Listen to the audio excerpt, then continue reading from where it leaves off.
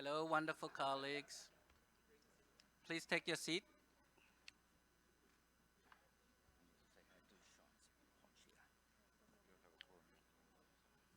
Not yet. So just to let you know, Karen is Karen, Laura from Mexico, Maher from Jordan, Juliet from Rwanda, and Ramon from España will be the next five. And so I do not see Karen. Karen was here and Karen went out. And so if you could, please take your seat because we have about 15 speakers left on this particular item.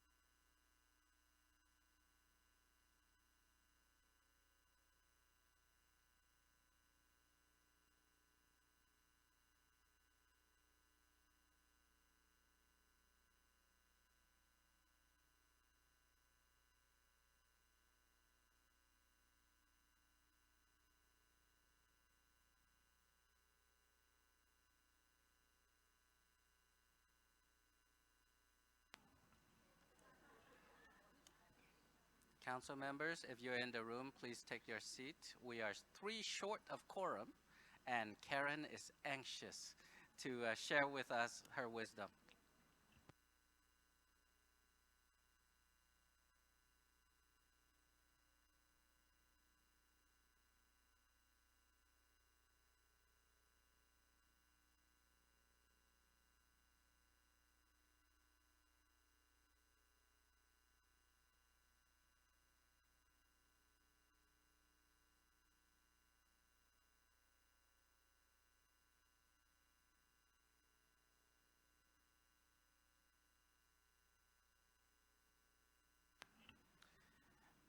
So Karen from Sweden, please go ahead.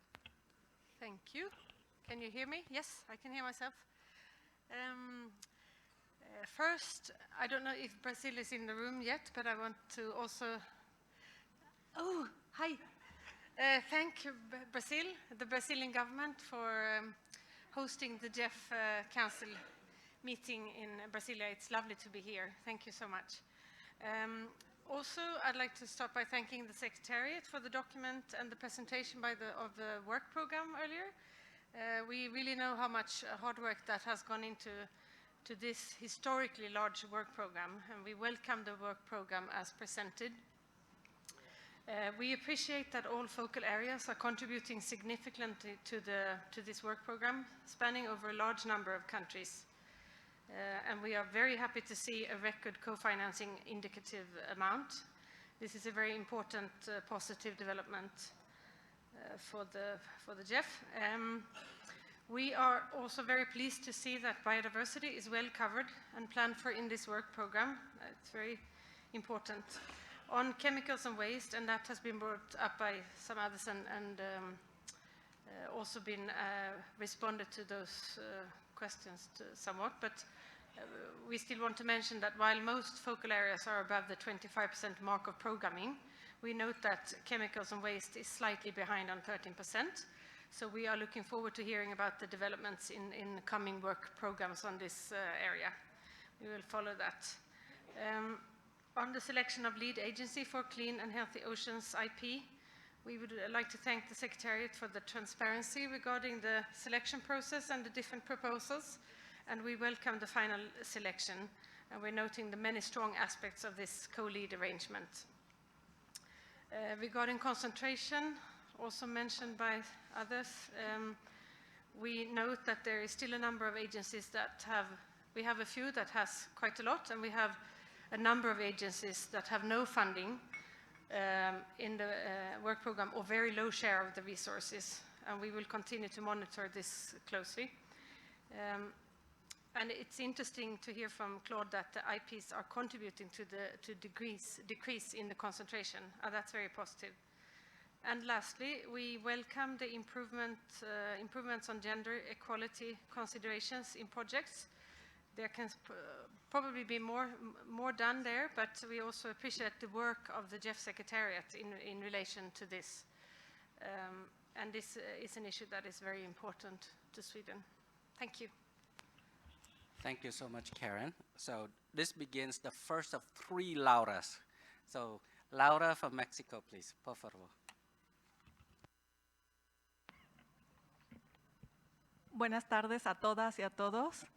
Voy a hablar en español y quiero comenzar agradeciendo al Secretariado y al Gobierno de Brasil por la organización del Consejo. En México apreciamos mucho que se haya incluido a los miembros del Consejo en nuestras reuniones, en la preparación de las reuniones. En representación de la circunscripción de Costa Rica, El Salvador, Guatemala, Honduras, México, Nicaragua, Panamá y Venezuela, quiero felicitar, de hecho, a todos, felicitarnos como familia del GEF por el exitoso inicio de la 8ª reposición, especialmente considerando los tiempos tan cortos y los retos que implica entregar un programa de este tamaño. Hemos tomado nota del papel del peso que representa la región de Latinoamérica en el programa de trabajo y lo recibimos con agrado. Creemos que esto representa nuestro compromiso y nuestra ambición de presentar proyectos sólidos técnicamente y con gran ambición de tener mucho impacto. En este sentido, recibimos con agrado la modalidad de los programas integrados. De nuestra circunscripción, todos los países participan en al menos uno de ellos. Nuevamente, creemos que esto refleja nuestra intención de lograr potenciar los recursos al máximo y lograr los mayores impactos. Recibimos con agrado también la selección de la agencia para el programa de océanos. Vamos a estar muy atentos a las fechas y a los procesos. Esto es sumamente importante para países que, como México, tenemos un proceso competitivo interno para la presentación de proyectos. Eso nos demora un poquito más para llegar a presentar ante el GEF. Y finalmente, quiero expresar también, no quiero dejar de cerrar mi intervención, sin expresarle la preocupación que tuvimos por haber sido México entre los países que quedaron para el segundo tranche, para la segunda fase del PPD, del Programa de Pequeñas Donaciones. Entendemos la limitación de los recursos. De nuestra parte, sería más fácil procesar y entender estas decisiones si hubiera un poquito más de claridad, transparencia del por qué algunos países quedaron en alguna fase o en la segunda. Eso sería todo. Muchas gracias. Thank you, Laura. So it's Maher from Jordan. Thank you, Co-Chair. With my colleagues, I also would like to thank the Brazilian government for hosting the council meeting, and also thank for the Secretariat for the extensive work that has been done for the presentation on the work program. I'm not going to be very long. It's only one comment that we have. We echo Mexico's concern on excluding number of countries from the Small Grant Program Part 1. On my constituency, it's Yemen that has expressed their concern of why they have been excluded from the first part of the Small Grant Program, although they have submitted a letter of endorsement to allocate number of their star allocations to the Small Grant Program. But unfortunately, there were no proper justification. They reached out to the UNDP, and there were no proper justification for that. So I would like to have more clarifications on this. I noticed something that my constituency that I represent, which is Jordan, my country, Iraq, Yemen, Afghanistan, Pakistan, and Lebanon, and probably Syria, is the least represented in this work program. This is probably not, I'm not blaming anybody, but this is probably because of the situation that is currently being on these countries. Not in Jordan, but at least in a number of the countries of the constituency. So I would like to encourage the Secretariat and the implementing agencies to work more closely with my constituency's countries so that we can see much more representation in the coming work programs. Thank you very much. Thank you for your comments, Maher. Juliet, Rwanda.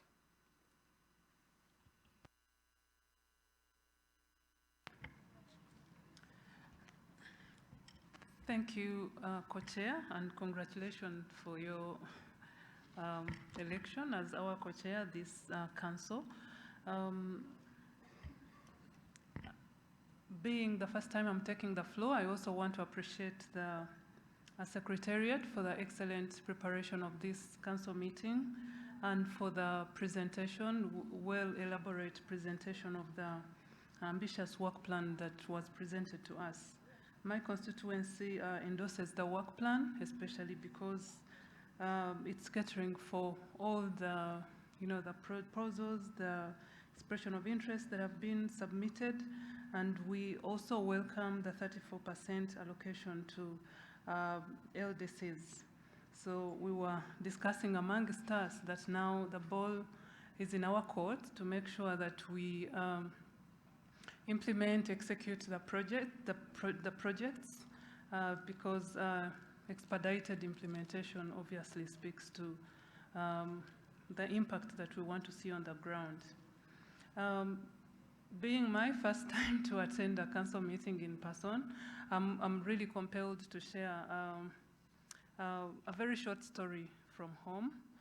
Beginning of the year, we went through the consultation process. The GEF team was visited Rwanda. We were also privileged to host regional consultation workshops, one of them, and then the national dialogue. And here we were trying to understand the criteria and the targets of the GEF 8, because we were, we went through that rigorous consultations, everyone on that table, trying to tease out what is more needed at this point in time. Where should we, which IP should we go for? Which location physically should this be placed? And we ended up saying that we need to go for the IP on ecosystem restoration. The area that we selected is in the northwestern part of Rwanda. Carlos could recall where this is located in Rwanda. I know he has visited my country. But the unfortunate part is in the beginning of May, shortly before the expression of interest had been approved for the GEF 8, we lost 135 people in a landslide, in a flood. And this actually speaks to the need for us to restore these degraded ecosystems, because the soils there could not actually support the amount of heavy rainfall at the intensity that we received in only 2 days, on the 2nd and on the 3rd. It was unprecedented. The volumes that were received in just 2 nights were way ahead of beyond what we have ever received as a country. So this is calling for more efforts. It's calling for more speed, more scale in restoring these areas. And thankfully, the GEF 8 expression of interest was developed in a fashion of a program. We are shifting to a programmatic approach as opposed to a project-based approach, because this is where we expect to harvest a lot of impacts. And the program, in the sense that we need everyone on board, and we're using GEF money to actually leverage more finances, more resources, be it from financing institutions, from government, obviously, but even importantly, from the private sector. This is an area that is not originally very attractive for the private sector, but us investing the seed money from the GEF de-risks the area for private sector to be attracted to this IP of ecosystem restoration. So yes, we went through what we went through in May, but we also think that we're on the right track of looking at things in a bigger perspective, and looking for resources not only from the grant perspective or government funds, but also from wherever resources could be got from. Thank you. Thank you so much, Juliet, for that wonderful story of private sector and ecosystem restoration. Ramón, mon ami from España. Gracias, Tom. Voy a intervenir en español.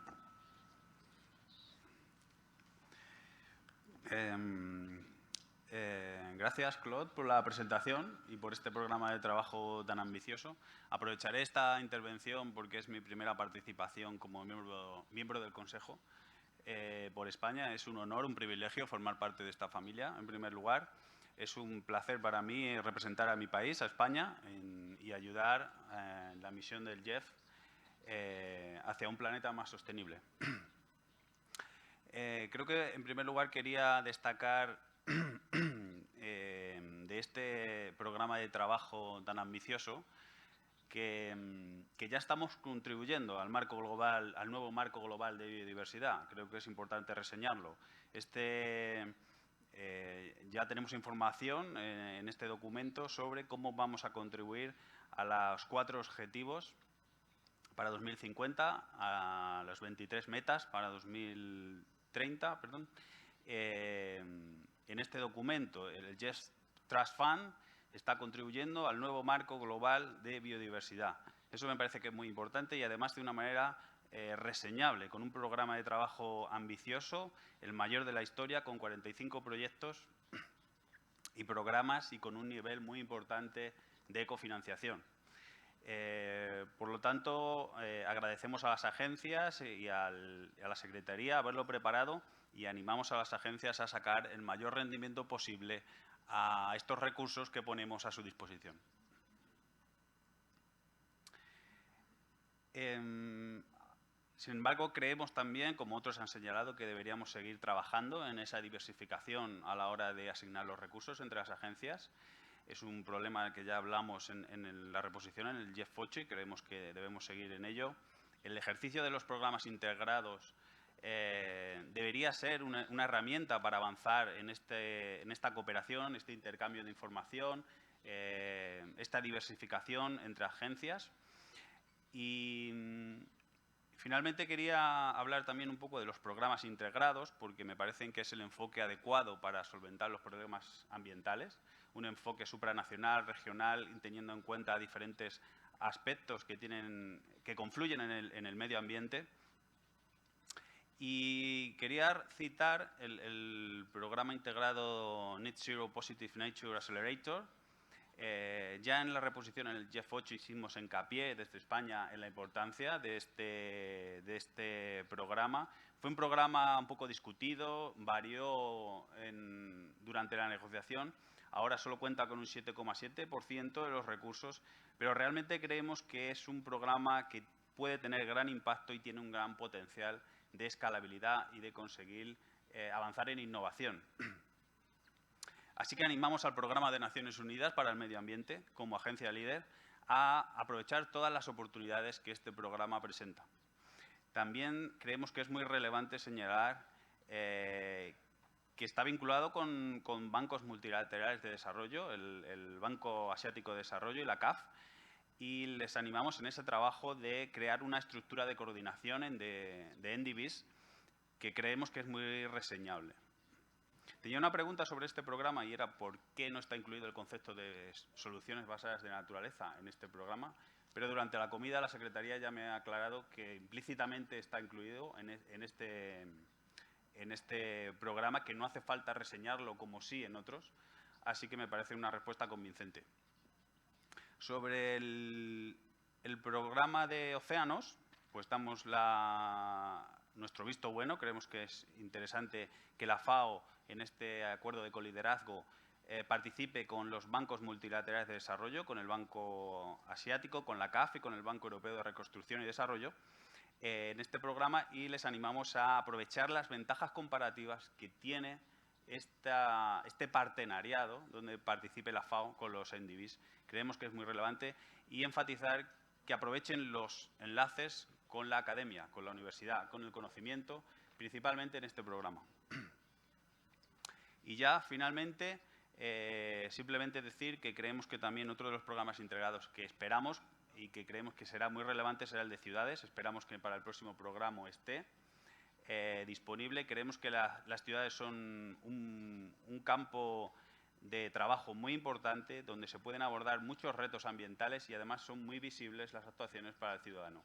Por lo tanto, animamos a la Secretaría a presentar un ambicioso programa centrado en ciudades, y además conseguiremos ampliar incluso más el espectro de actuaciones donde el GEF se dirige. Así que muchas gracias y enhorabuena por un programa de trabajo ambicioso. Gracias. Muchas gracias, Ramon. So for the next 5 speakers, before I turn to Claude, so be ready. Ben from the UK, Laverne from the Caribbean, Abby from the USA, Yoko from Japan, and Laura from Finland. Claude. Thank you. And first of all, thanks to all the council members that have voiced thanks to the GEF Secretariat, and congratulations. I know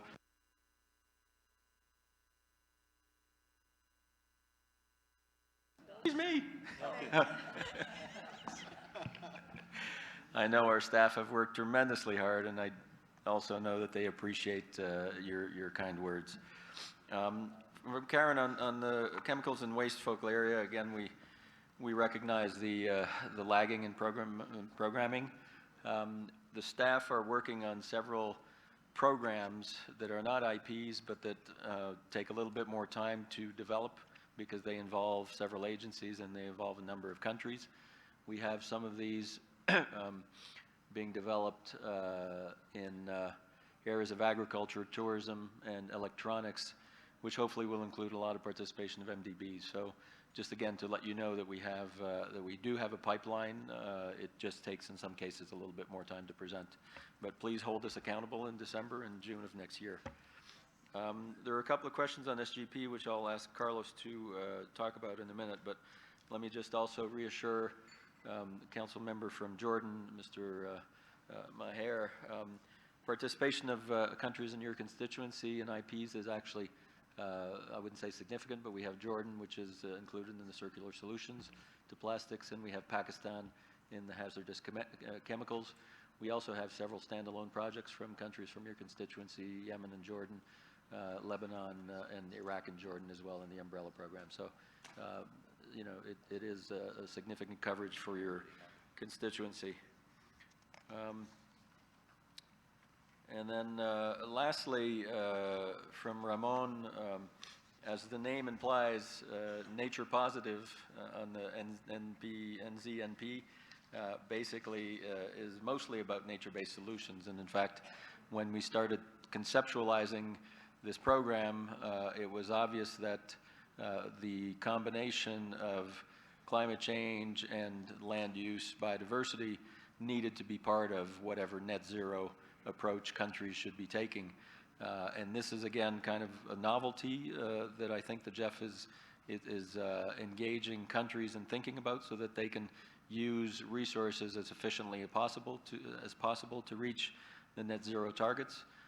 So the nature-based solutions are a strong part of this. I'll ask Mohammed maybe just to elaborate a little bit on this.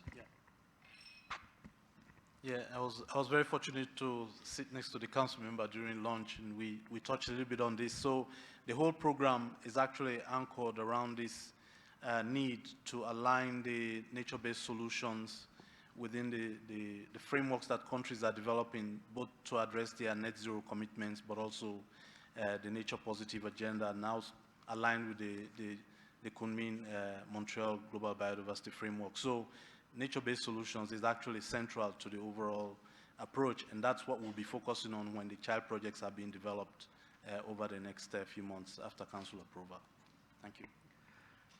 Let me just make a few more comments. Juliette, thank you so much for your account. I think you're perhaps one of the better spokespersons of our IPs and really understanding what this means, how to take advantage of these, and what it can really translate. So thank you very much for that account. Lastly, in terms of the 3 or 4 or 5 remaining IPs, as I've mentioned, they will be presented hopefully in December, including sustainable cities. As many of you probably know, and hopefully many of you or most of you will be able to participate on Friday, there is a field trip that will take everybody who wants to visit the Sustainable Cities project here in Brasilia. So take advantage of that. Again, it will be a one-day field trip, but it will expose you to another example of a GEF project. So over to Carlos. Thanks, Claude, and thanks, Laura and Ramon, in reminding me that I can address the council in my native tongue, which I'm going to do it immediately. Muchas gracias, Laura. Y para México y Jordania, que hicieron comentarios sobre el programa de pequeñas donaciones, quisiera referirme a ese punto. Primero, indicar que en la sesión número 63 del Consejo, en noviembre pasado, se tomó la decisión de implementar el programa de pequeñas donaciones en dos tractos que dividen el presupuesto de 135 millones en dos tractos de 67.5 millones de dólares para ser distribuido en 144 países elegibles al GEF. Acordémonos también que en la nueva política de pequeñas donaciones 2.0 se tomó la decisión de crear un sistema universal y que no hay ningún país graduado. Por lo tanto, no hay un requerimiento para esos países graduados de tener que aportar recursos STAR. Aún lo anterior vemos con mucho agrado y refleja sin la menor duda el máximo interés de los países a este programa de pequeñas donaciones al tener una cantidad impresionante de países que están aportando de sus recursos STAR al programa de pequeñas donaciones. Eso era anteriormente algo marginal, por supuesto, un requerimiento para 15 o 16 países, pero viendo el PIB presentado por el Programa de Naciones Unidas para el Medio Ambiente, se ve el nivel de apropiación que los países recipientes del GEF tienen de este programa de pequeñas donaciones. Estamos en un proceso de transición hacia ese pequeño programa de pequeñas donaciones 2.0 y en ese contexto, ustedes en este programa de trabajo verán el primer PIF del GEF 8. En ese PIF, obviamente, una cantidad importante de países demostraron su interés de participar directamente con el PNUD, pero no podemos incluir a todos en este primer tracto, ya que tenemos que hacer una matemática básica, que es la siguiente. PNUD tiene a disponibilidad en este primer tracto 67.5 millones de dólares. Buscamos hacer una alocación básica, un core funding, un core allocation de SGP de $900,000 por país como alocación básica. Por lo tanto, tenemos que balancear el proceso del PIB en este tracto y el siguiente, que sucederá en el 2024. Por eso es que hay países que, aun y cuando demostraron su interés de participar en este primer tracto, no hay una posibilidad material de poder lograrlo, cosa que en la Secretaría somos conscientes y cosa que trabajamos de cerca con el programa de Naciones Unidas para el Desarrollo. Lo que sí quiero garantizarles es que no solamente vamos a incluir los 144 países elegibles en el GEF 8 y que no va a haber un vacío entre GEF 7 y GEF 8, sino que haremos un esfuerzo de traer incluso más actores en este proceso. Entonces, mi mensaje de fondo es que no va a haber ningún país que vaya a tener un gap, un vacío en este proceso de implementación del programa de pequeñas donaciones entre el GEF 7 y el GEF 8, y en eso pues estamos atentos y estamos trabajando. También quisiera informarles que con la aprobación, con la potencial aprobación del PIF, de PNUD, en este programa de trabajo, inmediatamente iniciamos la segunda etapa, como sí fue acordado en la 63 reunión del Consejo. Empezamos el segundo tracto, que no solamente busca incorporar al resto de los 144 países, en esta oportunidad estamos aprobando 99 países, sino que también empezaremos a trabajar en otras áreas que son claves y fundamentales en la propuesta de este programa de pequeñas donaciones 2.0. Uno tiene que ver con el Challenge Program y el otro tiene que ver con el programa de microfinanciamiento, dos elementos claves que buscan la diversificación de estos elementos. Por supuesto que los principios y los fundamentos del 2.0 están claros y notorios en los esfuerzos que hemos desarrollado y que pues un elemento importante es poder avanzar a generar un balance positivo en el grant-non-grant ratio, que era un elemento tremendamente importante, y en ese sentido pues hemos sentido que avanzamos y quisiéramos reportar sobre esto, sobre la marcha en la implementación del GEF 8. Y finalmente decirles que pues también en este segundo tracto iniciaremos inmediatamente la acreditación de agencias, tanto para estos dos pequeños programas dentro de pequeñas donaciones que tienen que ver con el Challenge Program y el microfinanciamiento, como la selección de dos agencias nuevas por acreditarse, así consumando las decisiones que se tomaron en la 62 reunión del Consejo, que selló el acuerdo que viene de la recapitalización del GEF. Así que pues esa es mi respuesta a México y a Jordania y a otras circunscripciones, recipientes que nos han hecho la observación, y estamos en la Secretaría a las órdenes de poder conversar en los detalles que ustedes a bien lo consideren. Muchas gracias. Thank you, Carlos Manuel. Ben, you're up next.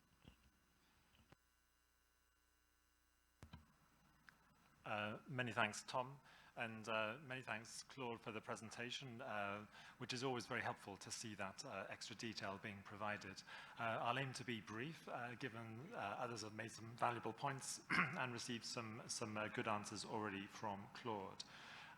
Firstly, thanks to the GEF Secretariat and the agencies and countries, all the work to get the largest ever GEF work program to this council.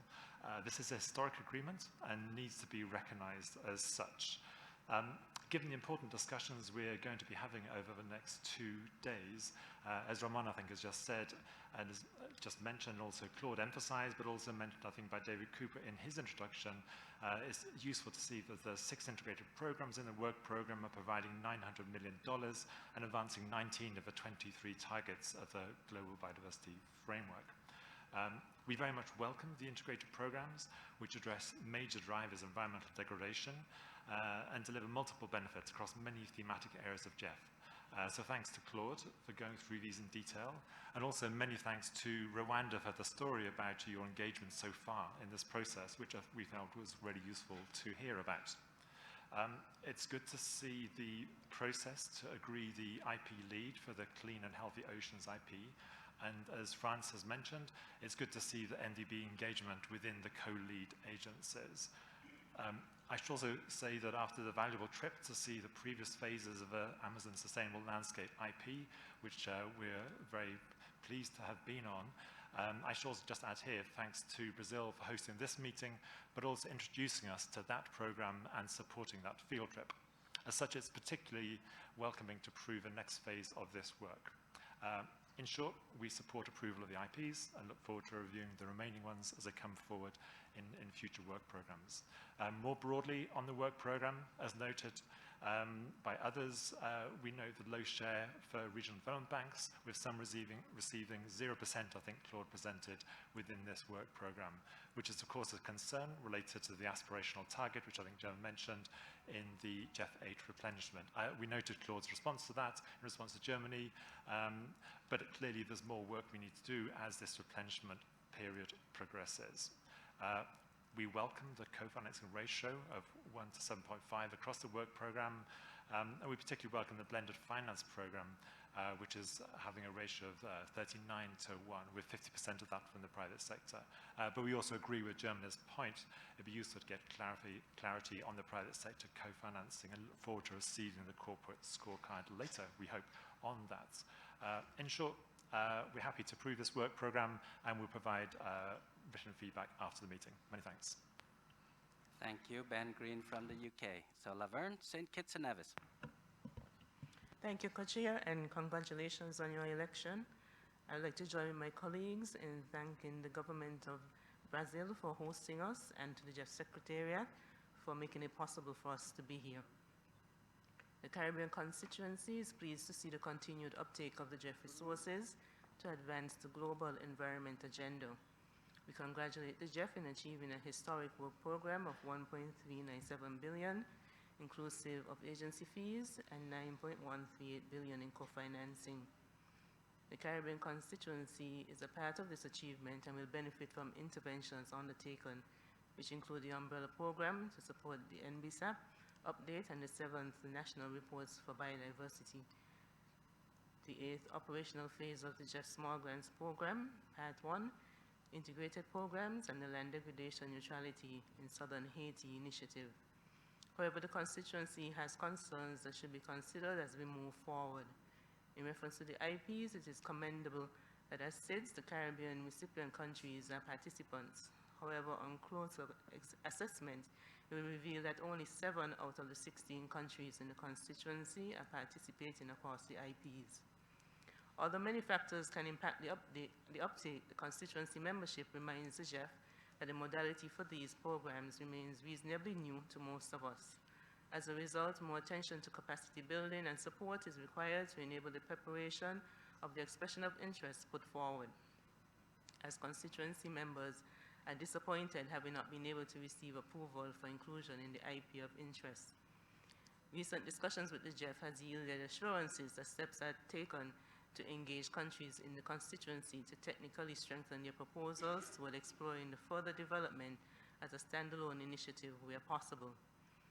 Similar to the strength of the support in capacity building is a time constraint, as the deadlines provided to the turnaround between the different stages in the project development was very short. As countries with a small cadre of professionals to give input and guidance on competing matters, it is vital that these constraints be taken into account, as first and foremost, these initiatives on ground must be nationally driven. On this point, the GEF has assured continued support in this regard as we move to the next call for expressions of interest in preparation for the 65th Council meeting. The Caribbean constituency has a special place in our hearts for the SGP. It has enabled us to undertake a grassroots approach to achieving the global environment agenda, as some grassroots initiatives have inspired and been expanded at the national level using STAR and national resources. However, the rollout of SGP 2.0 has not come without its challenges.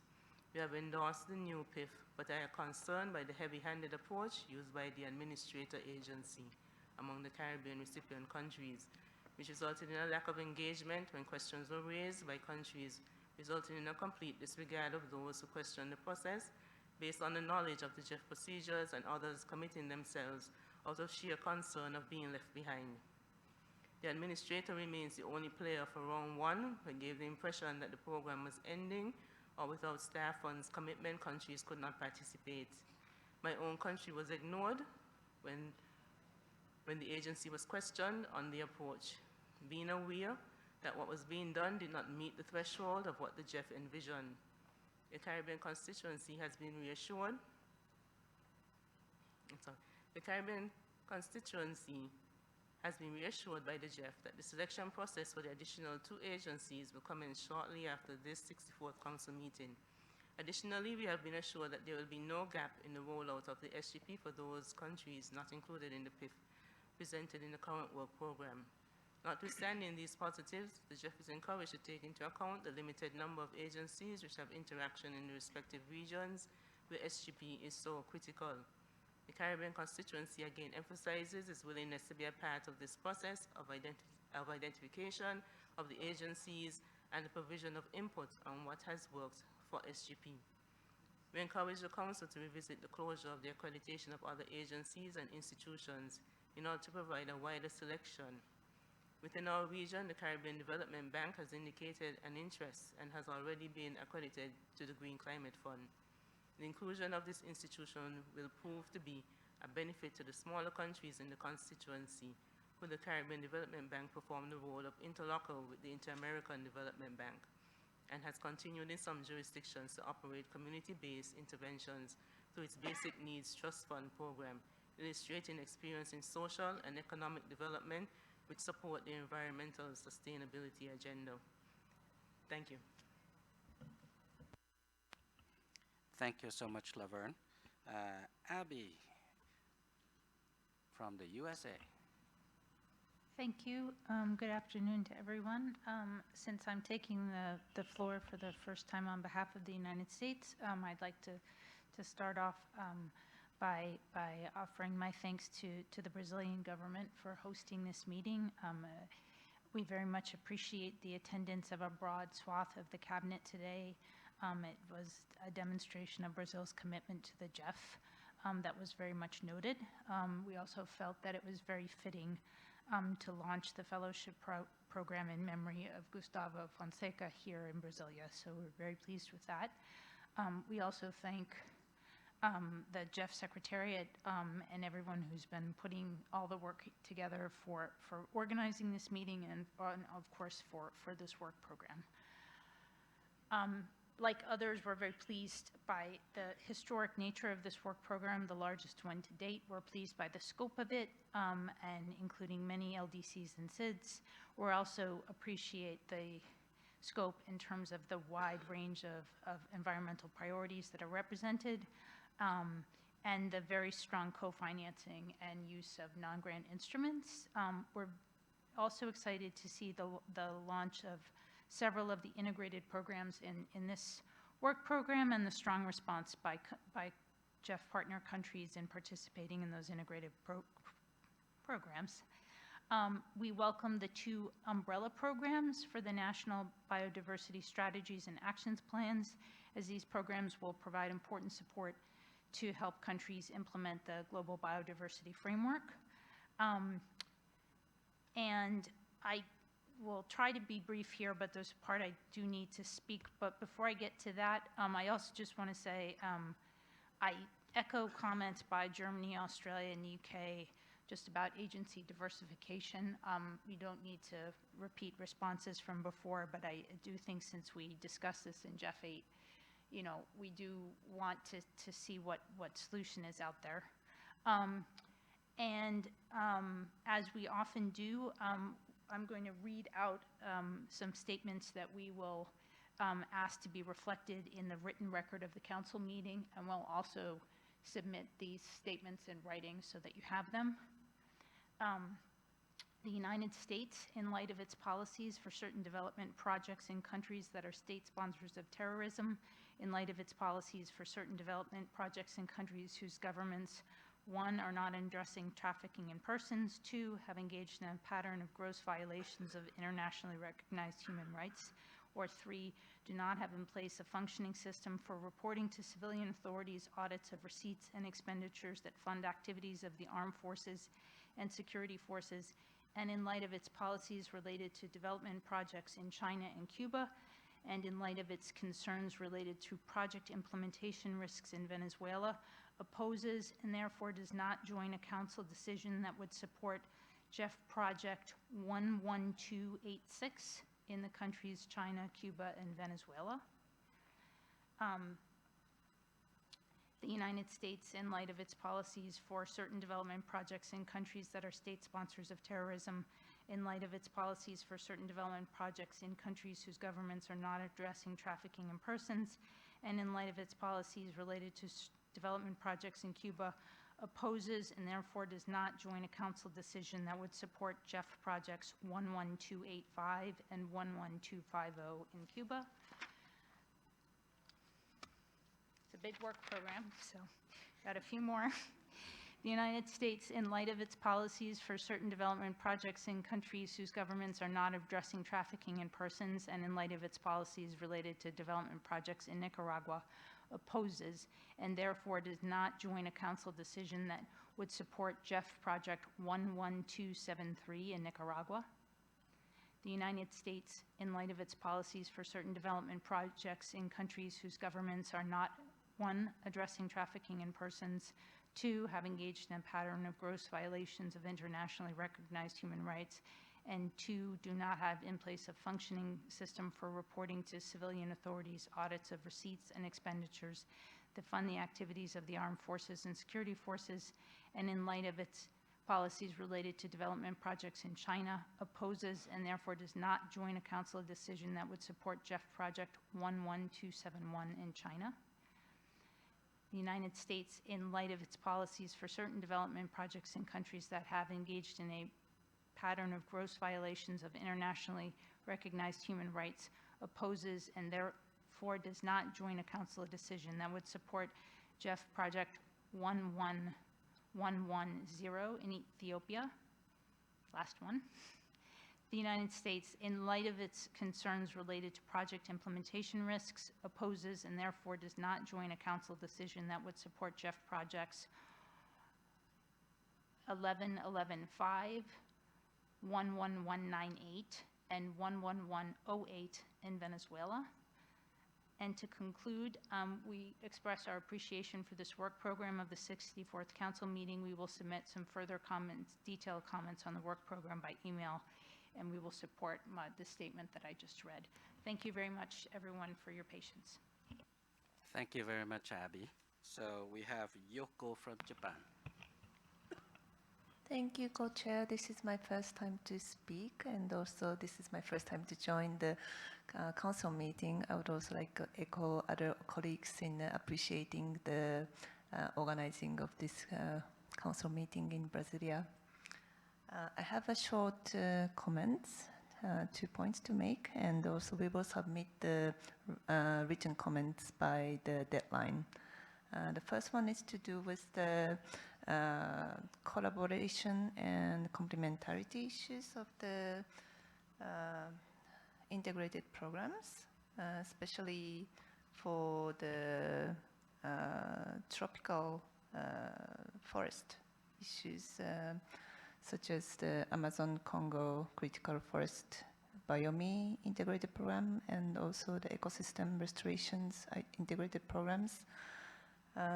We hope that the implementing agencies can leverage lessons learned from the comparable projects conducted by the International Tropical Timber Organization, which is the focal agency for supply chain management under collaborative partnership on forests.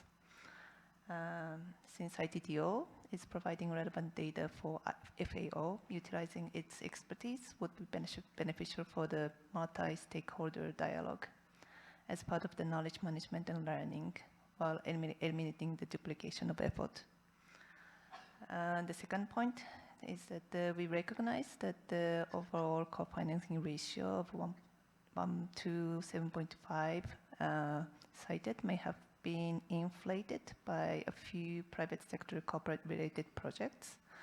Of these, we observed the very large co-financing ratios in the industry-related projects in sectors such as the power generation and constructions, like 1 versus 9 or 1 versus 10, and suspect that these may have contributed to this overall boost.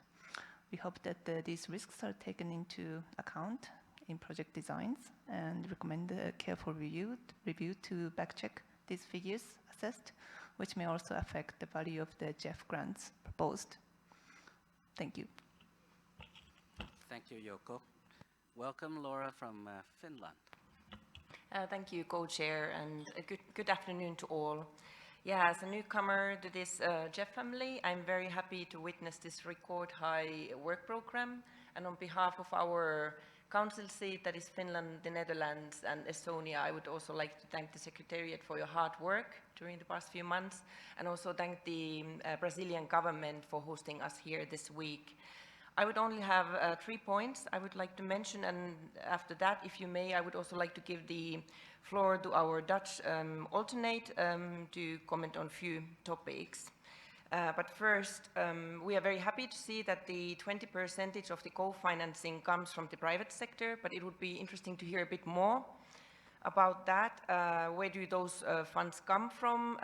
How is the private co-financing divided over the different focal areas? And are those percentages of private co-financing per focal area on the rise for all focal areas? And what does a detailed analysis of private sector co-financing for this large work program tell us about the GEF private sector policy? That would be very interesting to hear. And secondly, in general, we are very happy to see that the majority of these 45 projects in the work program are strongly reflecting gender equality considerations in the initial project concepts. And thirdly, we are also welcoming the selection of the FAO to lead the Clean and Healthy Ocean integrated program. However, it was stated in the background material that this lead did not have a strong approach towards gender, youth, and IPLCs as the other leads. So we encourage the IP to take this into consideration and safeguard the strong focus wherever it's possible. And now I would like to give the floor to my alternate. Yes, thank you, Chair. The point I'd like to raise is related to SAFER. We are all aware that conflict can speed up biodiversity loss, as we unfortunately recently witnessed with the destruction of the Kakova dump in the Dnieper River, and its subsequent impact on the Black Sea ecosystem. And it is in this context that I would really like to extend a big thank you to the GEF leadership to follow up on my plea in the last meeting to join UNDP in salvaging an oil tanker moored off the coast of Yemen. We very much look forward to the concrete implementation of that. We understand that you're that all the necessary things have been done, so a big thank you for that. And for those who are new, it is to protect an important marine biodiversity by supporting a UN-brokered salvage plan for the tanker SAFER. The second point that I would like to make is in the context of the UN Water Conference. I think one of the insights of the UN Water Conference is that we can help ourselves in implementing and working on this triple planetary crisis if we increasingly use and treat water as an organizing principle.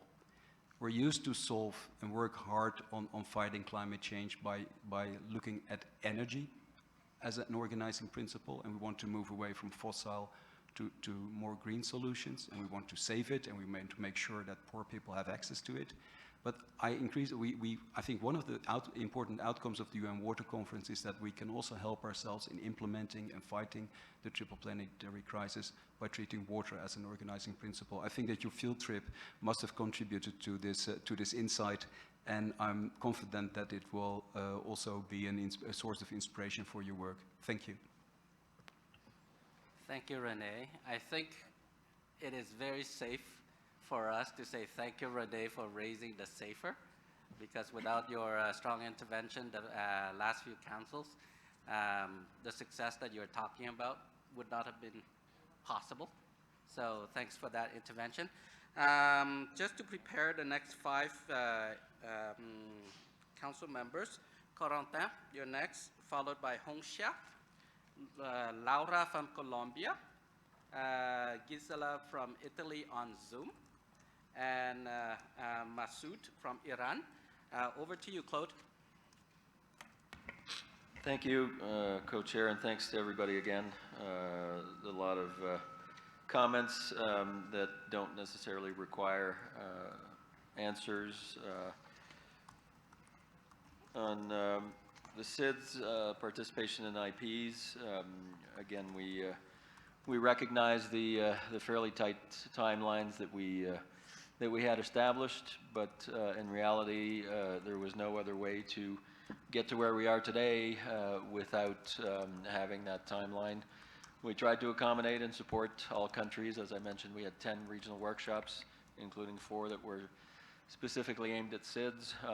Despite that, obviously, not all countries were able to submit expressions of interest. I would suspect in the case of SIDS specifically, we should be able to get a lot of interest in the healthy oceans, clean and healthy oceans IP. And also, as I mentioned, we will be evaluating after this council meeting the remaining IP resources and make sure that if we have an opportunity to open up a second round of certain IPs, that we can do that as well, so there may be additional opportunities. We take note of the comments on SGP as well. There will be, in terms of the comments on accreditation, I think those will be probably brought back up in tomorrow's agenda item on the strength of the partnership. So that is a topic for council and not for the agency, obviously, or not for the secretariat, obviously, to decide on. Abby, thank you for your comments. We'll wait the written version of that. I didn't try to transcribe exactly, but I know you'll be submitting that. In terms of ITTO, Yoko from Japan, thank you very much. We have, over the past couple of years, under your guidance, reached out to ITTO. We will continue to do that, and they are an important player and stakeholder for the critical forest biome, so we do appreciate that comment as well. In terms of co-financing, just I agree with you entirely. We're obviously not hiding any of the co-financing. It's also easy to calculate in the tables at the end of the cover note for each project what the co-financing ratio is. But just to remember, this is a council decision that is monitored at the portfolio level. And so the estimate that we make obviously does include the fact that certain projects, either NGI, blended finance, or with the private sector, will compensate for projects that have difficulty in raising co-financing. So we're happy to rediscuss that, but that is part of the way that we monitor our progress towards that. Lauren from Finland, I'd like to ask Matt, obviously you have very important questions on the private sector. We don't have that detailed information, but I would like to ask Matt maybe to give 1 or 2 examples of how the private sector is engaged in practice and reality in some of our projects, just to give you an idea of how this has moved from a concept 5-6 years ago of increasing our engagement mainly through NGIs, and now we have Matthew, who's been working tremendously hard with our staff and with the private sector to really bring in that stakeholder in a majority of ways. So Matt, can you tell us just in a couple of minutes? Yeah. Thank you very much for the question, and indeed thank you, Claude, for this opportunity to give an update to council members on the progress that has been made on our engagement with the private sector. Council members will recall the private sector engagement strategy seeks to engage the private sector at the level of the system, at the level of the sector, and through multi-stakeholder platforms, rather than working through bilateral relationships with individual companies. The reasons and rationale for that are spelled out quite well in the private sector engagement strategy. And I'd like to share with you a few examples just from the IPs that we have tabled at this council meeting that illustrate that.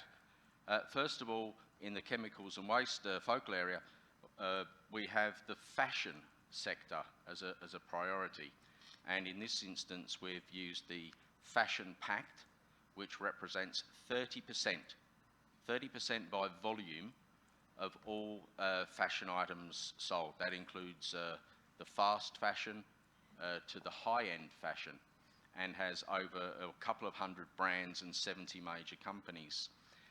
So the Fashion Pact is now a part of our work with the chemicals and waste focal area on the particular fashion area, in addition to the work that they're doing with the construction sector.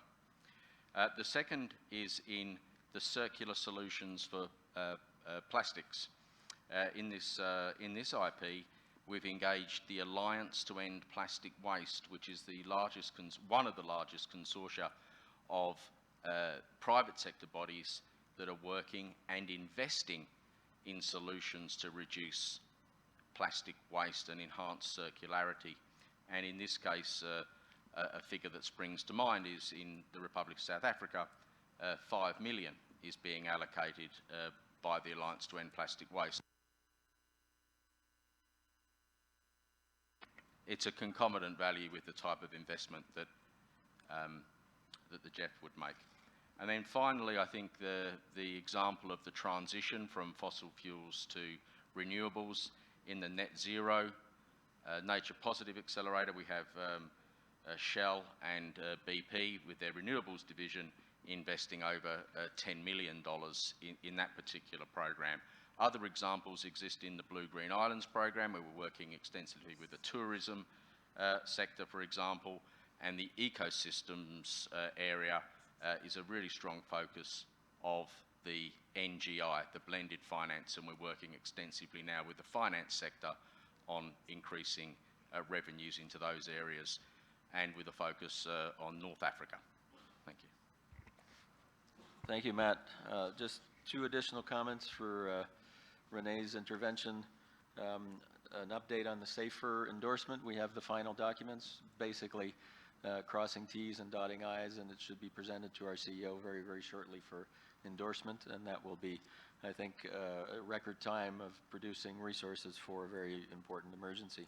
And again, thank you to you, Renee, for keeping the water issue on the front burner of the GEF. We participated in the water conference. I think there was a lot of good work.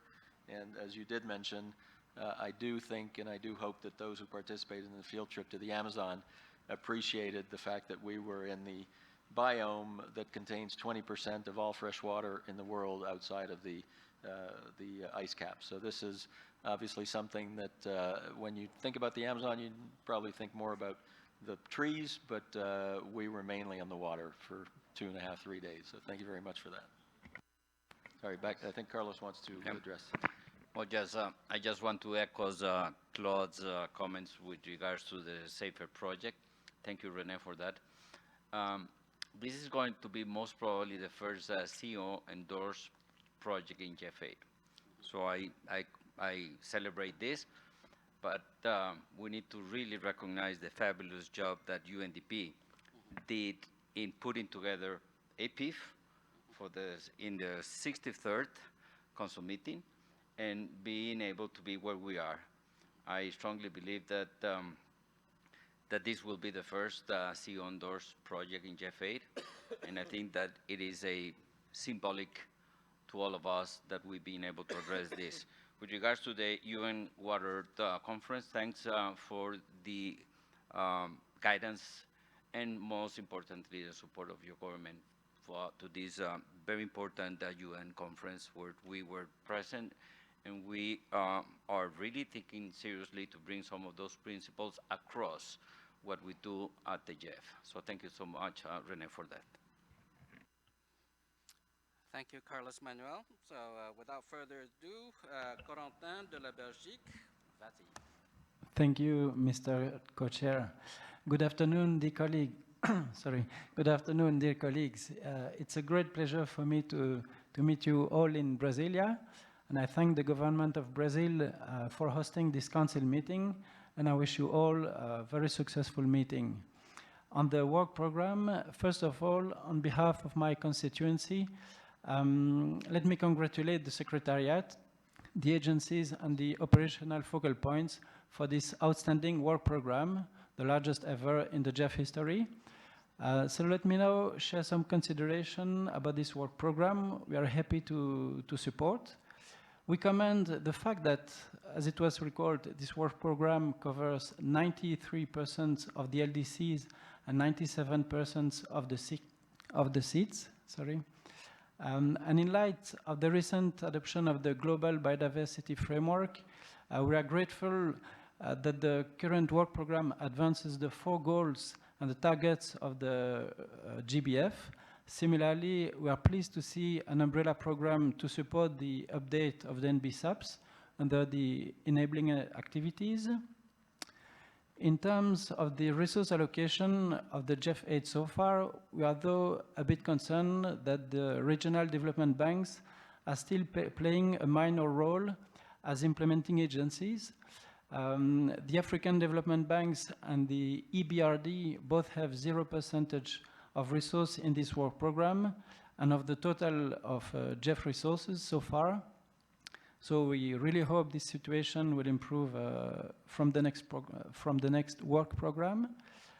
And likewise, we understood that there have been consultations with the multilateral development banks and the regional development banks about their role and engagement in the GBF fund.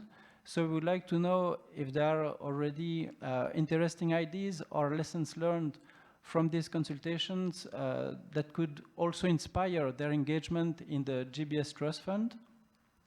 And in terms of resource allocation per agency, UNDP has a share of 33% of the resource of this work program.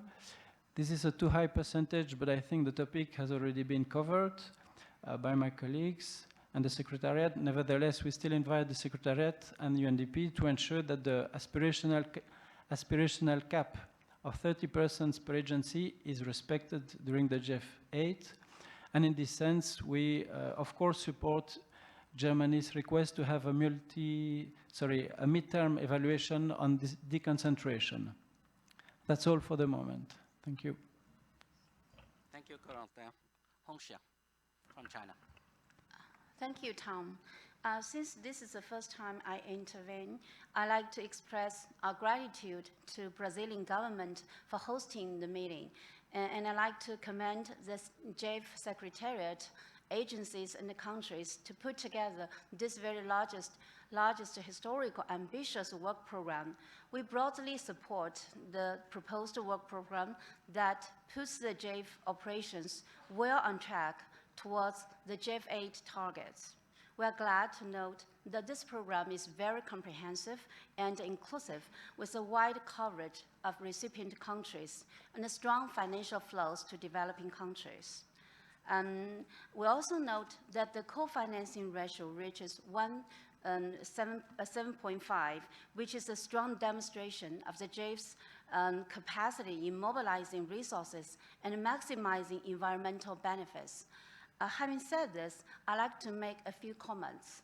First, on the distribution of resources, we see a relatively balanced distribution by region and notice the greater contribution to GEF's targets by integrated programs. We are glad to see that the GEF's efforts to support the implementation of the Kunming-Montreal Global Diversity Framework by increasing the resources to the biodiversity areas in this work program.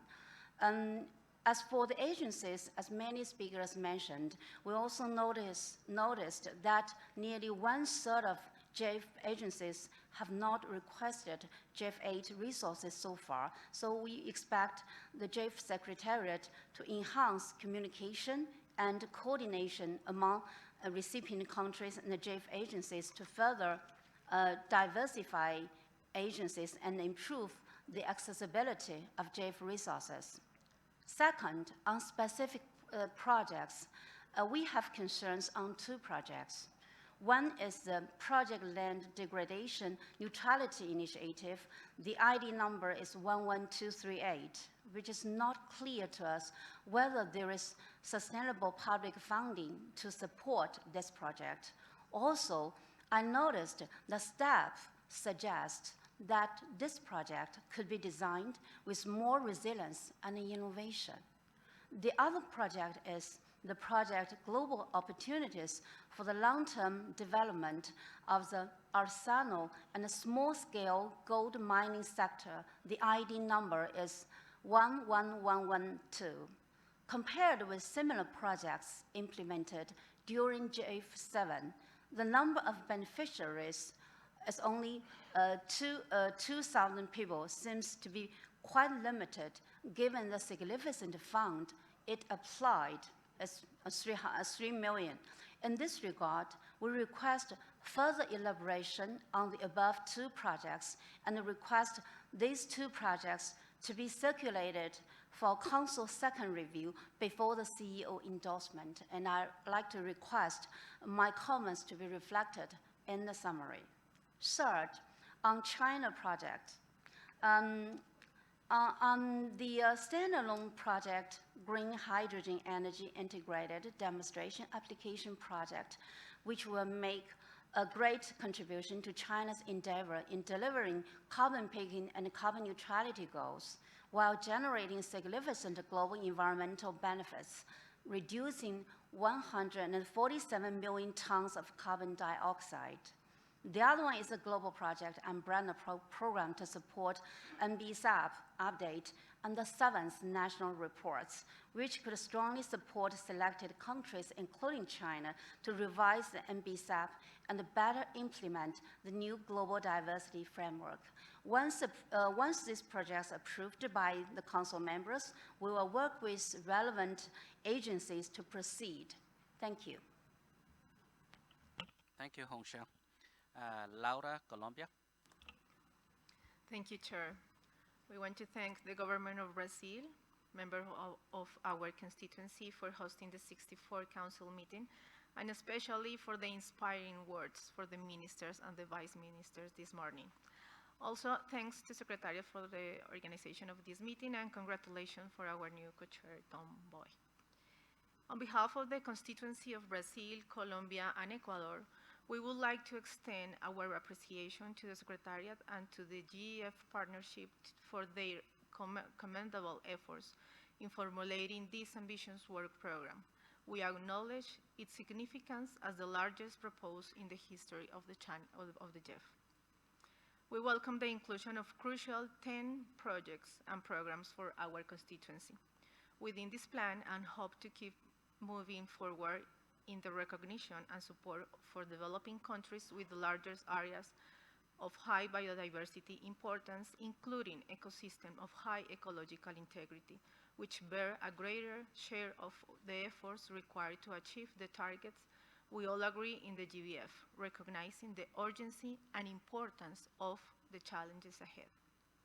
During our recent field trip with the Council members in Rio Negro, we witnessed firsthand the remarkable benefits that arise from ensuring connectivity between ecosystem and the provision of vital ecosystem services provided from the forest and water sources of the Amazon in Brazil. In this context, we would like to highlight the inclusion of the Amazon Sustainable Landscape Integrated Program. We must continue work and invest in solutions for the sustainable management of the critical biomes, contributing to different and sustainable development alternatives that consider the realities of the different regions. Furthermore, this IP significantly contributes to fostering dialogue among the Amazon countries, and we are delighted to share about the upcoming summit that will bring together the heads of state from the member countries of the Amazon Cooperation Treaty Organization, ACTO, in Belém do Pará in August, and the preparatory meeting with the ministers to be held next week in Leticia, Colombia. In reference to Circular Solutions to Plastic Pollution Integrated Program, our constituency recognized the urgency to address the serious impacts of plastic pollution to the environment and to health, and therefore highlights the importance of continuing supporting the implementation of the mandate of UNEA resolution to elaborate an international legally binding instrument on plastic pollution, including in the marine environment, which takes into account the full life cycle of plastics and the different needs, capacities, and circumstances of the developing countries. We also highlight the project Beyond 30 by 30, securing resilience in the Eastern Tropical Pacific through enhanced transboundary cooperation. It is crucial to recognize the profound interconnectivity of the ocean, which enables species migration and unites us from both ecological and biological perspectives. This interconnectedness inherently entails shared conservation obligation on all governments, underscoring the imperative for collective action.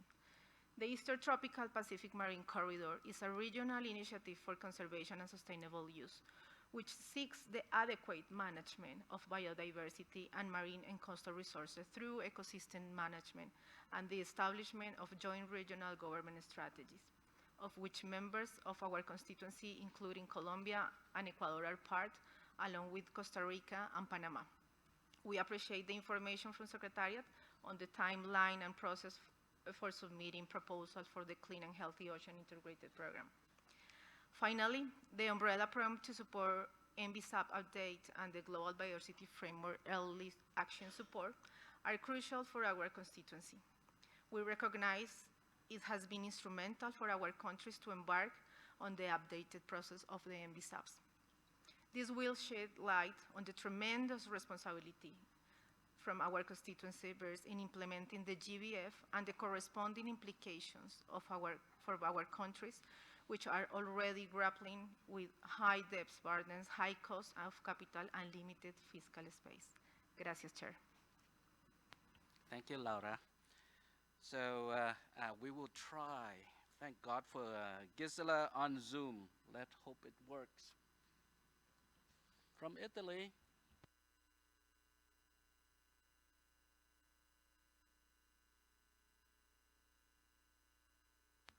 You're on, Gisela.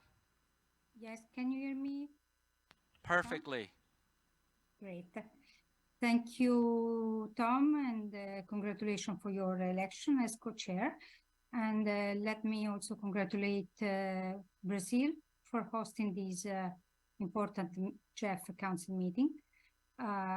Listening to the strong commitment in the climate financial architecture this morning to all the government representatives was really very inspiring and motivating. So we look forward to work with them in the next important fora. I would like to thank the Secretariat for presenting this very ambitious work program. And in particular, I would like to thank Claude for the comprehensive presentation and for the responses provided until now. And for this reason, I shorten my intervention and cut all my questions. So very briefly, I would like to express the appreciation for the program, which covers most of the GEF beneficiary countries with a strong focus on LDCs and seeds. We also appreciated that the resources will be dedicated to the main sector as climate change, land degradation, biodiversity.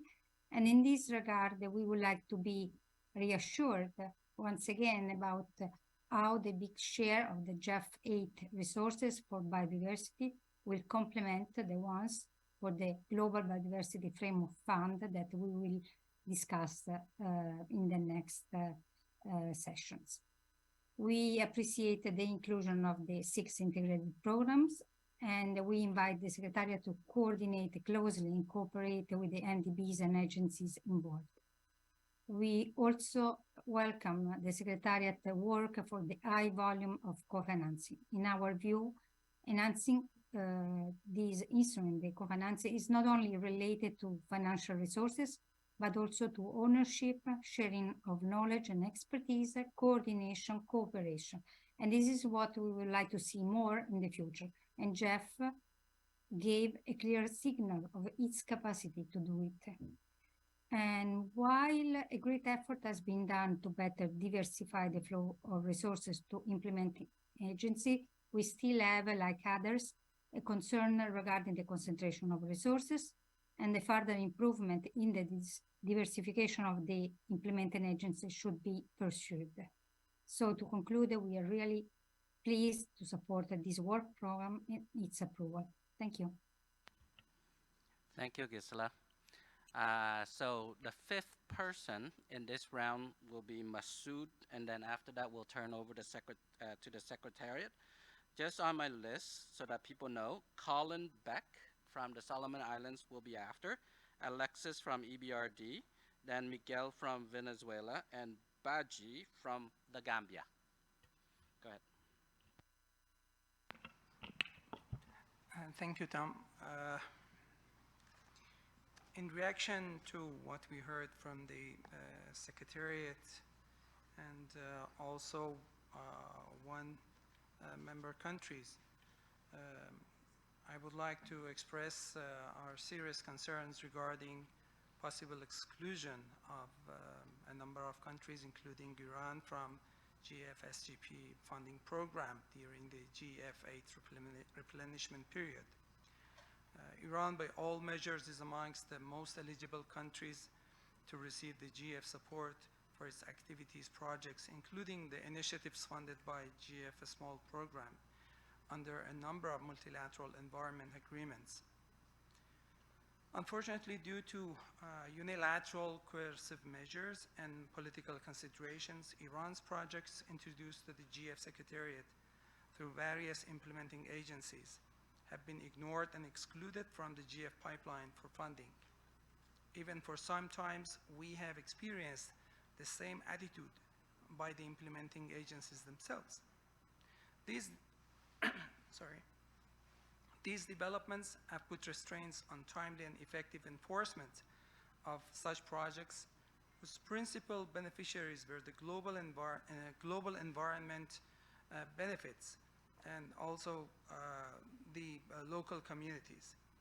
It is further worrying that based on the GEF document 8 operational phase of the GEF SGP Part 1, the GEF Secretariat and its implementing agencies, instead of facilitating Iran's access to the GEF funding, more bureaucratic barriers and limits would possibly exclude Iran from their future project identification forms, PIFs, which are submitted to the GEF Council for its approval in pursuit of the intention of the SGP2 implementation arrangement.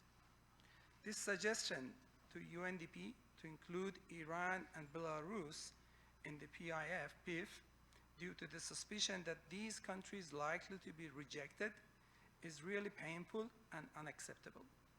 Such a move could not only harm global environment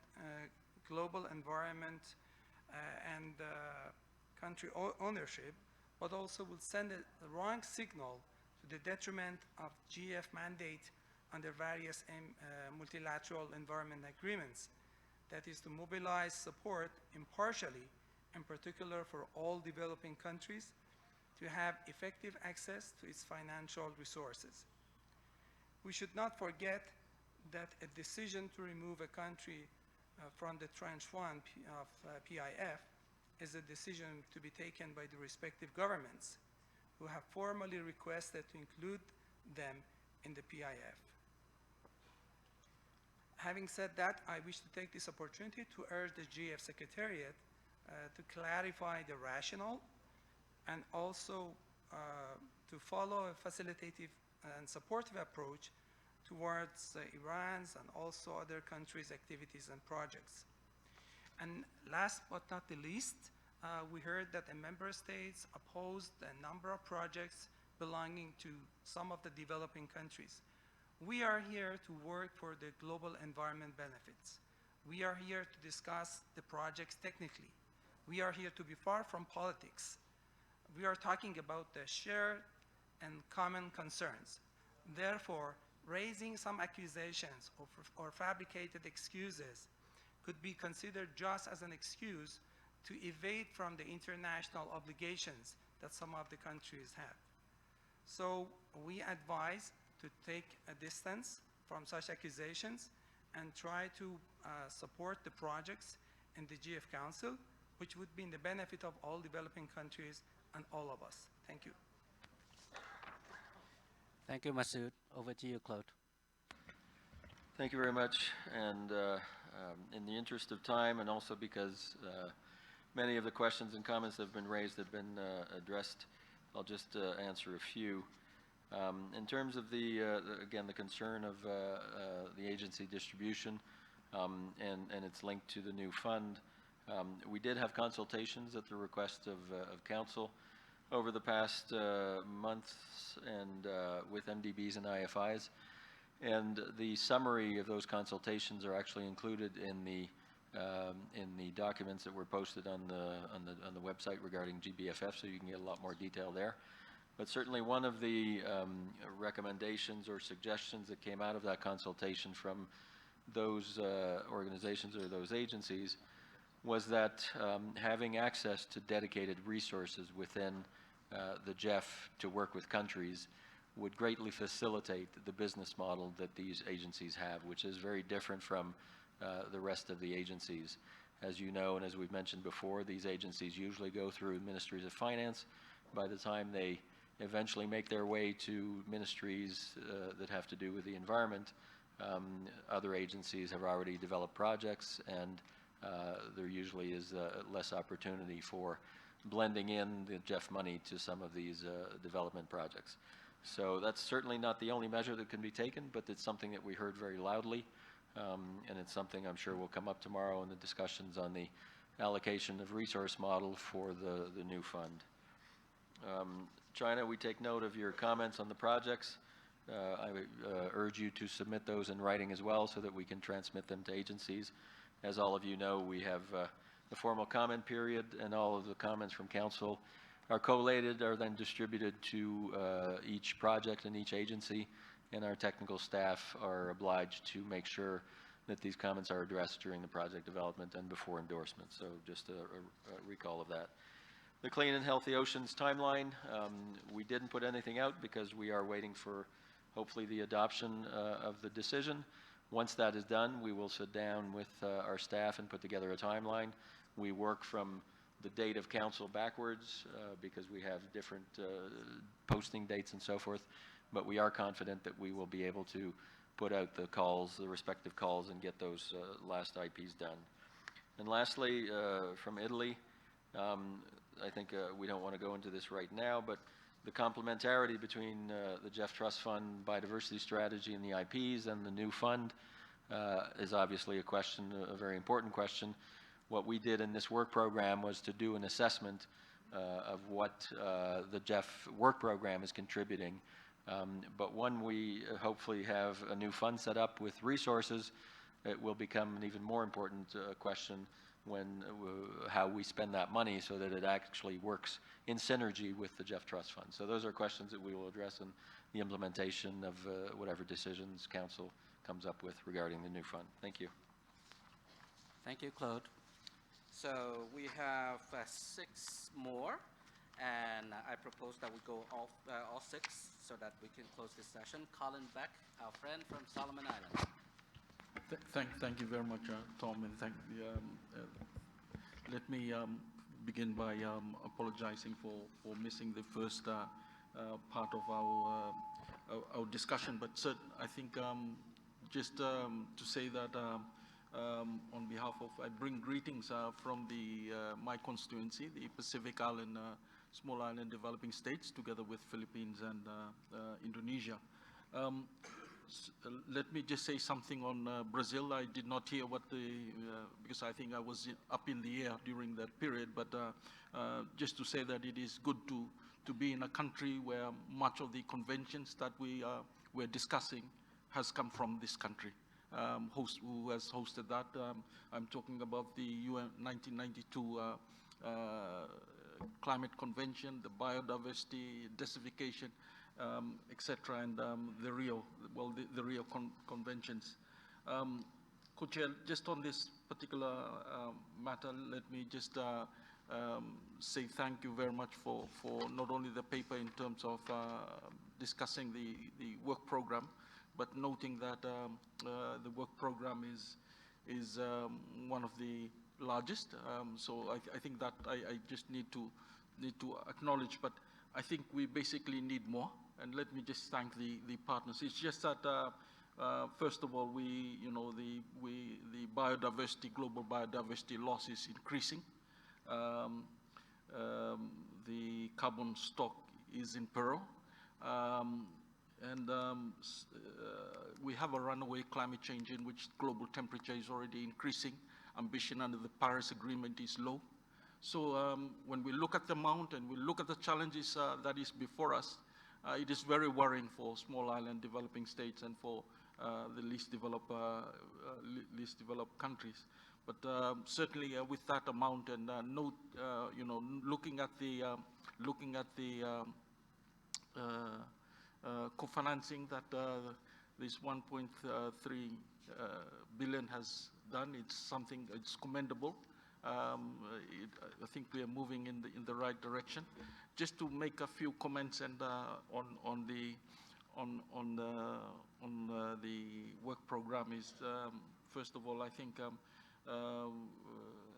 it's good to see putting nature at the center of development. I think this is an important aspect, and certainly would like to commend that. I think it is in going forward.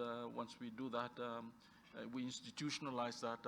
Certainly, I think we will be careful how we, when we talk about sustainable development.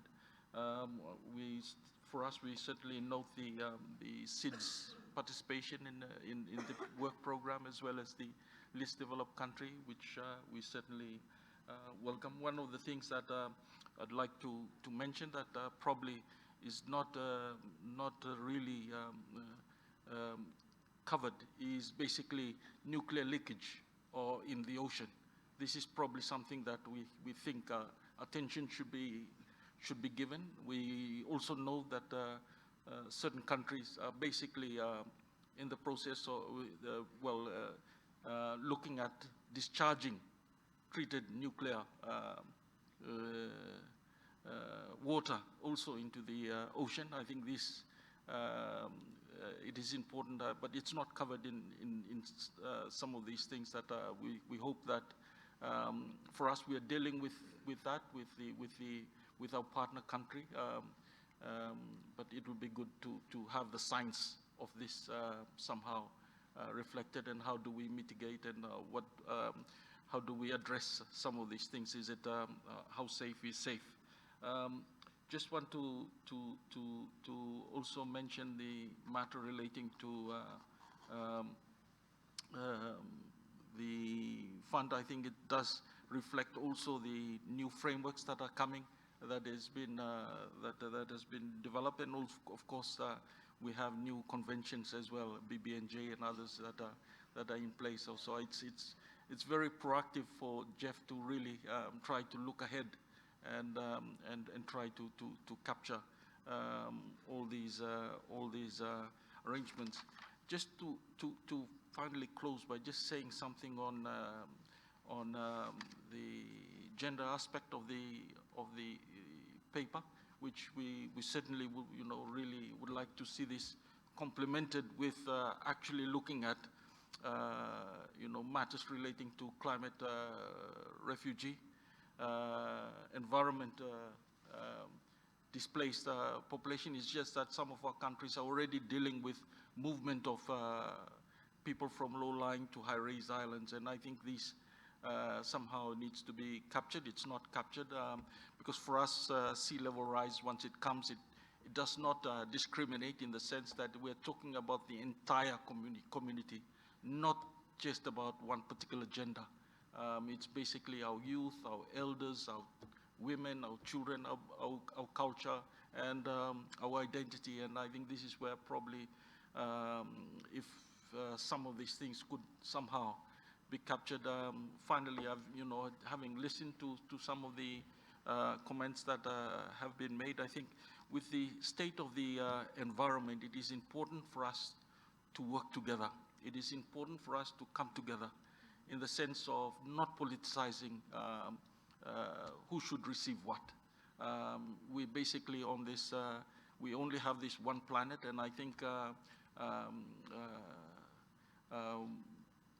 with the environmental challenge that is before us, I hope we do not politicize anything, but really ensure that humanity remains in front of us. With that, I thank you once again for giving me the opportunity of saying something. Thank you. Thank you so much, Colin. We have Alexis from EBRD. Thank you. Thank you very much, Co-Chair.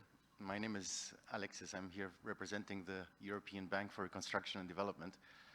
And I thought I should add maybe a voice of an agency. I know we don't speak very much during council meetings normally, but I do need to start justifying my long trips to attend these council meetings. So I wanted to add a couple of words specifically with regards to the limited participation of IFIs, the issue of concentration, things that have been discussed for a while now, and where we just wanted to clarify and provide a couple of thoughts.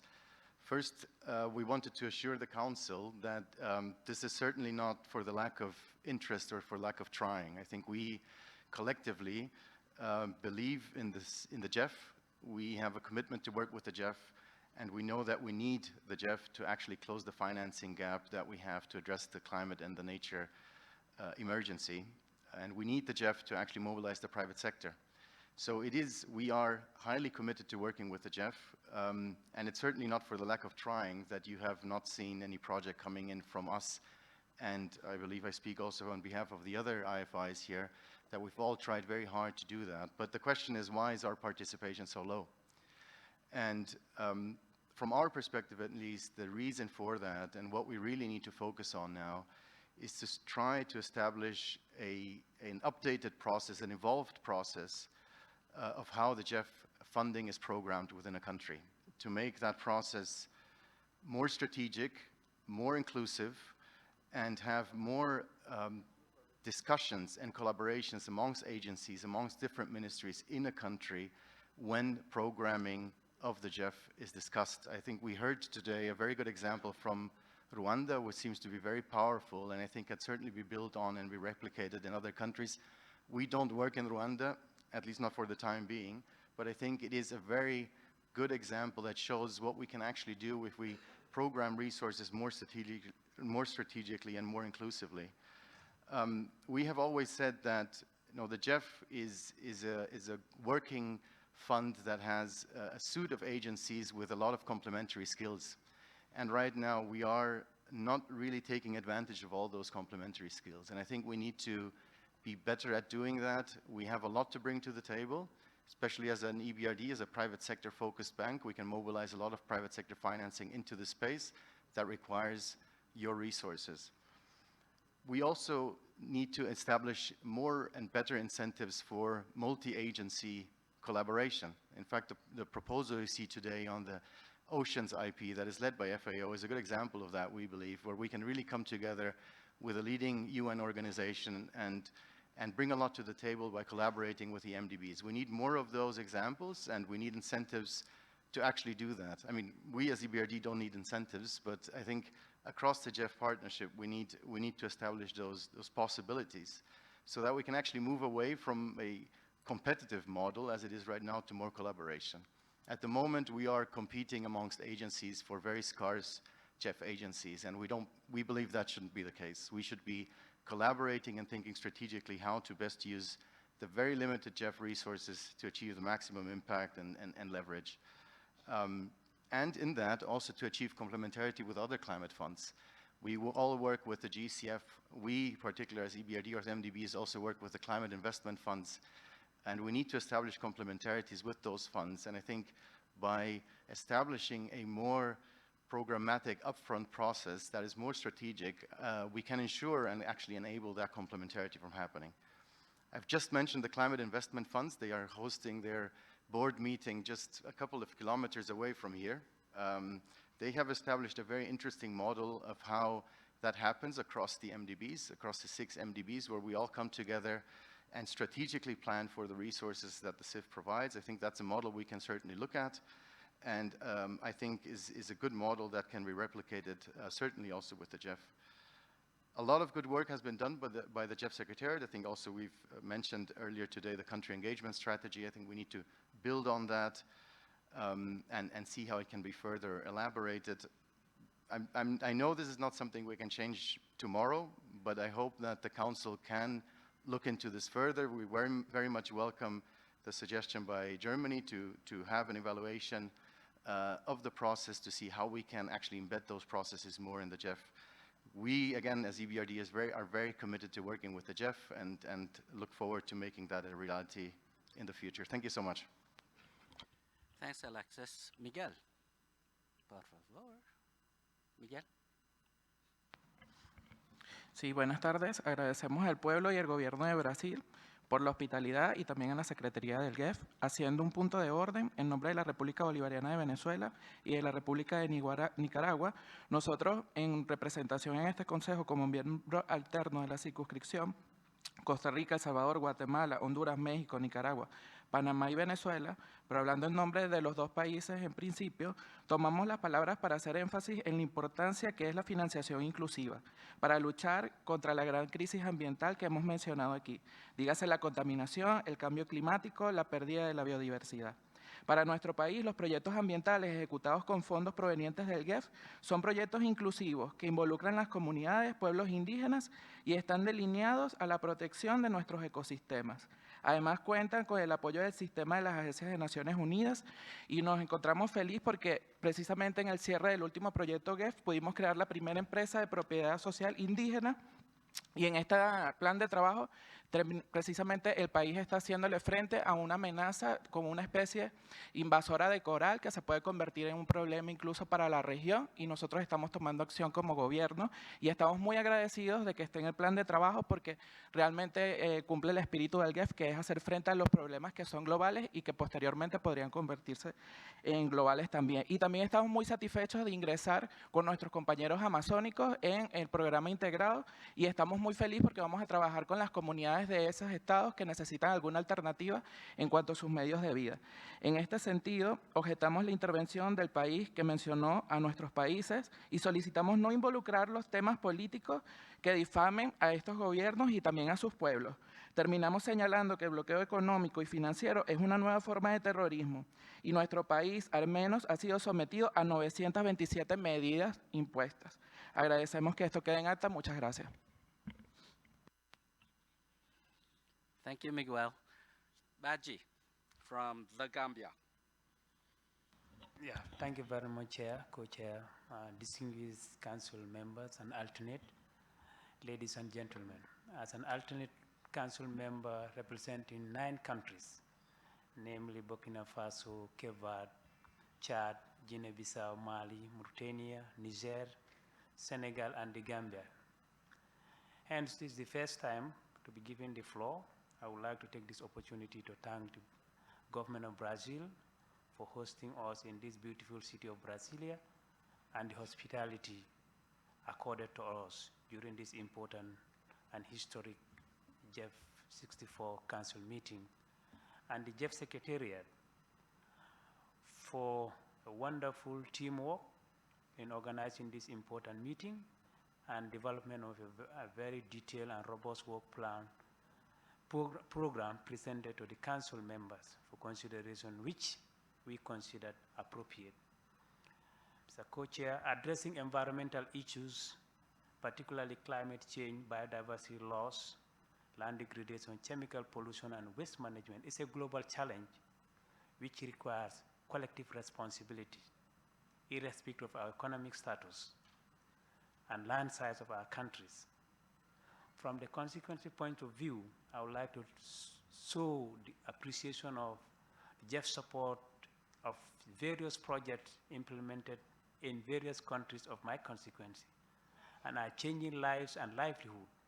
This is highly cherished, and in view of the environmental challenge facing my constituency, we really need these resources to address environmental problems, and we are ready to partner with all to work together with GEF and any other member state or organization to enhance our national effort in making this planet a better place for us to live and the generations to come.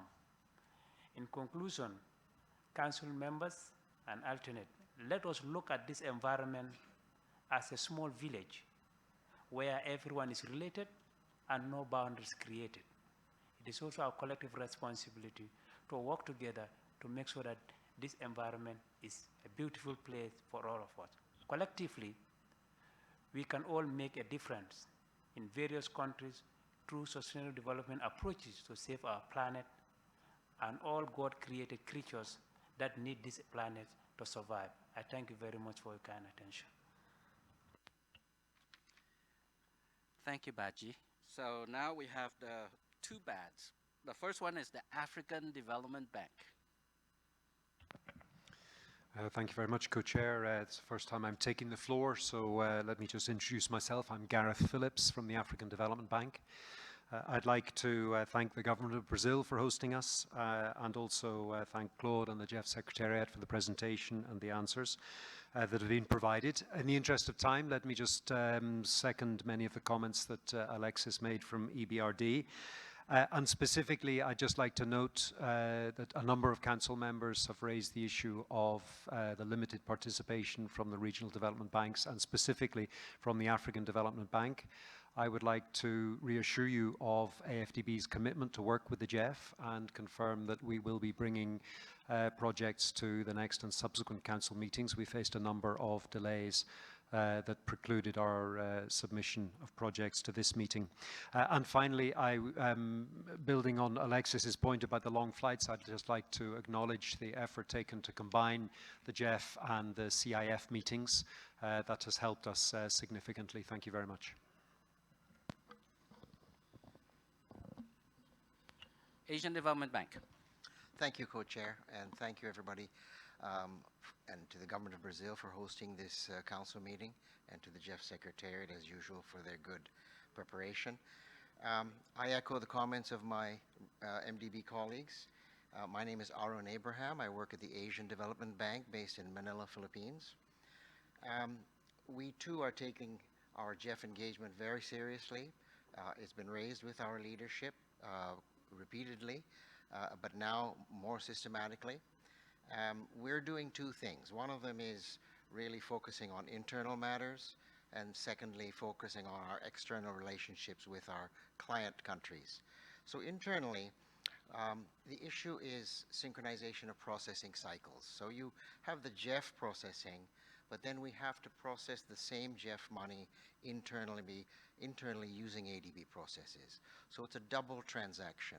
So we've done an analysis and tried to identify the choke points or the various roadblocks and to streamline the efforts to the extent possible, maybe provide additional resources to our operational departments to be able to increase their GEF readiness when they're preparing their work. Secondly, we're increasing the awareness of the benefits of working with the GEF, both with our middle management at the divisional director level and with our operational staff, so they can try and internalize the GEF co-financing with their lending operations. What we're trying to do here is to create a demand for the GEF internally from our ADB staff. Externally, the issue, I think it's been reflected already, is our engagement with the Ministries of Environment. They are not our go-to clients.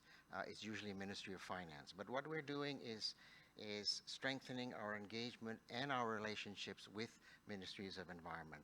This means increasing our technical assistance related to environment, capacity development, training, safeguards, etc. But we are also engaging in an exercise which we call greening of country partnership strategies. So every few years, country by country, we develop a country partnership strategy, and a link to that is our indicative pipeline of lending and TA operations. So by introducing the green and blue elements into the partnership strategy, we're hoping to influence the way the lending operations, the loans, are designed and implemented. Externally, as well, I need to clarify the loan versus TA. Many ministries and many of our partners feel pressured to borrow whenever they're working with ADB. But actually, I've looked at our portfolio, and a very small percentage of it is directly linked to loans. A few of them are directly blended, but most of our work with the GEF is TA, technical assistance, capacity development. And sometimes it's linked to a loan, or sometimes it's separate or parallel and implemented with different agencies. So we need to communicate that with our partners and client countries. And finally, we're strengthening our engagement and partnerships with other GEF agencies. Just at this council, we see the Net Zero Nature Positive Accelerator Partnership, the Clean and Healthy Ocean Partnership, and our work under the GRID that hasn't been mentioned yet, but that's the greening of transportation, infrastructure, and development. So I'll leave it there. Thank you very much. So thank you for your contributions. Claude? Well, I think you'll be as happy as I am to kind of figure out that there were very few questions in the last round. I appreciate all of the statements of support, and there was one relevant issue, I think, from our colleague from Solomon's Island regarding climate change adaptation, which by design is not part of the GEF Trust Fund. It is important, though, and that is why many years ago 2 trust funds were set aside, were created, the Least Developed Country Fund and the Special Climate Change Fund, and those are available for countries. Obviously, we try in many cases to blend that financing with GEF Trust Fund financing, and since it's the Secretariat that does the work, we are able to do that in many instances. So just to reassure you that climate change adaptation is very important as well. But I think that's it, Mr. Co-Chair. Thank you. Thanks, Claude, and thanks to every single council member, agencies, and the agencies for their comments. I want to do some final concluding remarks on behalf of the GEF sector. Like 3 weeks ago, I was approached by a CEO of a large conservation organization, inviting me to join other large CEO organizations in a meeting to plan on how we are going to support countries in the implementation of the Kunming-Montreal biodiversity framework. And I told my friend, I said, dear friend, the GEF train already left that station. I told him, as a matter of fact, GEF 7 was already ahead of the COP decision, already investing in the countries. I remind him that GEF 7 allocated $43 million to countries, for countries to be able to update their NBSAPs. And you all, in the first GEF 8 tranche of projects, approved $60 million for countries to be able to do the financial plans of the NBSAPs. And this work program is closely related, $600 million, and 80% of it is biodiversity related to the GBF. This is to say that as most of the key actors of the planet are thinking on how to implement the GBF, you all have the possibility today to take a very important decisions in allocating a substantial sum of resources for action in the implementation of the Kunming-Montreal biodiversity framework. That is extremely important and relevant for all of us. The second thing that I want to mention to all of you is that this very robust and comprehensive work program is not just the product of the forces of gravity of a very healthy GEF 8 replenishment. It's the work of many people at many different levels. It's the work of you all who took very important decisions in the 62nd council meeting. Indeed, the 63rd council meeting was critical when you approved the country engagement strategy budget that gave us the possibility to engage at the field level in multiple ways, through regional workshops, through national dialogues, to constituencies, meetings. That was what really generated the traction for us to be today here. I want to highlight 2 elements that have made this work program be for your consideration today. One is definitely the work of an army of operational focal points in 144 countries. I want to personally recognize the effort and the work that operational focal points has done across the planet. Many of those operational focal points are here, attending these council meetings as representatives of recipient constituencies. And on behalf of the Secretariat, I want to recognize the work, which was not easy, was complicated. The GEF 8 IP approach is complicated. It's a game changer in what we do, but we all recognize that we will never move the needle if we keep investing based on each of the specific conventions that we serve. And that integration will give us more impact and more result. The higher the integration, the higher the impacts. As well, I would like to recognize the work of all agencies. It's critical. Yes, we got a bitter, sour taste out of this process, but we all have learned. And that learning is immediately going into the GBFF conversation. What the representatives of the Multilateral Development Bank has mentioned is something that we've been talking with them in the context of the GBFF. And that is why we presented in the document a set-aside by which we can guarantee ourselves that the MDBs will be part of the investment effort. And whatever happens in the GBFF, most probably will come very fast into the GEF. And I'm not talking about GEF 9. I'm talking about GEF later this year, the streamlined processes and how we address the multiple challenges in making the best out of the big possibilities to engage big time with the multilateral development funds. My last message to the countries is that the GEF 8 is not a speed race. It's not a 100 meters race. It is a marathon, 42.1 kilometers. Today, if we approve this work program, we'll be securing 10 kilometers out of those 42.1. Be assured that we will help you and assist you throughout this marathon. Thank you so much for your consideration. I'll pass it over to you, Mr. Co-Chair. Thank you, CEO. And he's probably serious about running the marathon. Anyways, colleagues, we have a council of about 32 chairs, and we had over 32 contributions for this historic and meaningful work program. All I heard is lots of congratulations for practically everyone involved in this. So right now, I invite council to adopt the decision. The draft decision that is included in document GEF C6404 Rev 01.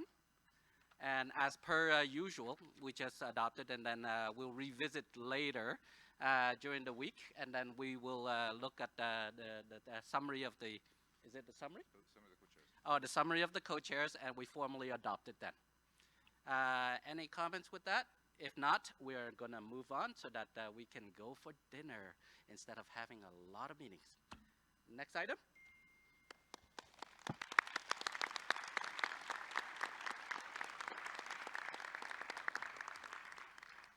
And the next item, I'm also the co-chair for this one. It is, so the next item is agenda item 16, improving the visibility of the GEF, new communication and visibility policy, document GEF C6411. And I would like to invite Mr. Robert Bissett to introduce it.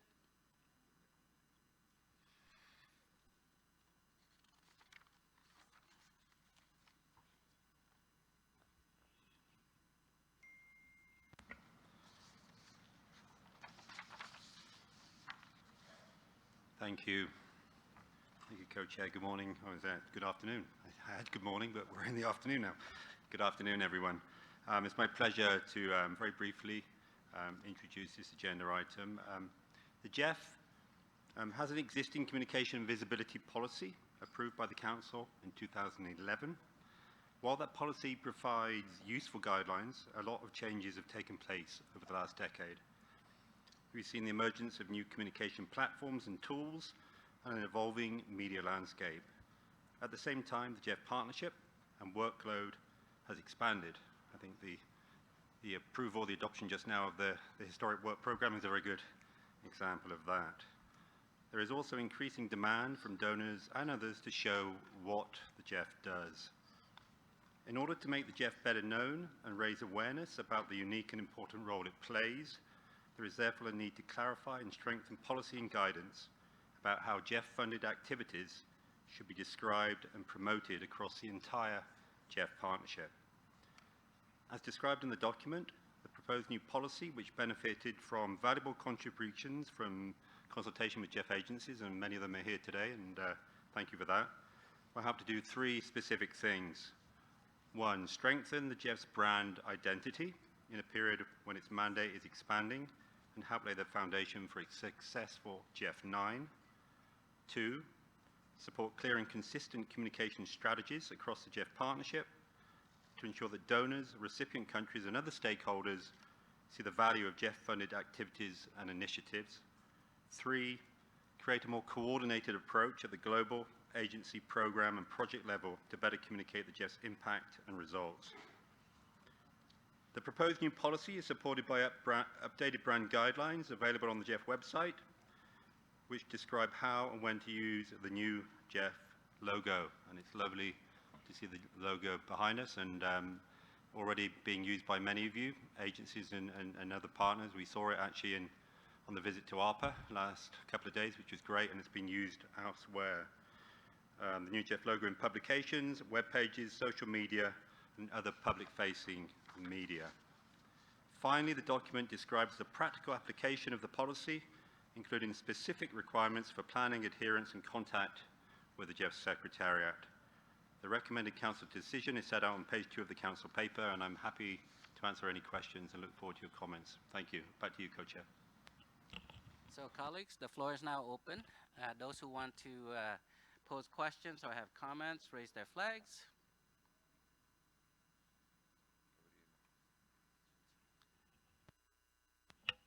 Go for it, Gabriella from Switzerland.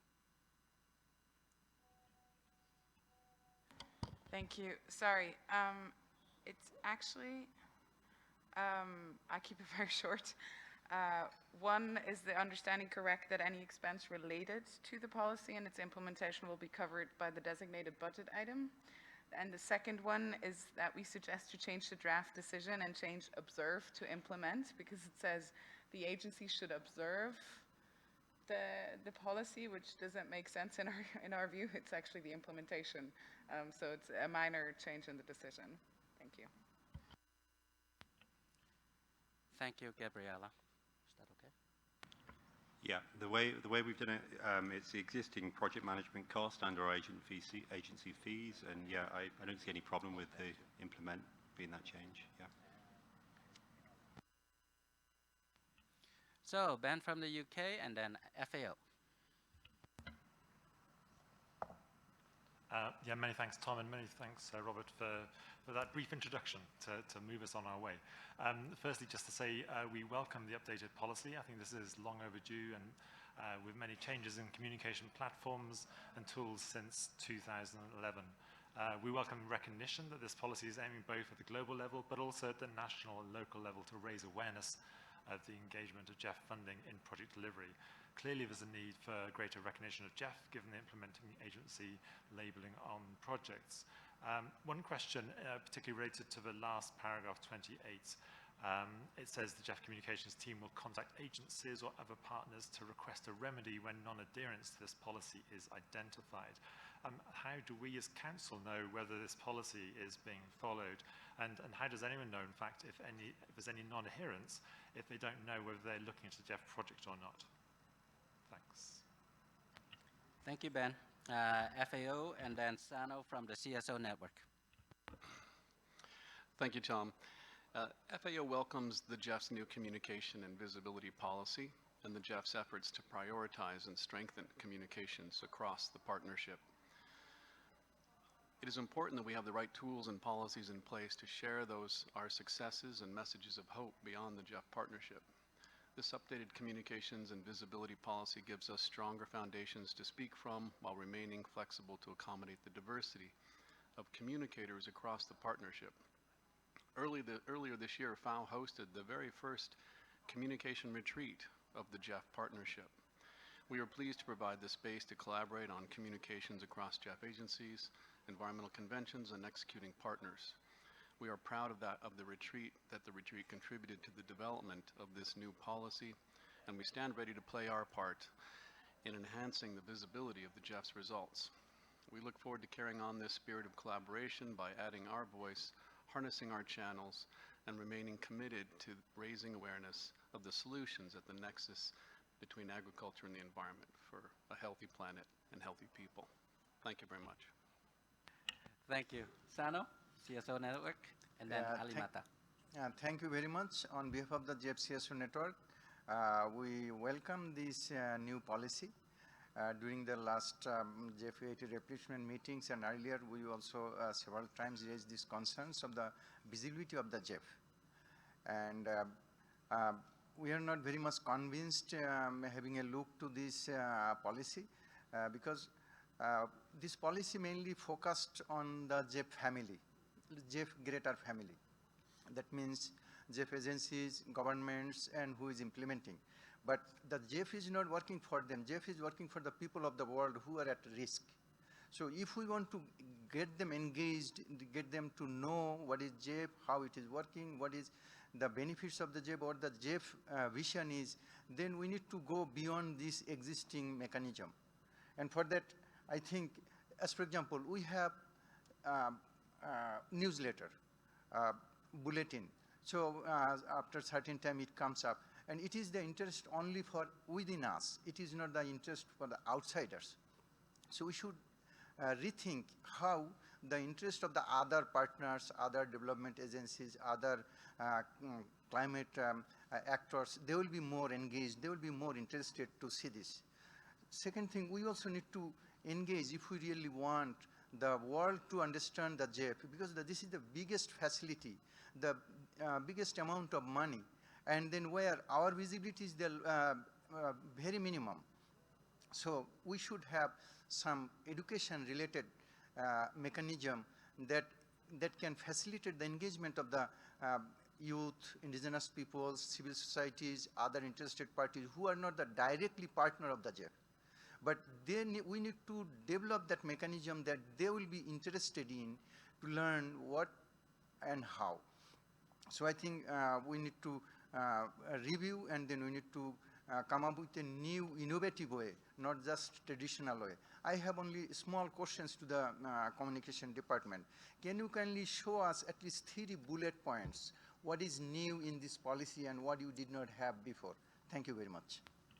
Thank you, Sano. Alimata de la Côte d'Ivoire. Bien, merci. Nous parlons de communication ici et nous parlons également de reconnaissance du FEM. Dans nos pays, bien que Monsieur le Président vient de féliciter les points focaux opérationnels, nous ne sommes pas connus parce qu'il y a 2 groupes. Il y a les agences des Nations Unies qui ont leur groupe à part. Quand ils se rencontrent, ils ne nous associent pas. Il y a aussi le groupe de Bretton Woods, la Banque mondiale, qui est à part, qui ne nous associe pas. Nous ne savons pas où nous sommes et quand nous allons dans les rencontres, soit on nous prend comme partenaires financiers, nous sommes représentants du FEM, ou on nous laisse comme ça dans le vide. J'ai demandé au niveau de mon pays, ils ont dit qu'il fallait être accrédité auprès du ministère des Affaires étrangères. J'en avais parlé avec William, qui a dit qu'il y a un groupe qui s'occupait de ce problème. Donc là, quand il y a des grandes occasions où le président de la République peut rencontrer les gens, on ne nous voit pas. Donc il y a des programmes, et depuis que je suis dans le FEM, depuis le début, jusqu'à aujourd'hui, il y a des gens qui arrivent à dire qu'ils ne connaissent pas le FEM. Donc je crois qu'il faut voir ces côtés-là. Parce qu'il y a des ONG qui ne sont même pas plus importantes que le FEM, qui sont accrédités au niveau des affaires étrangères. Et quand il y a des grandes cérémonies, ils sont invités par nous.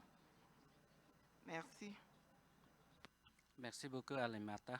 Colin Beck from Solomon Islands.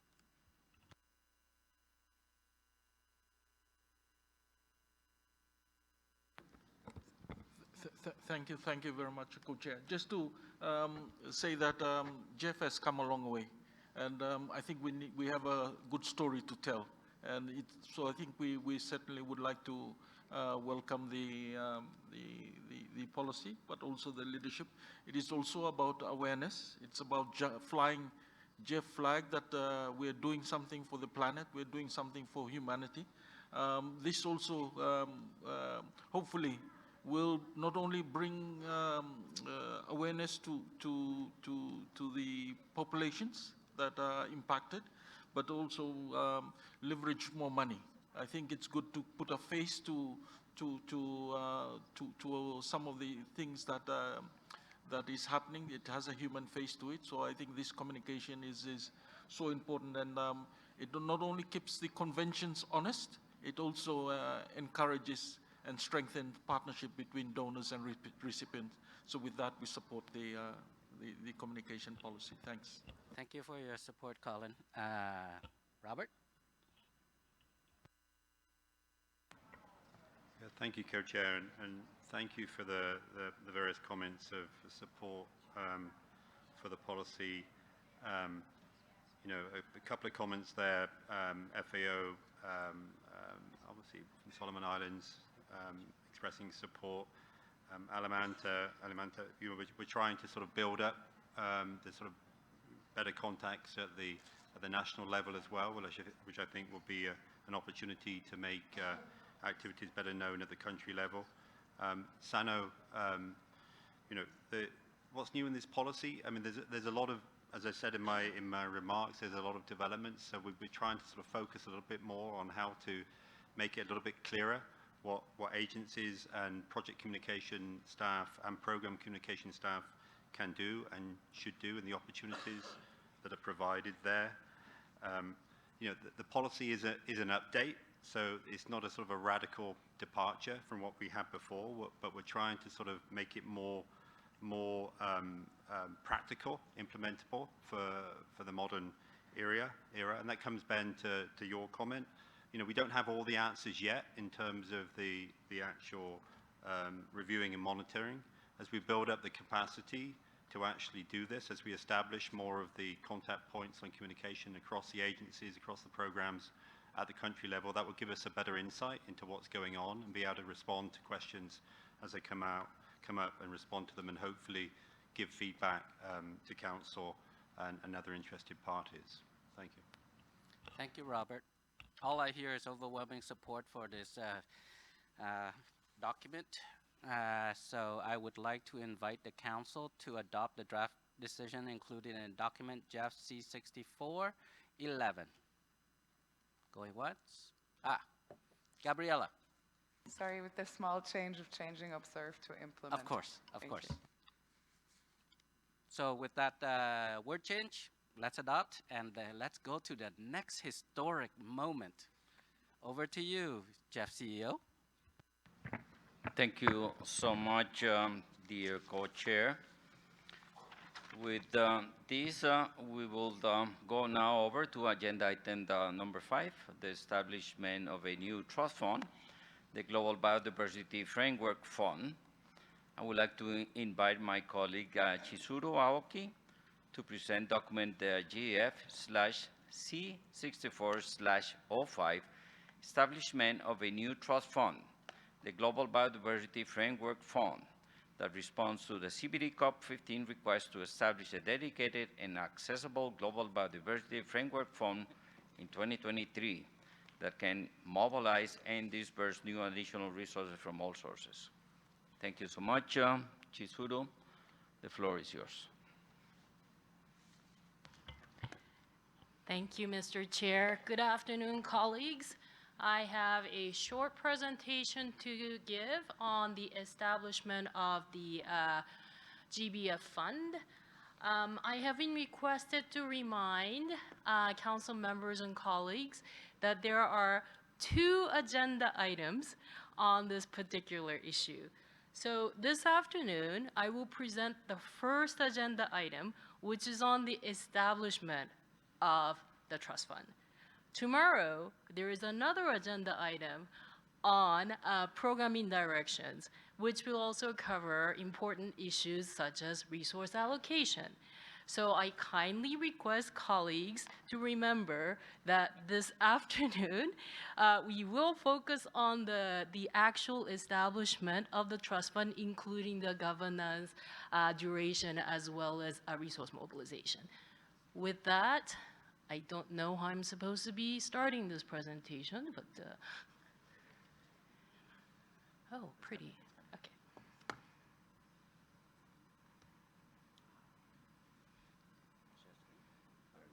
Come back.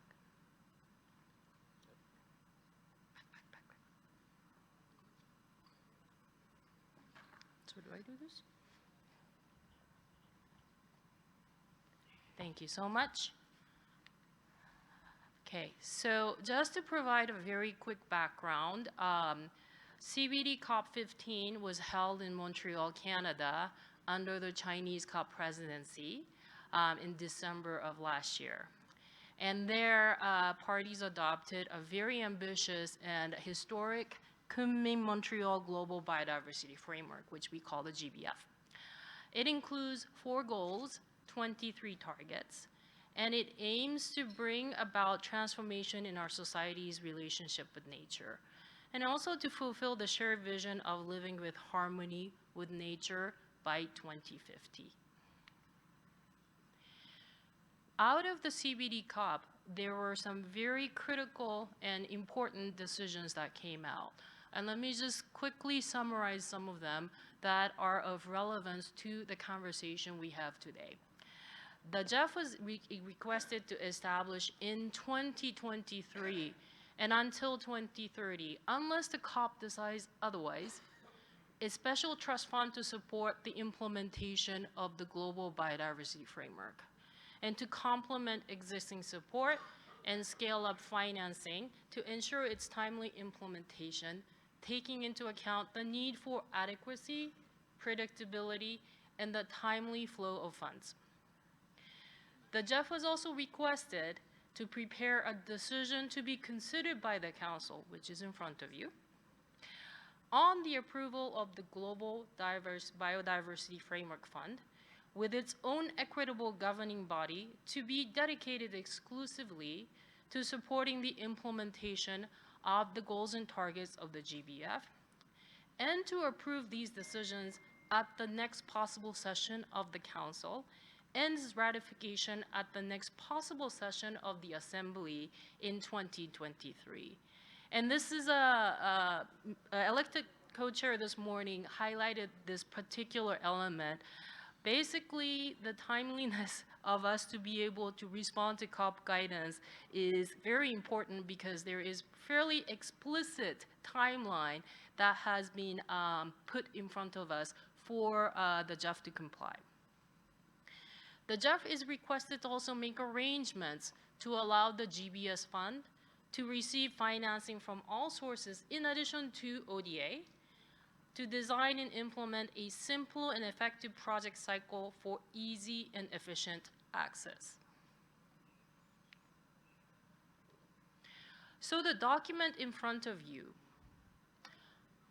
talks about how we're going to go about responding to these COP decisions. And there are key elements in that document that I would like to summarize very briefly.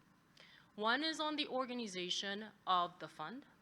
The second is on the governance of the fund. The third is on the resource. And the fourth element has to do with the structure of how we propose to establish the GBFF.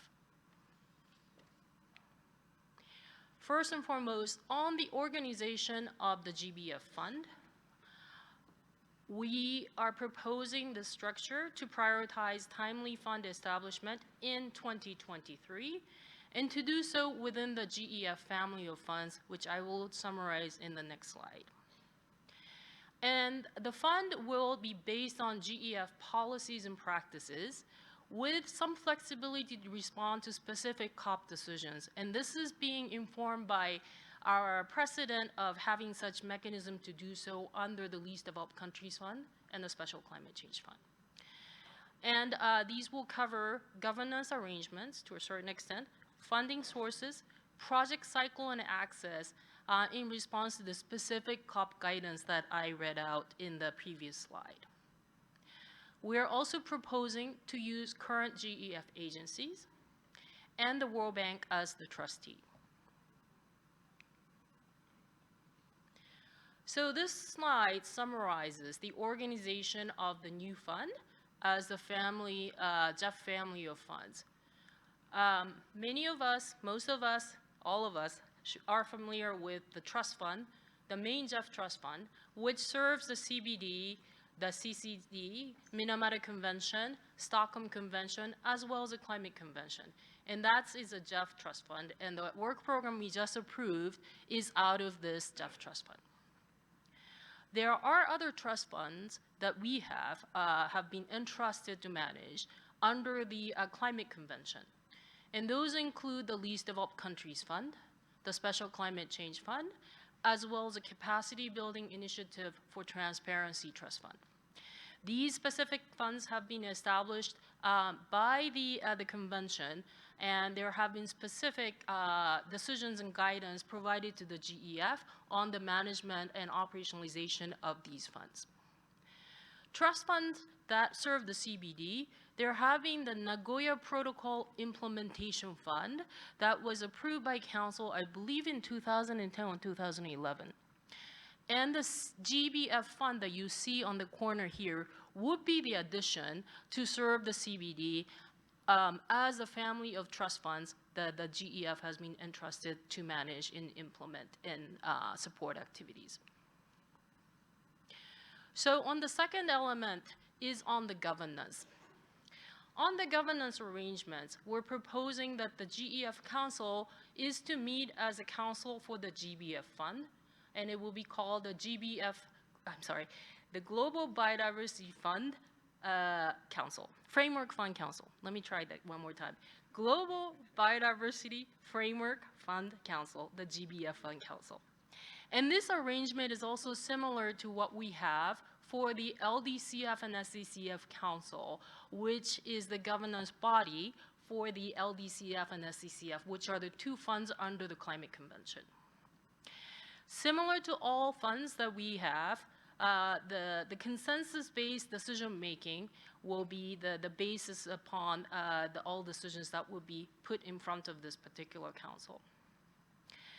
And in response to the guidance, the proposal is to maintain a balanced and equitable representation of sovereign members in accordance with the GEF instruments, with majority developing country members as those that would have the council seats and constituencies around the table that we see here.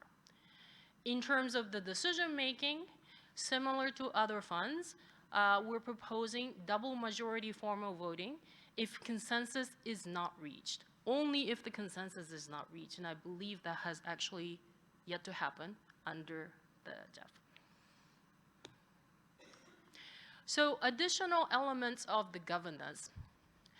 The GBF Fund Council may establish an advisory group of non-sovereign participants, and this body would have the purpose of providing advice and recommendation to the GBF Fund Council.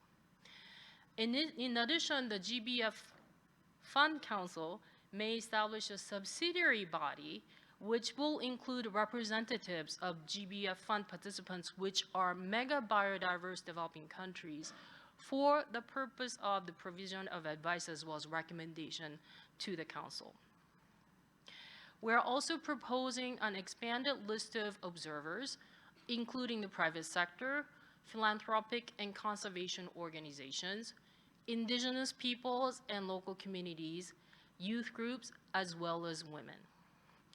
Similar to other funds, the GEF agencies, the trustee, the staff, and the secretariats of multilateral environmental agreements, namely CBD, CCC, CCD, and the two chemicals conventions, as well as any others that might be part of the GEF family, will be invited to attend the GBF GBF Fund GBF Fund Council. I don't know why I'm having so much trouble with saying that. Okay, on the resources, the GBF fund will be set up to accept non-sovereign contributions, and this is in line with the specific COP decision. That means support from all sources will be envisaged, and when we mention all sources, this is defined in Target 19 of the GBF, which is attached as an annex to the document in front of you.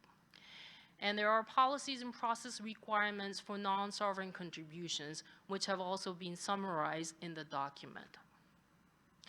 And in terms of resource mobilization, the COP adopted a resource mobilization strategy for the GBF. And as such, the resource mobilization for this particular fund will also be informed by the response to this particular strategy and the decision adopted by the COP. Initial contributions for the GBF fund is set at 200 million and at least 3 donors in order for us to move ahead.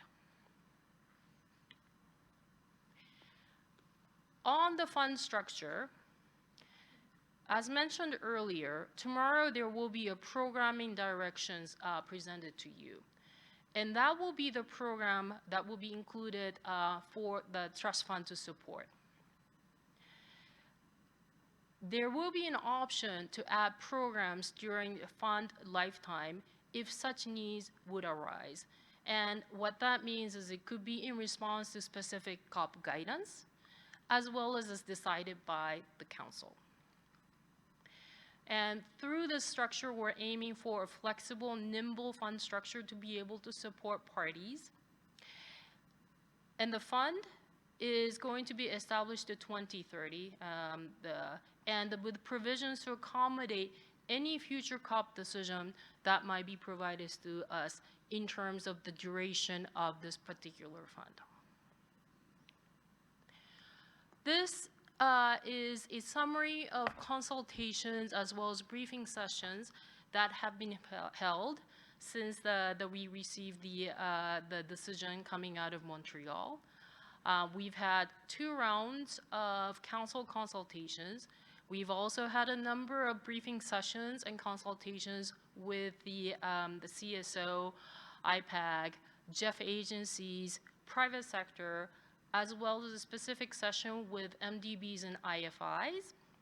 And in addition, I would like to state that, as mentioned by Mr. David Cooper, Executive Secretary of CBD this morning, we have issued 3 joint notifications between the CBD and GEF, issued by the Executive Secretary and the GEF CEO to all CBD national focal points, ABS focal points, and Cartagena protocol focal points whenever the draft documents have been released, to ensure that they are informed and to clarify the process by which their inputs may be shared with the stakeholders as well as the council members and constituencies. So with that, I thank you and happy to answer any questions from the council members. Thank you so much, Chizuru. And with this, I will open the floor for council members for questions and comments. As usual, the Secretary of the Council will help me with the list of speakers.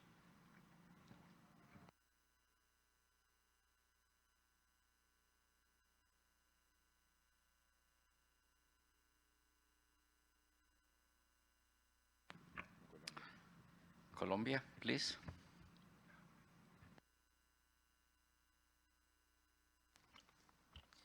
Thank you, Chair.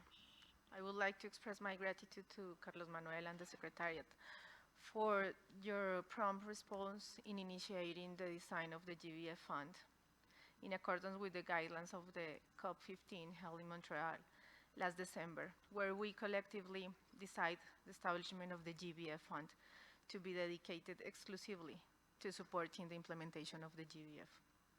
Following 2 rounds of consultations and numerous bilateral meetings, we have come to realize the challenge of incorporating all the feedback received into the documents. Our aim is to accurately reflect the agreements reached in the previous COP in our vision for the fund and this particular stage. The establishment of this new fund is a centerpiece in the response to a crisis where ecosystem, species, and our own survival are at stake. We have no time to waste.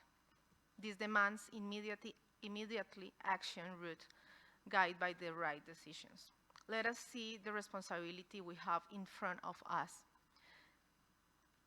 Before the people, local communities, women, and children who hope for a future that values nature's value and strives for harmonious coexistence with their territories. I want to thank the GEF Secretariat, Council members, and the Ministry of the Environment from Brazil for the field trip previous to this Council meeting, when we had the opportunity to know the interventions made by the GEF projects and other sources on the Brazilian Amazon. The origins of the ARPA program 30 years ago and the evolution to the Amazon Sustainable Landscape Impact Program funded by the GEF, now with the 8 Amazon countries. This field trip gives us the opportunity to see, feel, and talk with the real people from national to regional and local institutions, communities, organizations, sustainable producers, women and children that recognize the value for nature and want to live in harmony with nature in their territories. That people is working every single day to implement the decision that we take here in these council meetings, showing us the importance to act now and be conscious that we all part of the same process. The perfect connectivity between forest, water, and human being is an example of what we need to achieve. Let us allow us, inspire us. In this sense, we are here to establish the new Trust Fund, the Global Biodiversity Framework Fund. And I am very confident that with the same ambitions that we approve the Global Biodiversity Fund, we will approve the arrangements proposed for the establishment of this new Trust Fund with the aim to support the coming Montreal Global Biodiversity Framework. This has particular importance when we talk about resources from all sources and the need to engage sovereign and non-sovereign stakeholders. Thank you very much, and let me pass the floor to my alternate, Victor.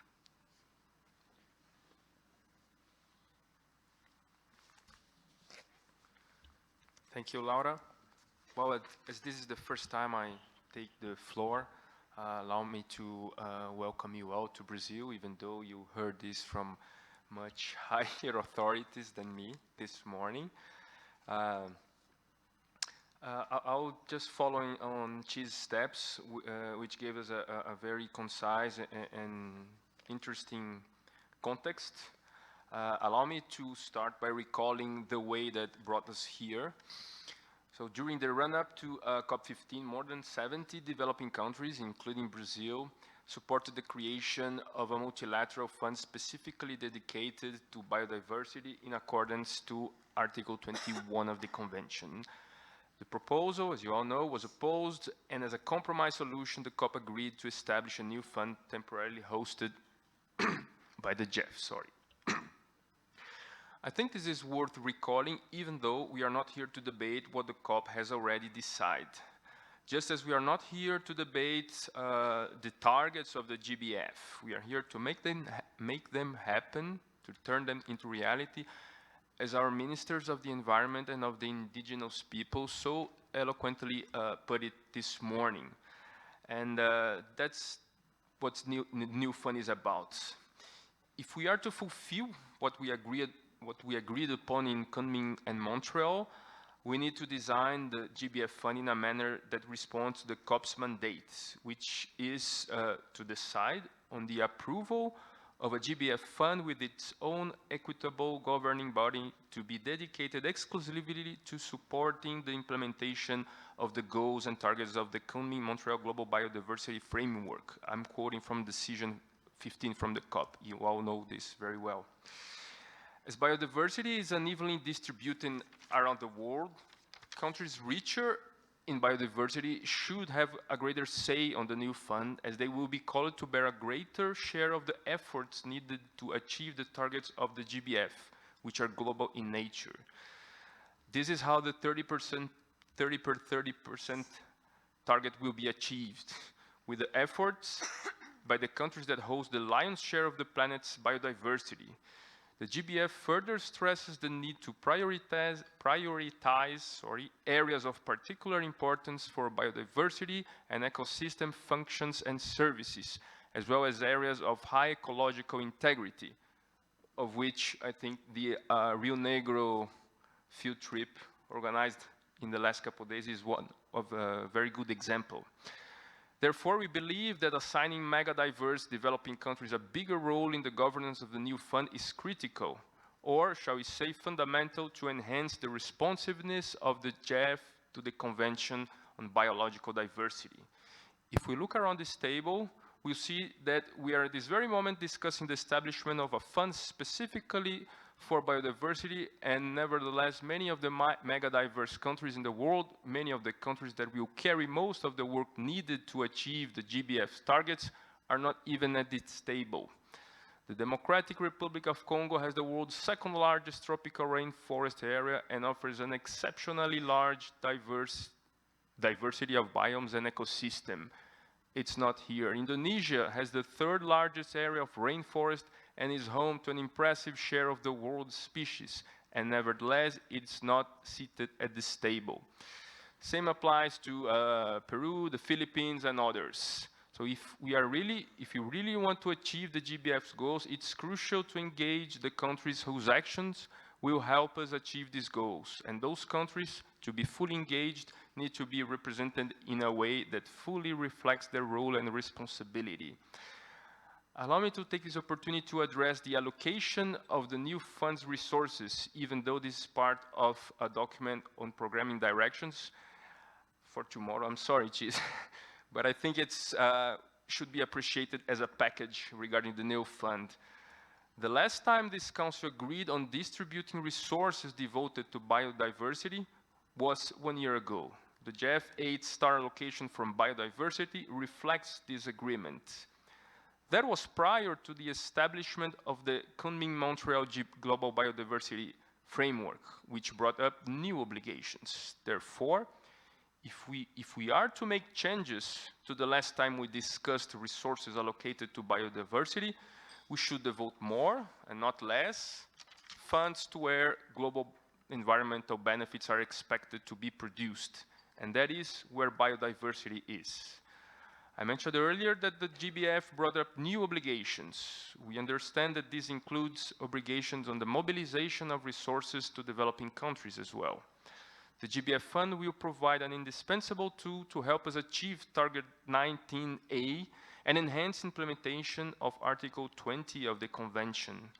Therefore, we oppose the mention to voluntary contributions as proposed in paragraph 17, which downplays the ambition we are striving to achieve across all the goals and targets of the GBF. We are also of the view that paragraph 17 must include a specific reference to the obligations of developed country parties in order to improve the GEF's accountability vis-à-vis Articles 20 and 21 of the Convention. While we acknowledge the role of other sources, the private sector and philanthropy should not be understood as replacing the obligations set out in Article 20. Finally, we would like to ask, as we have done in previous consultations, the deletion of reference to DSI in paragraphs 20 and 21 of the document now under discussion, as this is still under debate by the COP. The interlinkage between the decisions on resource mobilizations and DSI raised significant concerns from developing countries at the late stages of COP15. Assuming the GEF would be easily adaptable to an ABS regime provides an inaccurate reading of COP15 decisions, as the modalities for benefit sharing from the use of DSI will still require significant technical discussions, and ABS regimes often build upon the geographic origin of genetic resources rather than the country allocation criteria under the GEF. Thank you.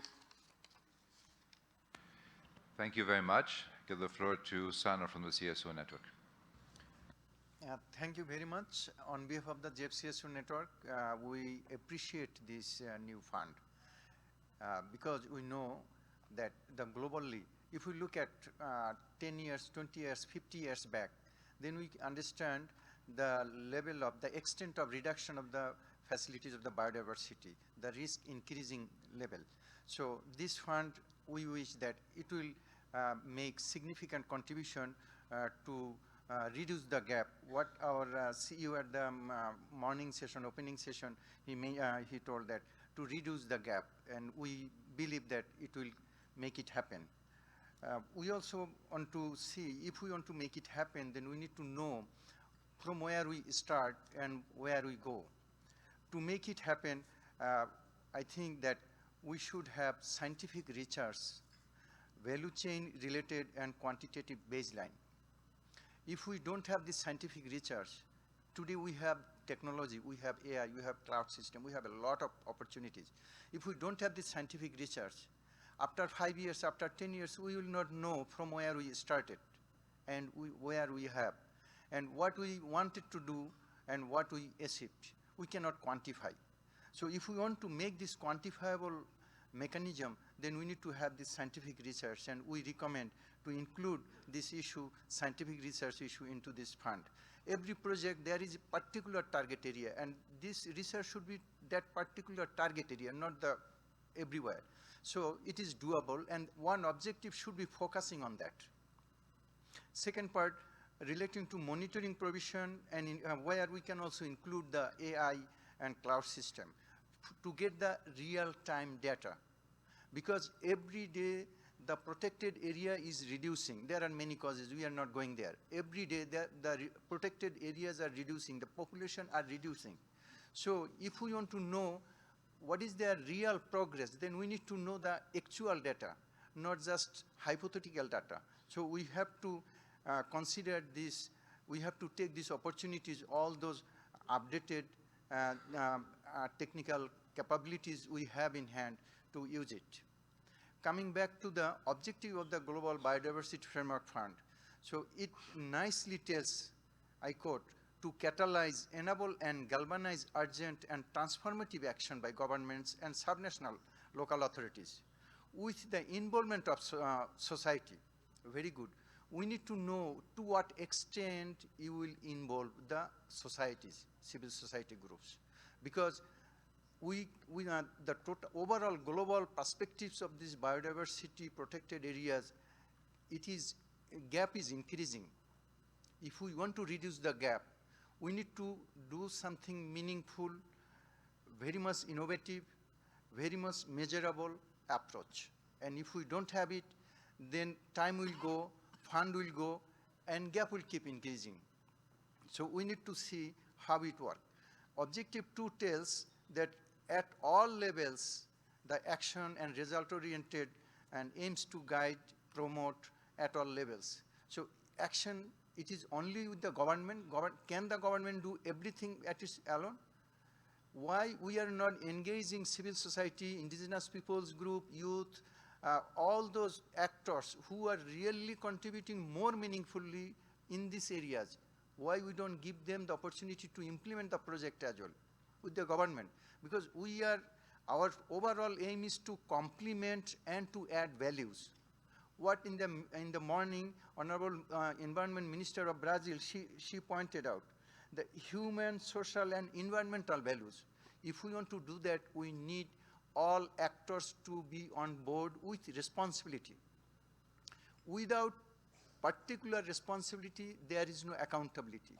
Without accountability, there is no way to make the people to demonstrate what is the commitment, what achieved, what could not. So if we want to do this, we want to see the next, it is telling human rights-based and gender responsive approach. We need to bring them with responsibility. We need to make them accountable, and this mechanism is absent here. So we strongly recommend, please engage civil society groups. Civil society means all the CSOs, indigenous peoples group, women group, youth group, engage them to contribute. The last, the council, there is the council of this fund, and we recommend one from GEF CSO network, one from indigenous peoples representatives, one from women, one from youth, 4 new council members to give the status so that they can participate, they can contribute, and I believe it will add value. It will complement in the investment, in the efforts of the GEF. Thank you very much. Thank you very much. I give the floor to the representative of IPAG, please. In behalf of the GEF Indigenous Peoples Advisory Group, we welcome the inclusion of the indigenous peoples in GBF Fund Council meetings that is consistent with the Target 19 of the Global Biodiversity Framework. Aligning the GBF Fund with the role of indigenous peoples is smart, as our chair, Carlos, mentioned this morning, given that indigenous peoples manage 80% of the planet's forest diversity, but only receive an estimated 0.13% of climate development aid.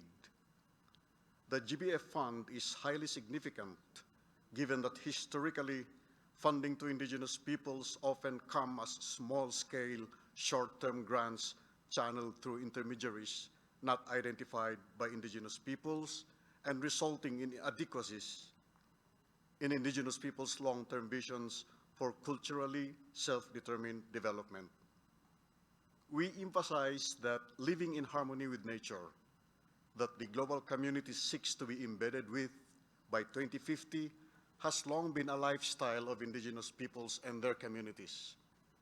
The UNCBD and the GBF Fund, to support the role of indigenous peoples, can potentially have decisive and transformational impact in the funding situation of indigenous peoples, whether they are located in tropical or subtropical forests. Insofar as IPAG is concerned, the support for indigenous peoples, including indigenous women and youth, require the pivotal type of partnership that should veer away from the usual funder-beneficiary relationship, but should be based on recognition of indigenous peoples as partners and rights holders. As explicitly pointed out in Target 19, indigenous peoples' collective action may be a non-market-based approach, but our innermost contribution to protect the planet's forest remain unmatched. Reports from science and policy bodies have been consistent on this over the past decade. Having stated that, we may add that indigenous peoples can define what their priorities are, but many have experienced that their priorities clash with donors or intermediaries. This occurs where funding is prioritized for certain countries, ecosystems, and organizations which do not correspond with indigenous peoples' holistic long-term vision for development. Given our historical relationship with Mother Nature, it is recommended that the GBF Fund consider flexibility in realigning funding to the needs of communities in case of pushback from authoritarian governments or where disasters and changes in context occur. Consider Target 19 and the GBF Fund that non-stringent but flexible ways in providing long-term strategic investments in indigenous people's customary practices and managements of lands, territories, and waters that at present stand as the critical carbon sink of the planet. Consider the GBF Fund a pivotal move and a just transition from extractive-based economy to regenerative economy through a rights-based approach and consistent with the Global Biodiversity Framework. Financial institutions must ensure that their policies protect and prioritize indigenous peoples as frontliners in the protection of the global environment. This includes zero-tolerance approach towards the use of violence, the use of military force, and criminalization of the rights of indigenous peoples. Participation and free and prior informed consent in the context of funding will ensure the relevance, legitimacy, and transparency of the GBF fund. It is recommended that there be a mechanism in place for continuous dialogue between indigenous peoples and the GBF Fund Council throughout its lifespan until 2030, or unless otherwise extended by the COP. Finally, scaling up information about the Global Biodiversity Fund to reach indigenous peoples' communities must be set in place, including organization with known history of work acceptable to indigenous peoples and their communities, so that the GBF Fund provides awareness and adds a layer of strength to the Global Biodiversity Framework's adherence to the fundamental rights of indigenous peoples. By doing this, we strengthen the defense of environment and catalyze and enhance the fund's purpose. This is our initial comment for the moment, and we will provide further recommendations as we draw nearer to the ratification of the fund at the GEF Assembly in Vancouver. Thank you very much, Chair and Co-Chairs. Thank you very much. I give the floor to Gabriela. Thank you very much. And well, first of all, we're quite excited that we're at the point where we are. We've come quite far, especially the GEFSEC, and apologies to all the staff members who probably had to work long nights for where we are, and also facilitating the many informal rounds we had intermediary. So thanks for that. We are confident that we can come to agreement here on this very important issue. We've come quite far already, but in order to come to agreement, it demands moving from all parts and all members around the table towards consensus. And I think that's important. We're at a point now where we have to move towards consensus and maybe also start negotiating and being open to leave our positions. In that spirit, we're ready to work with all of you right now around the table, during dinners, offline, side rooms, hallways, to come to agreement on this at the latest by Thursday. On the document in general, the one that's on the table right now, we're quite supportive. Thanks for that, Chase, and the Secretariat. And we agree with Brazil and the constituency of Colombia that it is a package deal. So in our view, this has to be agreed together with the document that is tabled on the agenda for tomorrow. Getting to the issues. So DSI, we hear Brazil wanting to remove all references. We need to see additional references to be consistent with the decisions from COP15. So we understand we've come quite far on this already, and there may need to be additional surgical edits, but happy to engage with others to find a resolution. Governance. To recall, all countries are represented around this table in constituencies, like my own. You may only see my face, but there are many countries in our constituency that we actually represent. And this has been the way the GEF operates since its initiation. Regarding the subsidiary body that's suggested in the document, we have two questions related to that, and again, happy to engage with others to find a resolution. First, the definition of mega biodiverse countries. There's no such definition. It's not a known term under the CBD. We would therefore prefer referring, for example, to countries rich in biodiversity, and then in the TOR, it can be further outlined how or whoever would be in that subsidiary body. In our understanding, the subsidiary body would only be open to members of the council. And having said that, just referring to the statement we heard before, we are not sure whether that's really what was intended by the people around the table. So we would suggest rather working through an advisory committee the similar way as it's suggested for the private sector, but happy to engage. On the allocation, we know that's on the table for tomorrow, but just to refer, since we also see it as a package, First, we want to find an allocation model that crowds in the most additional resources possible for the conservation and sustainable use of biodiversity. That's the absolute key of what we're trying to do here.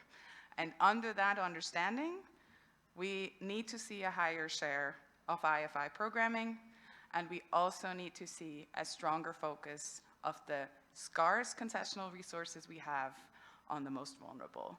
But we're happy to engage with others on how we can make that work, and look forward to the conversations over the next few days. Thank you.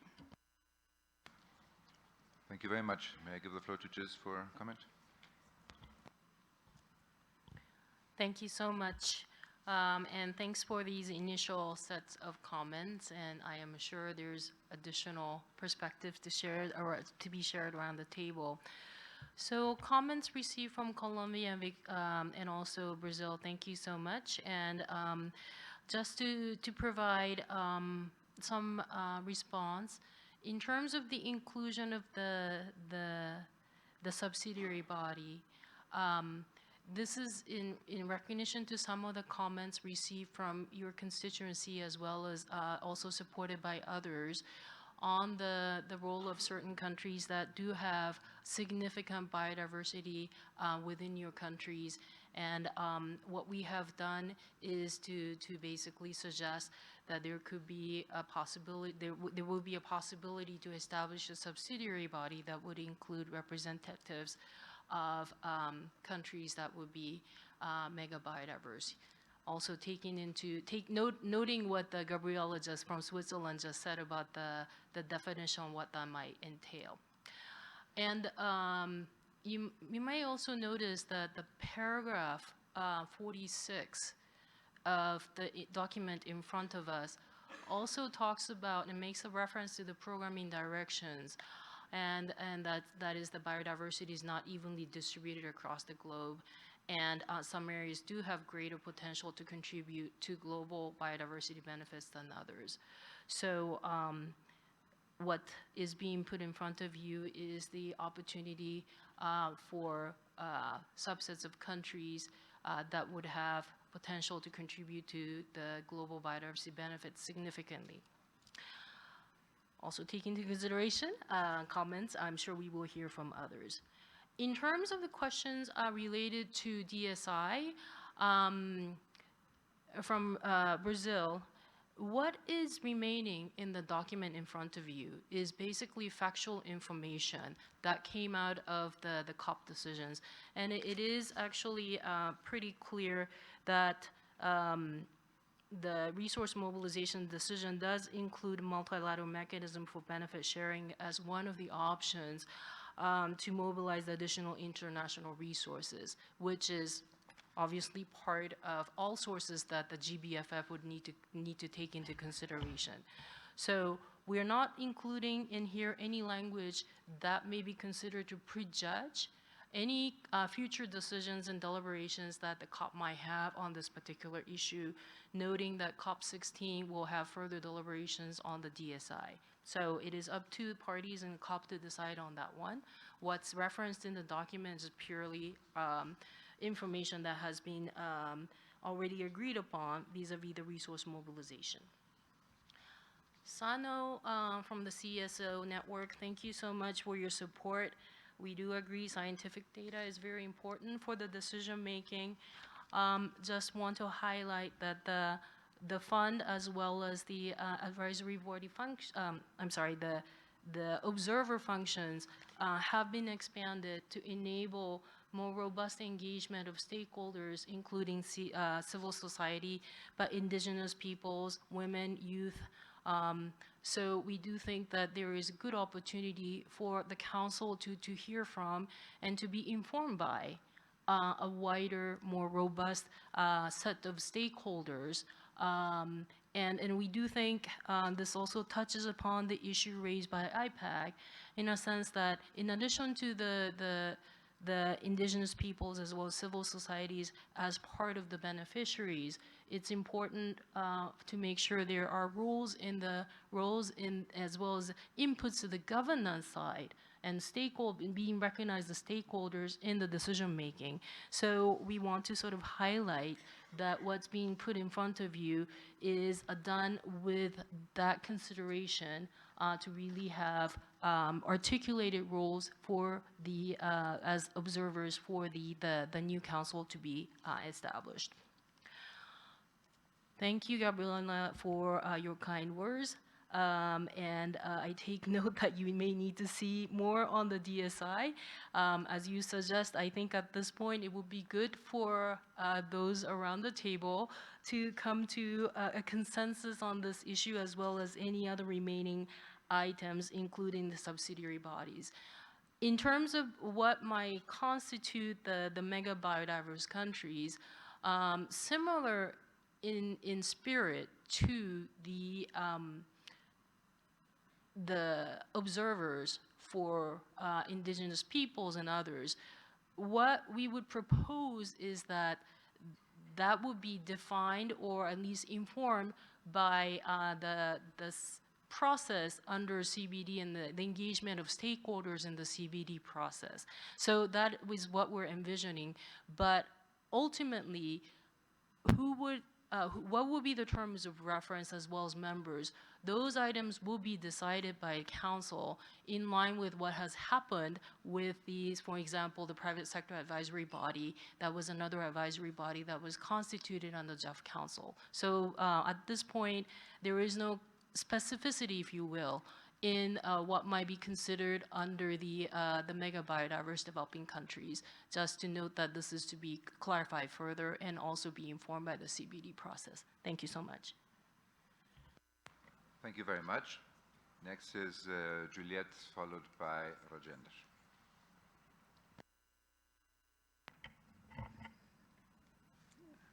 Thank you, Co-Chair.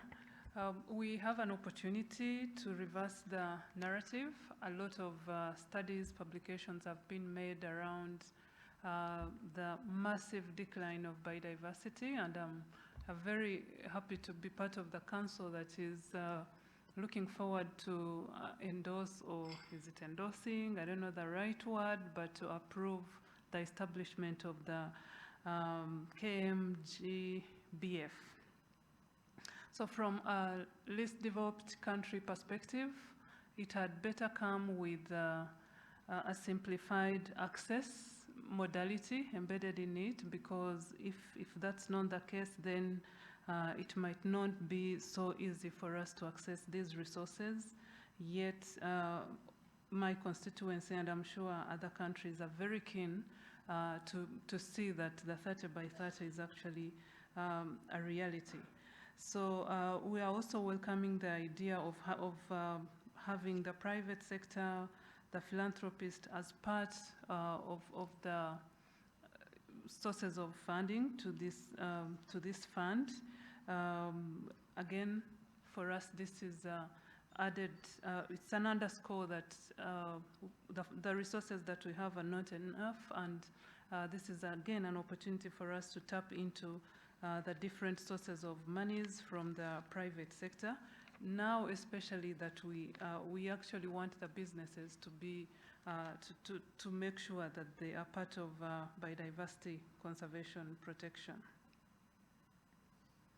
So we believe that maybe not all the answers are going to be available now at this GEF Council meeting, but it's very important that we work with a mind, or we should allow ourselves to start when we don't have all the answers, but try to learn as we go on, because time is of very great essence. We need to be as fast as possible. We cannot wait to have everything sorted for us to begin. Again, of much importance is a robust monitoring and evaluation to track progress towards the 30 by 30. I think, again, trying to link it to the communication, it's very important that we have this a very clear, feasible M&E system that will help us to track the progress, the impact made on the ground. Otherwise, I believe sometimes we do so much and fail to quantify or to report accurately what has been done. Last but not least, since we are trying to come up with a very innovative fund that is serving the purpose of today, I don't believe we are really stuck to do what exactly was done when the GEF was being established, or the other trust funds that you ably took us through. Wondering if it's possible to have a mechanism of direct access. Some countries have developed the capacity to be able to access these resources directly without necessarily going through implementing agencies. Through the work done with Biofin, some countries have developed biodiversity facilities, and these facilities are only focusing on biodiversity conservation protection.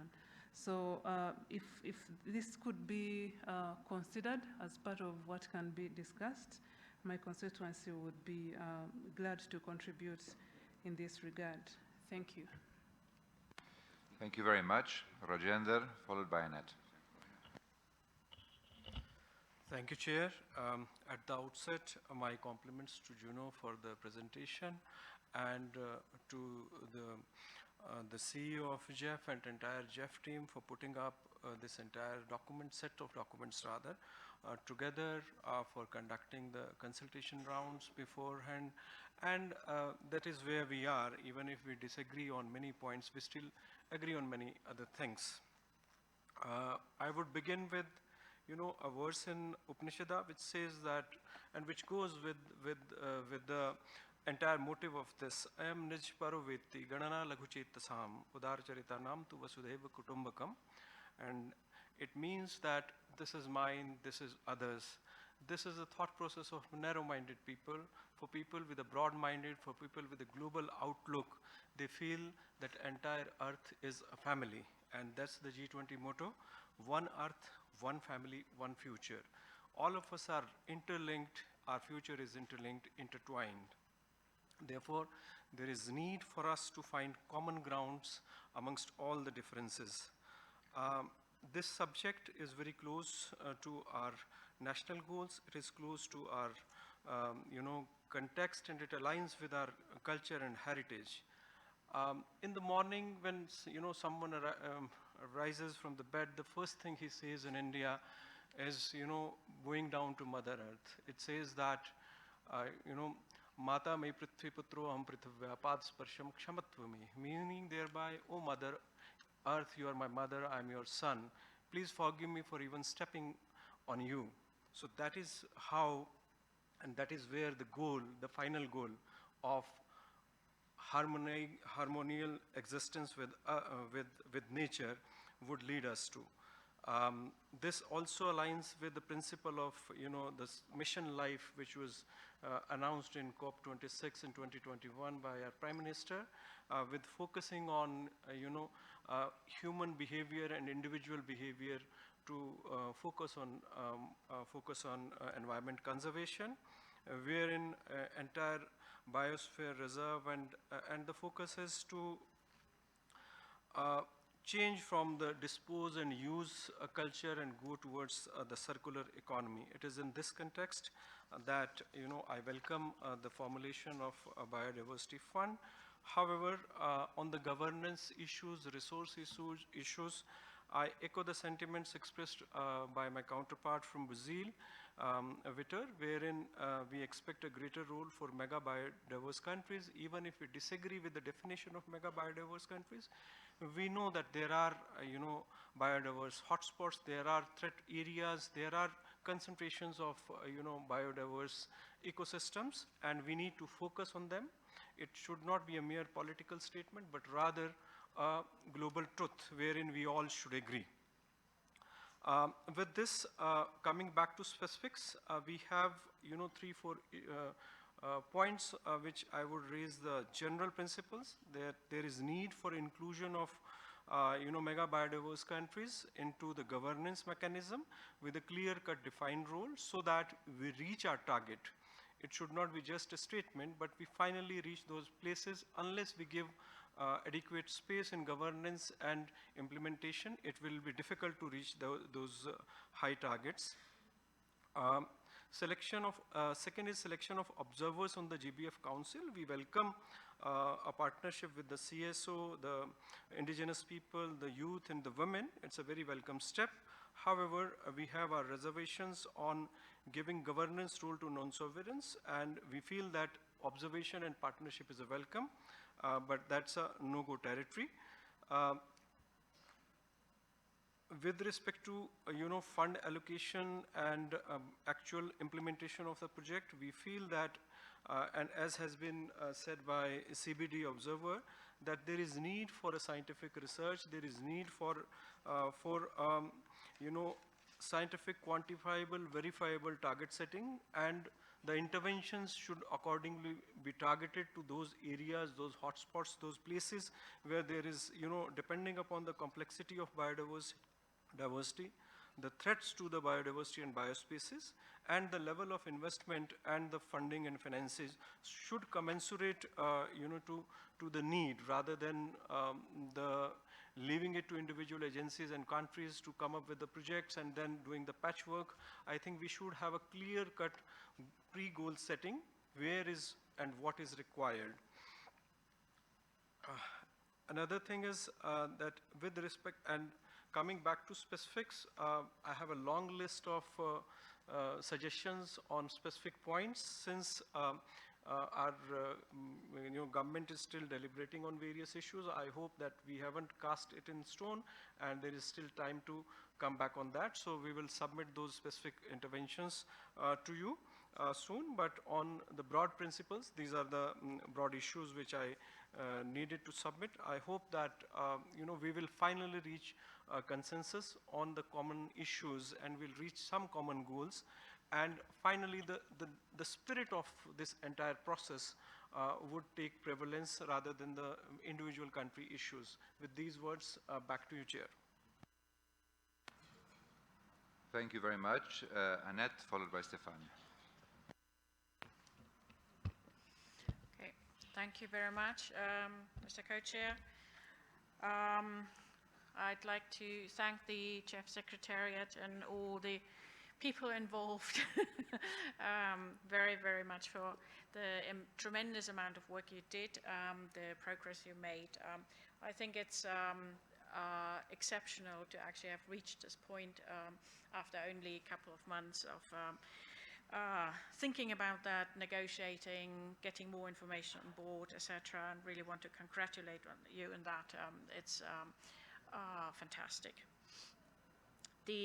Carlos Manuel earlier on talked about the systemic changes that GEF 8 already has undertaken, is about to implement now, and the possibilities to incorporate what we are doing now here for the GBFF even into GEF 8 and then obviously into GEF 9. And I think that's the opportunity we have to really create change. So Germany wants this fund to be an innovator fund. We said that before, and we wanted to even make more changes. You've already introduced so many new changes into GEF 8 that will allow us to implement quicker, more impactful, etc. So we want to build upon that and do more changes and create more impact. Like you said before, Shees and also Brazil, and thanks very much for mentioning that, and others have mentioned, we see the two documents and the agenda items closely connected, and so we do appreciate the notion of deciding about them conjointly. We've come quite a long way already, so I think we can congratulate ourselves and tap us on the shoulders. We did very well. So there are a couple of outstanding issues, and these will prove to be difficult. And like Gabriela said before, I think we should all come together sort of in the mode and in the mood of trying to find compromise here. And I particularly thank Brazil for offering to host this and making this great effort in parallel to offering to host the TIFs. I know that can strain and administration, so thank you for that, and thank you for your leadership on that, and that's much, much appreciated. So coming to the sort of crunch topics we are going to discuss today and tomorrow on this agenda item, on the next agenda item. For us, it's really about how much additional finance can we mobilize. This is really the only reason for us as Germany to be willing to contribute to that. And this is, I mean, we've just contributed last year 700 million euros to GEF 8. That was a large decision we took as a government, and it's always difficult to talk to our Ministry of Finance. And what our Ministry of Finance really wants to see from this, and I totally agree with them for once, what they want to see in this new fund is the ability to create additional resources and tap into new sources. So that's what we are looking for. That means we need to try and find as many agencies that are capable of mobilizing private sector finance. So for us, really, one of the most important issues here is to involve IFIs. That includes national IFIs, and we just heard from Rwanda. Thank you very much for mentioning that you are creating biodiversity facilities, finance facilities. Von Bio, we talked about DSBA, etc., but it also includes obviously MDBs. And I do expect the MDBs, like they promised early on, to actually deliver on that promise. I'm looking at Alexis, he knows why. And so this is important for us, and we need a large share of this fund to go towards IFIs. The other important thing for us is obviously that we not only can think about countries that are rich or high in biodiversity, whatever you want to call it, we also need to think about countries that are rich in very different biodiversity aspects and that are LDCs and SIDS. And for us, that's a very important point as well. We want to raise this share for LDCs and SIDS. But for that, I would also like to ask my colleagues from LDCs and SIDS to actually raise their voice. How much do you want out of this new fund? So please give us a figure. We're all talking about figures. I would really appreciate your voice on that. Yeah. Coming to something that seems to be suddenly more contentious than I actually expected it to be, is this subsidiary and advisory bodies. I actually think in principle that's a good idea. Having more voices that can advise us, the council, is in principle a good idea.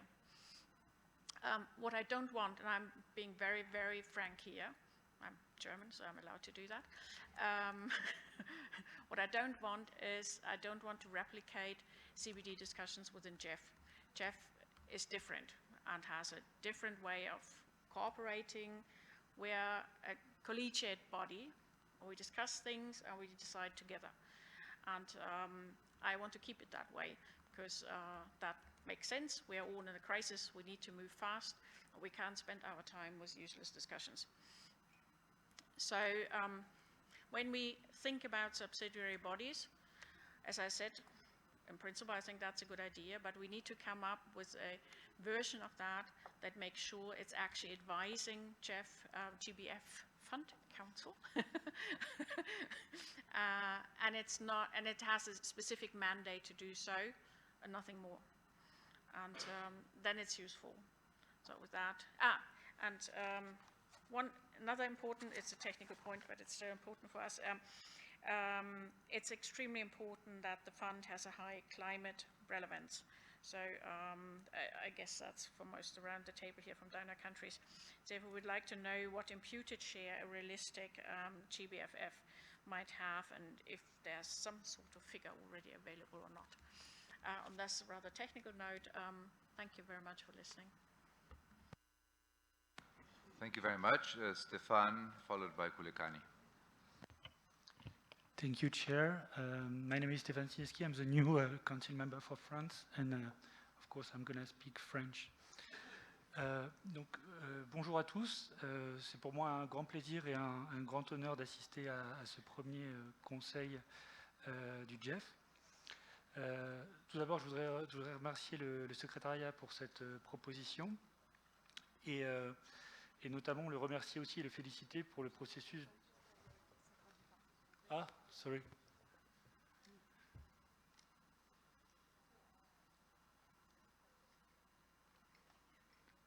Are you ready now? Est-ce que vous êtes prêts? Est-ce que vous m'entendez dans la cabine? C'est bon? Ok. Donc, je disais donc que je voulais remercier le secrétariat pour cette proposition qui, je vais y revenir, nous convient dans les grandes lignes, et également féliciter le secrétariat pour le processus de consultation assez complet et assez riche qui a conduit à cette proposition. Je ne peux pas m'en manquer de remarquer que beaucoup de pays qui ont été très vocaux, y compris à Montréal, à l'encontre du GEF, n'ont pas toujours cru bon de répondre à cet appel à consultation. Mais la responsabilité ne vous en incombe pas, mais je regrette quand même cet état de fait. Sur cette proposition elle-même, encore une fois, elle nous convient pour l'essentiel, notamment la plupart des propositions sur la gouvernance, sur la structure du fonds, sur l'extension de la liste des observateurs, par exemple, tout ça nous va très bien. Et comme notre collègue Gabriela, nous pensons que nous sommes assez proches d'un accord, avec deux bémols. Le premier, ça a été dit par de nombreux intervenants, c'est que ce texte doit être approché dans un package, hein, donc à la fois ce texte sur la gouvernance et le texte de demain sur l'allocation des ressources, ils ne peuvent être approuvés qu'ensemble. Et le deuxième bémol sur lequel je souhaite vraiment attirer l'attention de tous les collègues, c'est qu'on ne pourra s'en sortir et on ne pourra délivrer là-dessus que si on part du texte de Kunming-Montréal, tel qu'il est et pas tel qu'on aurait voulu qu'il soit. C'est un compromis pour tous. Si vous voulez que je partage mon expérience personnelle, la France ne voulait pas de la création d'un nouveau fonds. Nous y sommes opposés. Ça a été acté à Montréal, dont acte. Et maintenant, nous allons travailler de manière constructive pour que ce fonds soit mis en œuvre et qu'il délivre toutes ces promesses et que peut-être nous soyons en mesure d'y contribuer financièrement. Qu'est-ce qu'il fera qu'un pays comme le nôtre, qui s'y était opposé, pourrait éventuellement contribuer financièrement à ce fonds? Alors, je vous préviens tout de suite, le montant de notre contribution financière ne sera pas déterminé en fonction du nombre de références à l'article 20 dans les textes. Il ne sera pas non plus déterminé en fonction des termes volontaires ou obligatoires dans les textes. Non, ce qui déterminera notre contribution, c'est la valeur ajoutée et les avantages comparatifs de ce fonds par rapport à FEM 8, auquel nous avons déjà, comme l'Allemagne, massivement contribué, plus 40% en euros, 300 millions d'euros. Qu'est-ce qui déterminera la valeur ajoutée de ce fonds? Ça tombe bien, puisque les négociateurs de Montréal l'ont déjà inscrit à de nombreuses reprises dans le texte, et il nous suffit de partir de ces recommandations. Moi, j'en vois deux grandes. Annette en a déjà fait un petit peu référence. La première, c'est l'attention particulière aux PMA et aux PEID, LDC et SIDS, qui sont référencés à la fois dans l'annexe 1 de la stratégie de mobilisation des ressources financières et dans la cible 19.1. Le deuxième facteur, là aussi Annette y a fait référence, c'est la capacité à établir des cofinancements avec le secteur privé et avec les MDBs. Et là aussi, la stratégie de mobilisation des ressources financières y fait explicitement référence à l'article 36. Si nous réunissons toutes ces conditions, et il me semble qu'il y a encore quelques curseurs qui pourraient être poussés dans cette direction, mais en tout cas les bases sont posées, on aura quelque chose effectivement qui pourrait devenir intéressant. Maintenant, je ne peux pas conclure sans parler de ce qui ne nous convient pas du tout dans ce texte, dans cette première proposition, qui est la création d'un nouvel organe subsidiaire pour les pays mégadivers. Alors ça me pose plusieurs problèmes. Le premier problème, c'est qu'il n'y a pas de définition de ce qui est mégadivers. Et j'ai l'impression, quand j'entends certains intervenants, que c'est considéré comme un concept politique. Un concept politique et non pas donc défini scientifiquement, ce qui double encore le problème. Le deuxième problème, c'est que nulle part ce terme n'apparaît dans l'accord de Kunming-Montréal. Nulle part. Et encore une fois, je pense que nous ne nous en sortirons pas si nous ne partons pas du texte tel qu'il est et non pas tel que nous voudrions qu'il soit. Et j'ajouterai un troisième et dernier problème, c'est quelle serait la valeur ajoutée de cet organe subsidiaire sur les pays méga divers. D'une part, il serait composé de membres du Conseil, donc les mêmes qui sont déjà au Conseil.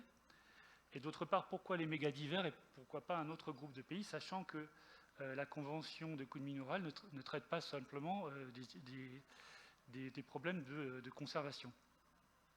Et dernière chose, je vois quand même d'un très mauvais œil le précédent que nous créerions ainsi en conférant des droits de gouvernance spécifiques à un groupe de pays défini de manière ad hoc, et qui plus est, qui s'autodéfinissent. Donc pour moi, ça c'est vraiment un non-starter, c'est inadmissible. A contrario, la proposition d'un groupe de conseil, advisory group, pour les entités non souveraines, ça me semble quelque chose de très intéressant, puisque ce ne serait pas un organe subsidiaire, mais un groupe de conseil, un advisory group. Et donc, par définition, ça permettrait de faire venir de l'expertise qui éclairerait les décisions du Conseil. Et ça, de ce point de vue-là, c'est quelque chose que nous soutenons complètement. Voilà, je m'arrête ici. Merci beaucoup. Merci beaucoup. Kulekani, and then we go back to Chis. Thank you very much. And we also appreciate the setting up of such a fund. Having said that, I think from our side, we really feel that it is quite essential that in the setting up of such a fund, we have really a defined set of donors for continuity and sustainability. And also on the governance issue, I'm just really mainly buttressing the points which have already been made. On the governance issue, it is really essential that the private sector is also represented as observers. I think that's a welcome development for us, and we do support that. However, we feel that maybe the role of CBD or biodiversity focal points should also be given some consideration within the governance structure. The other thing which we are looking at, we do welcome the CSO's representation. They play a crucial role because they are the ones who are representing the grassroots and local communities, or even what others call indigenous communities. I think that's a welcome development for us. And the issue of mega biodiversity, I think is quite essential. We should retain and well-define mega diverse nations, and also really look at define the importance of this. I think these were just our short comments from our constituency. Thank you.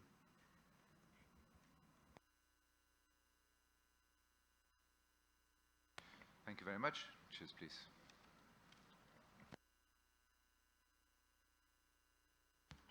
Thank you so much for this round of comments. And first, Juliet from Rwanda, thank you for your positive encouragement and a positive statement.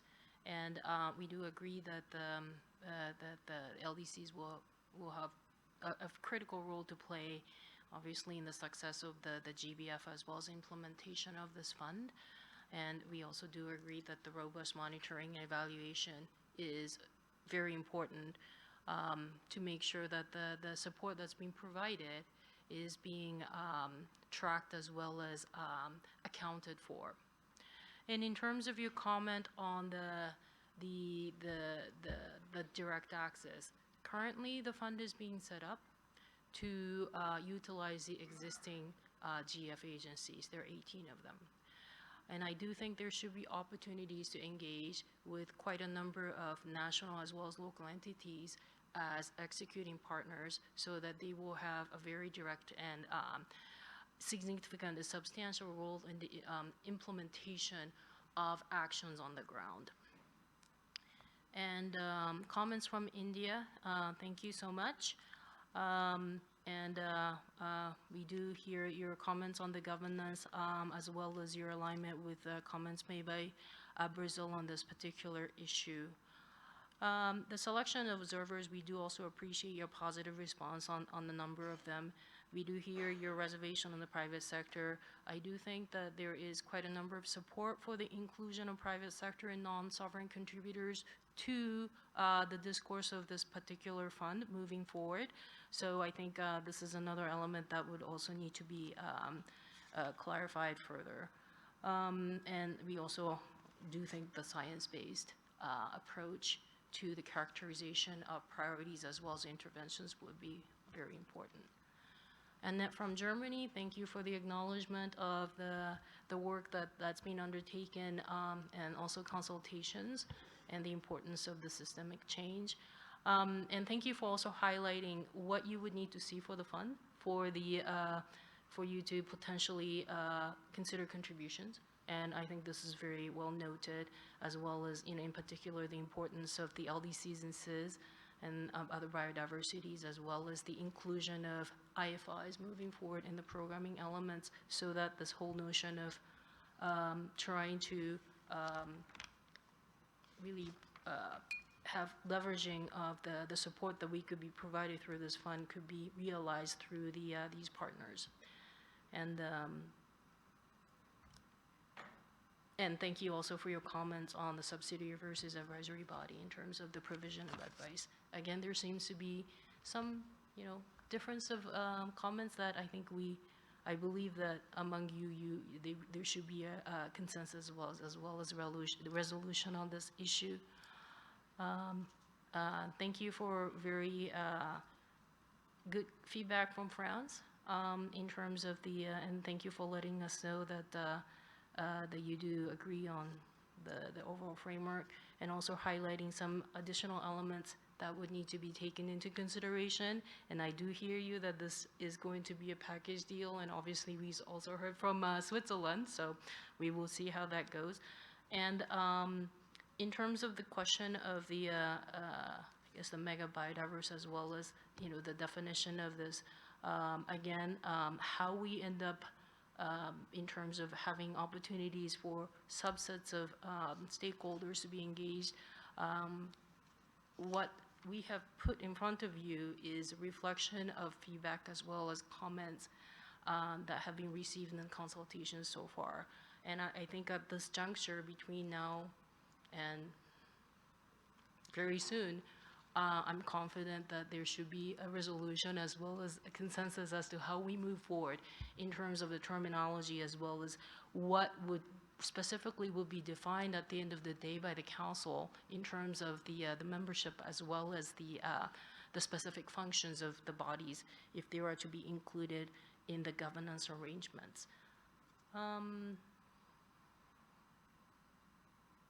Yes. So, and finally, on the comments from Kulikani, thank you for highlighting that the essential nature of having support for the financial sustainability of this fund. It's a time-bound fund for the next 7 years, but we do want to make sure that this fund can really complement the support from the GEF Trust Fund to really support the more ambitious implementation of the GBF at the country level.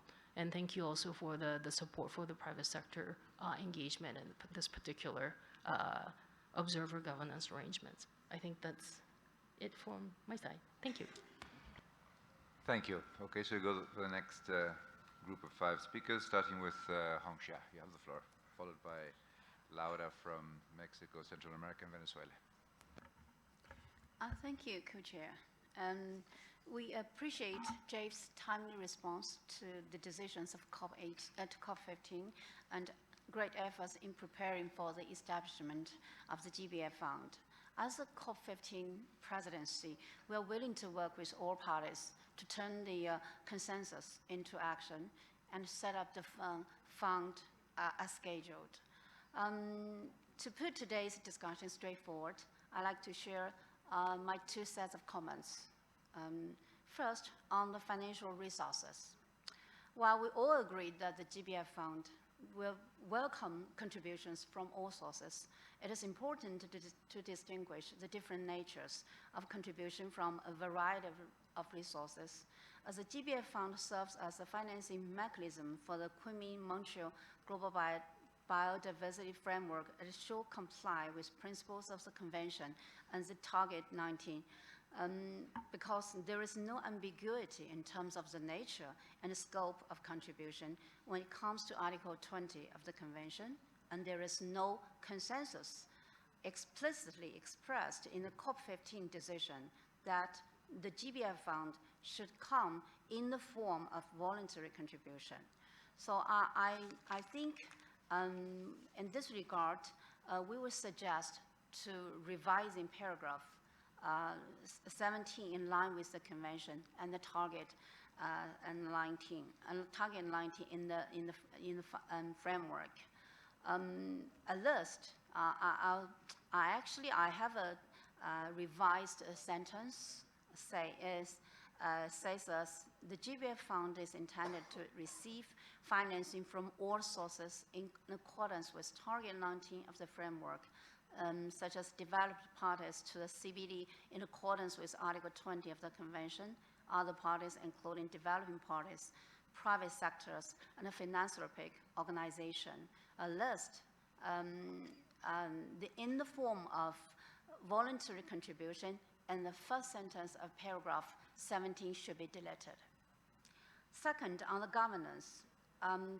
First, we strongly support the GEF's council will meet as a council for the GBF Fund and request the eligibility of the council member should be sovereign countries. Second, on the role of the non-sovereign contributors, given there are potential conflicts of interest and the reputational risks on their identity prescribed in the document, we support the proposal of letting the non-sovereign donors to be observers and allowing them providing their comments and the recommendations through the proposed advisory group. And also, we would alert that any suggestions that would trigger amendments to the GEF instrument would prolong the negotiation, which may substantially delay the establishment of the GBF Fund as scheduled. Lastly, and I'd like to echo my colleagues from Brazil and India to recognize the significance of mega-diverse countries in this endeavor. From my point of view, we support the Secretariat's proposal by setting up a subsidiary body to recognize their significance. Thank you. Thank you very much. So, Laura, followed by Antonella. Gracias, Will. Voy a hablar en español en nombre de la circunscripción que incluye a Costa Rica, El Salvador, Guatemala, Honduras, México, Nicaragua, Panamá y Venezuela. Quiero iniciar reconociendo el trabajo del Secretariado para la creación del Fondo para el Marco Global de Biodiversidad, especialmente por la celeridad de la respuesta al llamado de la COP. Vemos como prioridad todos los arreglos encaminados a lograr un mecanismo accesible, oportuno y expedito. En este sentido, recibimos con agrado, por ejemplo, el mecanismo de acceso simplificado.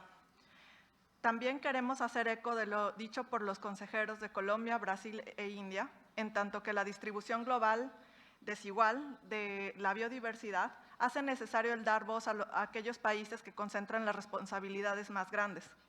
En nuestra circunscripción, queremos volver a destacar que el mayor peso que conlleva tomar las acciones con los mayores beneficios globales en biodiversidad recaerá en los países megadiversos. Y si bien no tenemos una definición de país megadiverso, sí podemos con claridad señalar aquellos países que tienen un gran número de especies de flora y fauna y altos niveles de endemismo. Quiero también señalar el reto que representa la capitalización de este fondo. Para alcanzar las ambiciosas metas acordadas en el marco, es innegable que hacia 2030 tendremos que movilizar una cantidad sustancial de recursos adicionales a las que vemos hoy. y la integración del sector privado y la filantropía pueden ser un incentivo y un paso muy importante.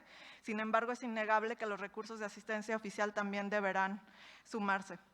Finalmente, quiero sumarme a los comentarios expresados por otros consejeros, en tanto que es muy pronto para entrar a detalles sobre los recursos derivados de la información digital de secuencias genéticas. Gracias. Muchas gracias, Antonella, followed by Masoud.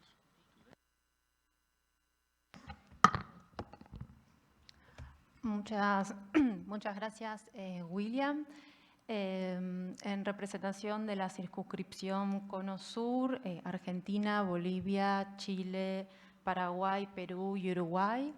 En primer lugar, me gustaría agradecer a la Secretaría por su trabajo y su compromiso durante el proceso de consultas informales sobre el establecimiento del GEF Fund y principalmente por la elaboración de este nuevo documento, el cual consideramos que constituye una buena base para llegar a una buena base para poder comenzar a negociar, o continuar en realidad negociando, y eventualmente poder adoptar una decisión para poder finalmente aterrizar en Beautiful Vancouver. En segundo lugar, y en nombre específicamente de la Argentina, me gustaría agradecer a Brasil por recordar de dónde venimos.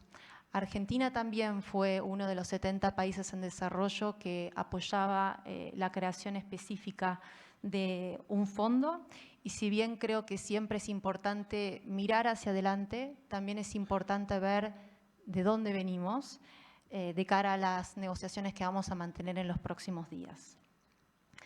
En tercer lugar, si bien nuestra circunscripción ha sido muy activa durante las consultas informales y hemos enviado comentarios por escrito, dado que estamos ante un nuevo documento, voy a hacer algunas referencias específicas, particularmente sobre los párrafos 17, 20, 21, el apartado sobre gobernanza, y los párrafos 44 y 45. Sobre el párrafo 17, la verdad que para esta circunscripción fue una gran sorpresa ver la versión circulada sobre este párrafo, a pesar de todas las propuestas que mandamos por escrito, tanto en los documentos circulados en febrero, abril, mayo, y luego de las consultas o sesión informal facilitadas muy eficientemente por Gabriela y por Laura a Claro Colombia. Tenemos muchas Lauras en este consejo ahora. Y más aún cuando varios de los colegas que representamos a países receptores habíamos sido muy activos. Entonces, la verdad que fue una gran sorpresa para nosotros este párrafo. Ni siquiera figuraba un pie de nota sobre las consultas que habíamos tenido, tampoco un texto en brackets que en su momento había sido propuesto por una de las facilitadoras. Así que bueno, si bien coincido que nos tenemos que sentar y negociar, coincido con vos, Gabriela, y en línea también con lo mencionado por Brasil, China y otros colegas, consideramos, tal como lo hemos solicitado en otras sesiones informales, que el párrafo 17 incluya una referencia específica a las obligaciones que tienen las partes que son países desarrollados de acuerdo al artículo 20 del Convenio sobre Diversidad Biológica. Si bien reconocemos, y como mencionaba Brasil, y valoramos todas las otras fuentes que desde ya que son más que bienvenidas para contribuir al GEF Fund, la verdad que no podemos confundir la naturaleza de las obligaciones y principalmente desde ya de las contribuciones. Sobre DSI, nuevamente proponemos la eliminación del párrafo 20 por varios motivos. En primer lugar, desde ya, Chis, agradecer muchísimo las aclaraciones que hiciste sobre este párrafo. Pero bueno, justamente la decisión 15/7 y el anexo corresponde a la estrategia de movilización de recursos y no es una guideline específica al GEF. En todo caso, es una decisión para guiar a las partes de la Conferencia sobre Diversidad Biológica. Entonces, tampoco demos por dado que DSI necesariamente, desde ya podemos seguir discutiéndolo, pero no es una guideline específica al GEF. Respecto a la segunda parte del párrafo 20, consideramos que el mecanismo de DSI es un tema que está actualmente bajo negociación, que bajo un escenario optimista sería aprobado durante la COP16 y cuyo funcionamiento inicial tomaría varios años. En este sentido, el horizonte de creación del mecanismo multilateral contrasta bastante con la solicitud urgente de establecer el GBF Fund, por lo que no creo, pero bueno, puedo estar equivocada, que las partes en la COP15 al tomar esa decisión hayan tenido la intención de juntar o en unificar ambas cuestiones.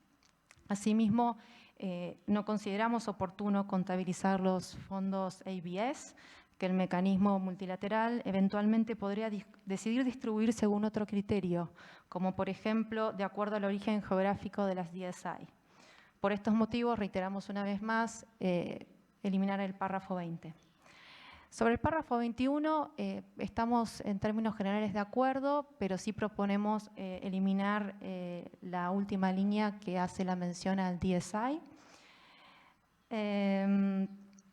Como hemos mencionado durante las consultas informales, consideramos que es muy prematuro incluir en la estructura inicial del GBF Fund DSI y nos gustaría que el GBF Fund se aboque específicamente a implementar y a financiar la implementación del GBF. Respecto al apartado de gobernanza, lo apoyamos. Apoyamos y consideramos oportuno adherirnos a los principios de representación establecidos en el instrumento de gobierno del GEF. También estamos abiertos a escuchar otras visiones sobre este asunto. Apoyamos también la lista de observadores dispuestas en el párrafo 40, como así las referencias en el párrafo 41. Y creo que también son interesantes las propuestas de los párrafos 44 y 45. Gracias, Chis, por las explicaciones. Creo que podría también ser útil de cara a los próximos días para negociar. Respecto al allocation of resources, bueno, nosotros vamos a expedirnos específicamente mañana. Sí, no voy a negar, y bueno, ya lo hemos mencionado en otras consultas, cierta, ya a esta altura, preocupación, escuchar como un big picture que las discusiones están siendo sobre temas de seeds, LD-seeds, megadiversos. La realidad que mi circunscripción está integrada por un conjunto variado de países, desde un megadiverso, desde países que hemos asumido compromisos muy importantes ante la COP15. Voy a citar el caso de Argentina, de acuerdo, porque en su momento se lo consulté a Carlos Manuel. Nosotros estamos posicionados en el puesto 15, de acuerdo al índice del GEF 8, perdón, en biodiversidad. Después, bueno, tengo otros países que están en otra posición. Y la verdad que por encima de todo, creo que el objetivo principal es que todos los países en desarrollo podamos implementar las obligaciones que asumimos ante la COP15. Entonces, por favor, al momento de sentarnos, porque para nosotros es importante, si bien acá las circunscripciones están incluidos algunos países, hay más países que forman parte de esta convención, que participaron en las negociaciones, que asumieron obligaciones bajo el marco post-2020. Entonces, realmente necesitamos tratar de encontrar una manera, un common ground, para que todos podamos tener los recursos suficientes para poder implementar el GBF, que fue el objetivo para el cual este fondo fue creado.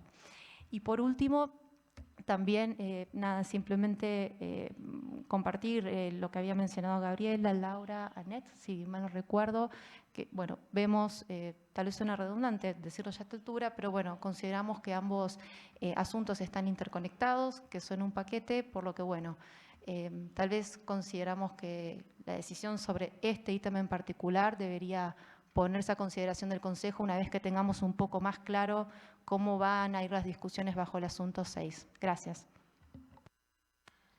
Muchas gracias. Masoud, you have the floor. Thank you, Mr. Chairman. Looking at the document proposed by the Secretariat, we have a little concern about the notion of making the decisions, in particular with respect to substantial issues. It has been suggested that if all efforts has been done to achieve consensus, but at the end no agreement has been achieved, so it would be possible that you know the GBF Fund Council go to voting, and there's a reference to a formal vote, which we think at least it should be a secret voting and not, of course, use such a term. And in addition, we need to understand that what would be the substantial issues which we can include such possibility for adoption of the decisions. So one mechanism which has been suggested here is a double-weighted majority, which we think would be a little weak, because having in mind the number of developing countries in comparison with the other participants in this fund, it would be better that at least we can have a 3/4 majority and through secret voting. And the other concern is considering another arrangement in addition to this kind of majority, which is 60% majority of the total contributions from participants, which is not very clear to us. That what does it mean exactly? So we cannot support at least this addition. When it comes to the subsidiary body proposed, we are neutral about this issue. We are not very much familiar with the logic and the rationale behind this issue, but we need to need more about that, about the nature of this subsidiary body, what it wants to do in the future, and accordingly, having a reference to megabiodiversity developing countries and limiting the scope of participation to a specific number of countries, this is something which would be maybe premature at this stage. If maybe we are going along with the suggestion by our colleague from Switzerland, that maybe we can have another term, the countries who are rich in biodiversity or something else, which needs, of course, to be discussed a little more. Thank you.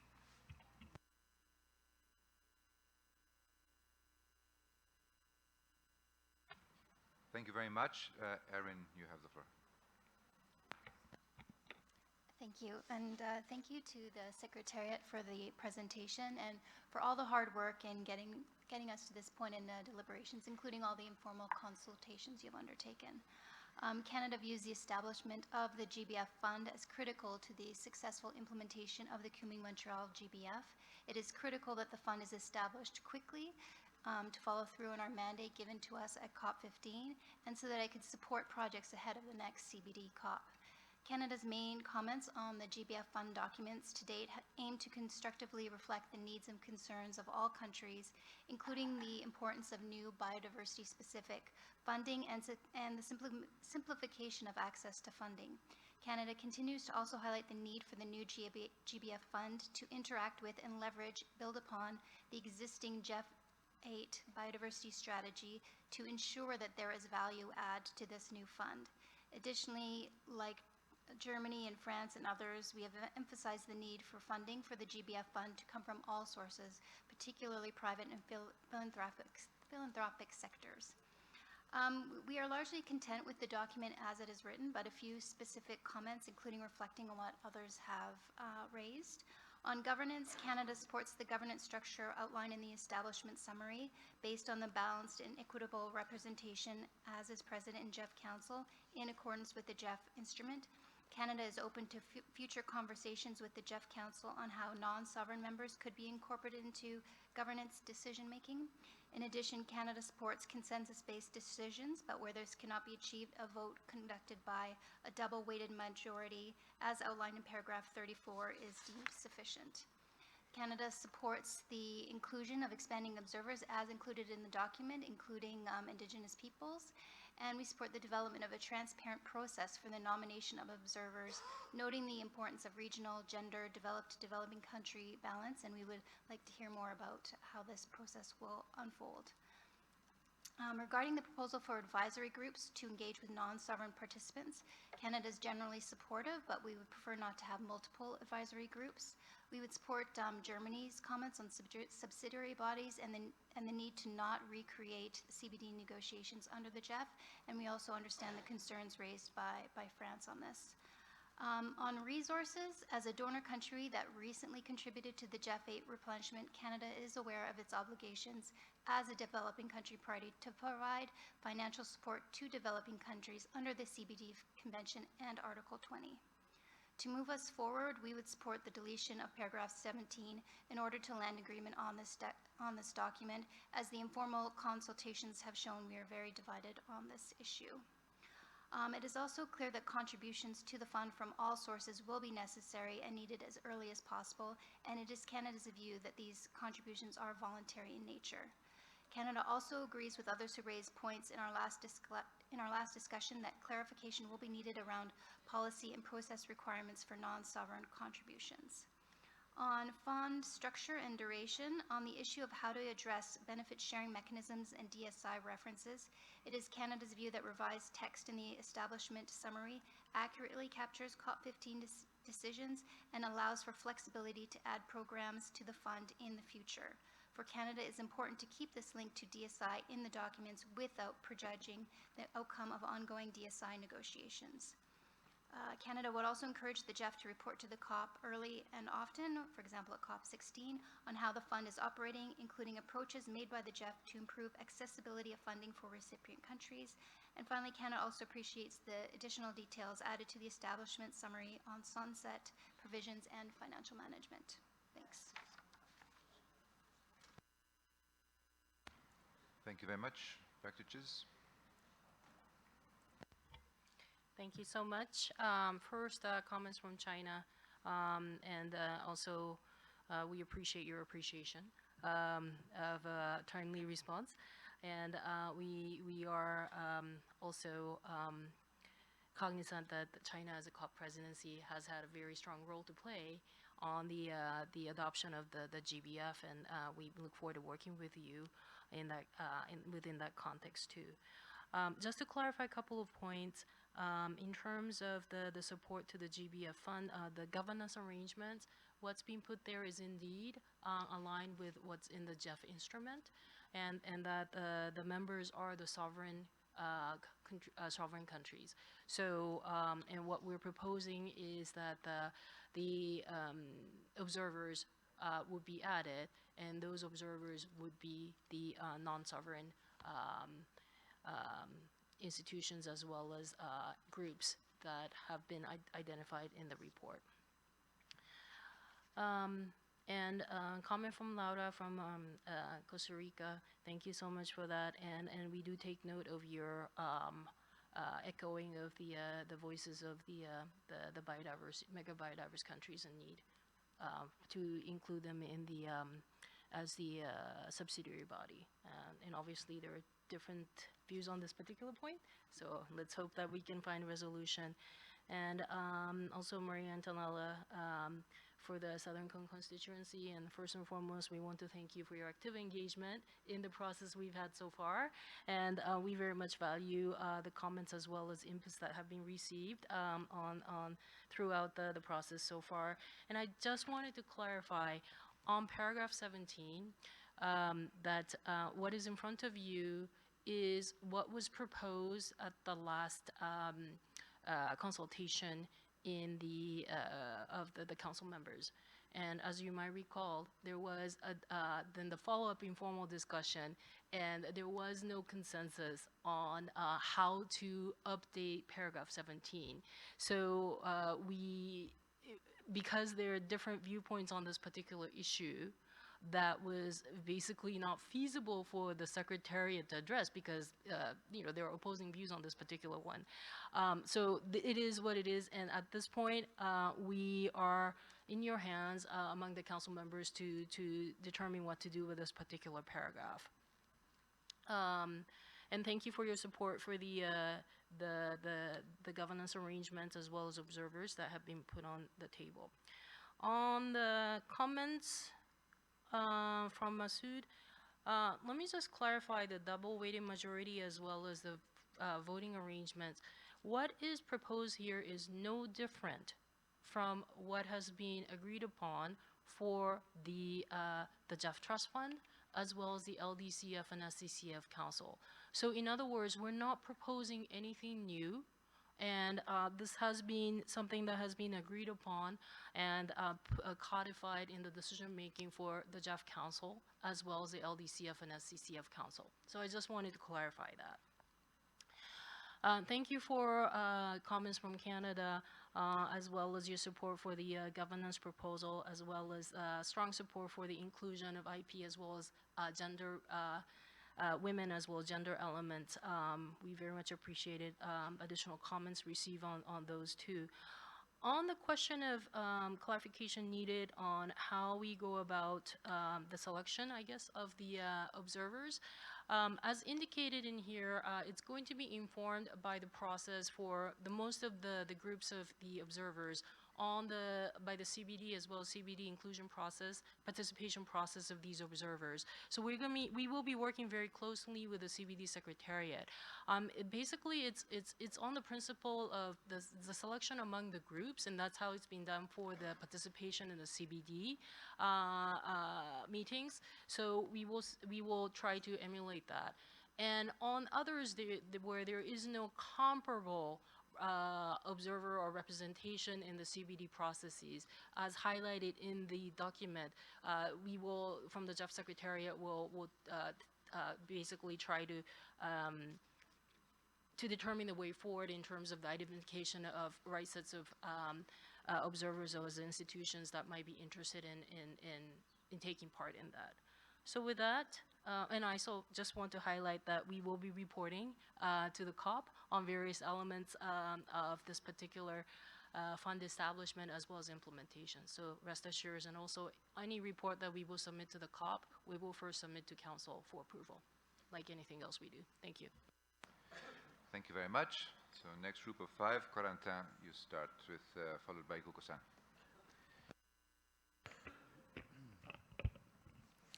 Thank you very much. So we highly commend the work of the Secretariat to improve the initial versions of the documents, and we believe the consultations were very useful to progress and be sure that Belgium is committed to strike a good deal. So I would like to address 3 points on the current proposal. The establishment document. In general, we note positively the new stronger link to the CBD COP decisions and to the global biodiversity framework. We appreciate that this version of the document makes it more clear the fact that the Global Biodiversity Framework Fund does not prejudge the future CBD COP deliberations on DSI, for instance, and we welcome the possibility foreseen in paragraph 47 to add programs when necessary. We, however, would like to underline that the said deliberations regarding DSI in particular may result in needs for governance and allocation arrangements that are significantly different from those currently proposed. And we hope that the GEF instrument and the GBF fund will be able to respond to those needs. Second point, it's a bit less important, but anyway, in paragraph 40, the text mentions the current observers of the GEF Trust Fund. I think it would be useful if this document could indicate who these are, or at least have a reference to the document mentioning this information. taking into account that these are supposed to be different from the actors described just after in paragraph 40. Otherwise, it would make the text a bit redundant. I heard it could come to representative of youth, women, or perhaps, I don't know, representatives of the GCF or Climate Investment Fund, whatever, why not? But please list these current observers of the GEF Trust Fund. It would add clarity, I think. Now, 3. On the establishment of advisory groups and a subsidiary body. This is actually a very difficult point for us, like France indeed. We understand that the composition of both could be different, but we don't understand the exact differences between both entities in terms of advice, guidance, or recommendation that they could provide to the GBF Fund Council. And this is the most important for us. If there is not a clear difference between both, we believe that the document should stick to the possibility to create advisory groups, such as what was done in the past for the GEF. We know well what this idea to create a subsidiary body comes from, and I listened carefully to our Brazilian and Indian colleagues. At the same time, my constituency considers that we should avoid creating a too complex structure of the GBF fund. And the creation of this subsidiary body could legitimately lead to the creation of a second or a third one on biodiversity restoration, for instance, and it would be a Pandora box. And this is a trend that we would really like to avoid. And the different advisory groups we had so far were very successful and performed a great job, so we don't see the point to foresee this possibility to have a new kind of entity in the GBF fund. And besides, we would echo what Stéphane from France said. The GEF has never received any guidance from the GBD COP to create such a subsidiary body. And there is indeed no reference to the subsidiary body in the GBF. These are the reasons why we are very reluctant to this possibility, and it's a key point for us.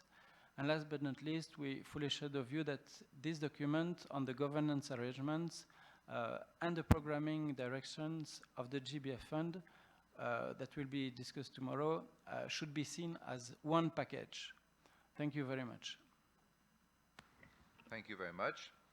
Ikuko-san, followed by Richard.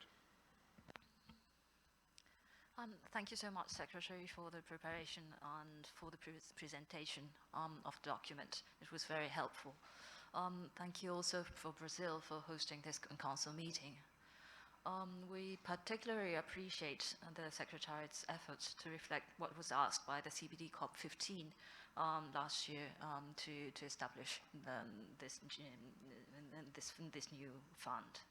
And we are generally comfortable with the current proposed text by the Secretariat. That said, since there have been some preferences and suggestions proposed on this table, I would like to make a few comments on those.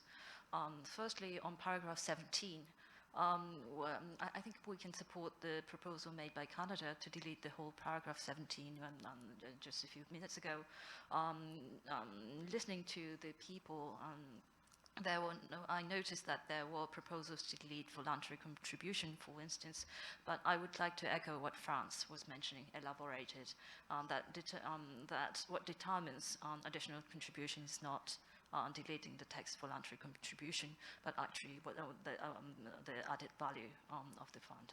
And we need to use the wording of the language of the CBD COP as much as possible.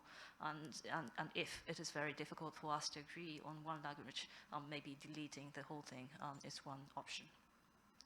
And as for the DSI language, I noticed that there were proposals for deleting DSI language in paragraph 20 and 21, but Japan is comfortable with the text proposed by the Secretariat. We consider it to be well reflecting what was suggested at the COP, and at the same time not prejudging things that are not determined there.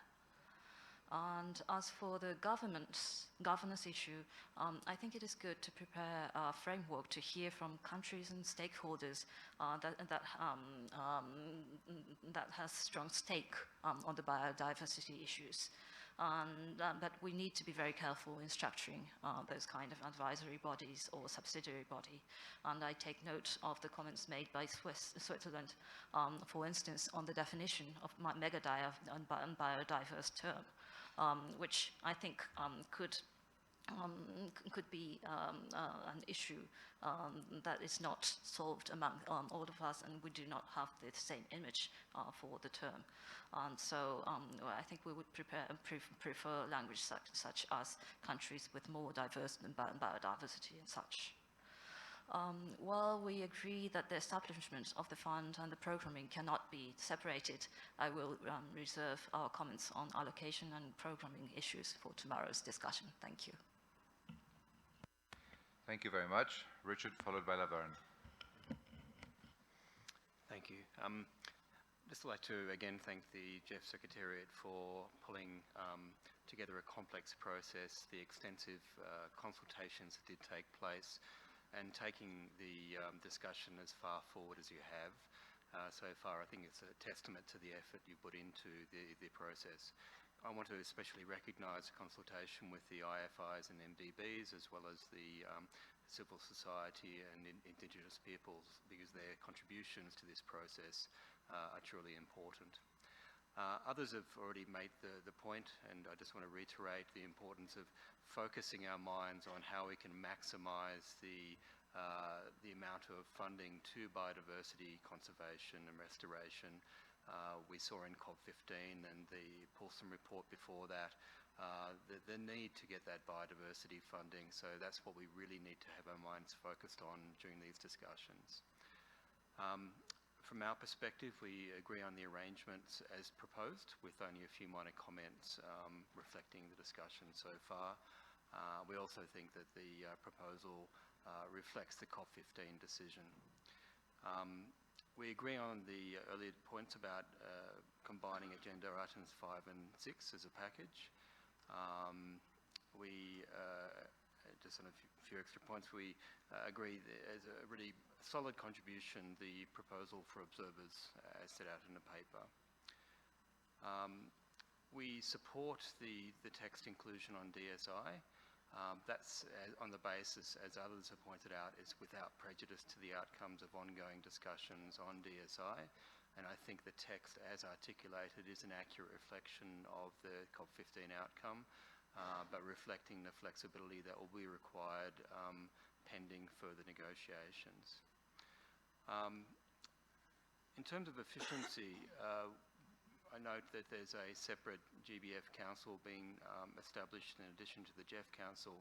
I'm just wondering if there's been consideration given to how the efficiency of the operation across the two could be maximised and where there's potential synergies. I don't think that's necessarily been spelt out in the paper, but it'd be worth, I think, giving consideration to that issue. On the subsidiary body, my view is that I don't think we should be caught up too much on definitions.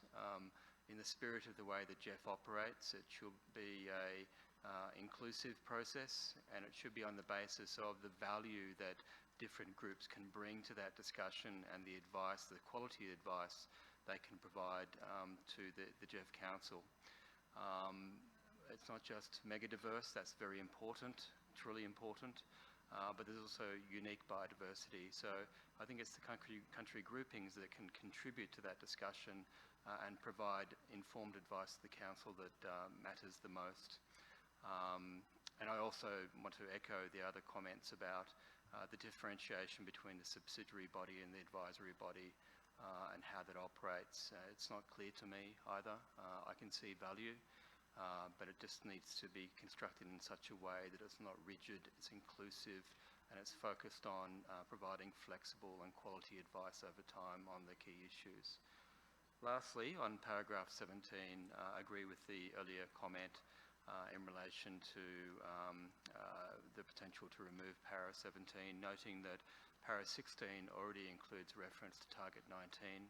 It already includes reference to Article 20. So it covers the key dimensions that I think needs to be addressed in the paper. Thank you. Thank you so much. Here you were. Sorry about that. So Laverne, followed by Hoda. Thank you, Chair. The Caribbean constituency lends its support to the development of the GBF Fund to facilitate support to the preservation and regeneration of our biodiversity. We support the approach of ongoing review by the CBD COP and the GEF as implementation continues. It is noted that the decision 15/7 resource mobilization speaks not only to the establishment of the fund under the GEF in 2023, but the encouragement of parties to develop national finance plans or similar instruments in order to give effect to the resource mobilization at the domestic level. We anticipate that this aspect will be further discussed as each country undertakes the umbrella program for support to the NBSAP update with the authorities in the respective ministries of finance regarding what is feasible under the respective legislations and based on fiscal constraints as we address post-COVID recovery efforts in all sectors. Building strong working relationships between the Ministry of Finance and Ministries of Environment, Sustainable Development and others that focus on critical areas such as chemicals remains a vital element in the achievement of the global environment agenda of at the national level. And I raise that because of all the discussions that's been going on about who speaks to whom when. Having said that, I want to point out that traditionally, MDBs leverage environment and/or climate financing as loans, which is not beneficial to the Caribbean constituency and other large ocean SIDS. This approach will further undermine the fiscal stability of small countries that are already heavily indebted, that have graduated from concessional lending and can be misconstrued as the most impacted by environmental negatives being asked to pay the most to resolve the issues that are not of their making. Technical assistance that is normally grant funding has its place, but what most of us need is hard or tangible interventions on the ground, which are always given as loans. The loan component is the largest component of blended financing. This should be considered as we aim to operationalize the fund regarding how the MDBs will make the resources accessible for what is actually needed. And secondly, although the GEF Secretariat has already given a response and made reference, we lend support to the recommendation by the council member from Rwanda regarding the use of direct access where already available and if possible to provide assistance to institutions that could possibly use that as a means to access the resources. Thank you. Thank you very much, Hoda. And let me add an extra name so we split the last group. Emilia would be after Hoda. Good evening. I'm not going to take long this time because I think everyone is exhausted and want to go home, have bits of sleep, but tomorrow, because tomorrow is going to be more, I think, complicated than today. So I'm going to be focused a little bit when it comes to the establishment of this fund. I'm not going to take over because most of them are covered already tomorrow's agenda.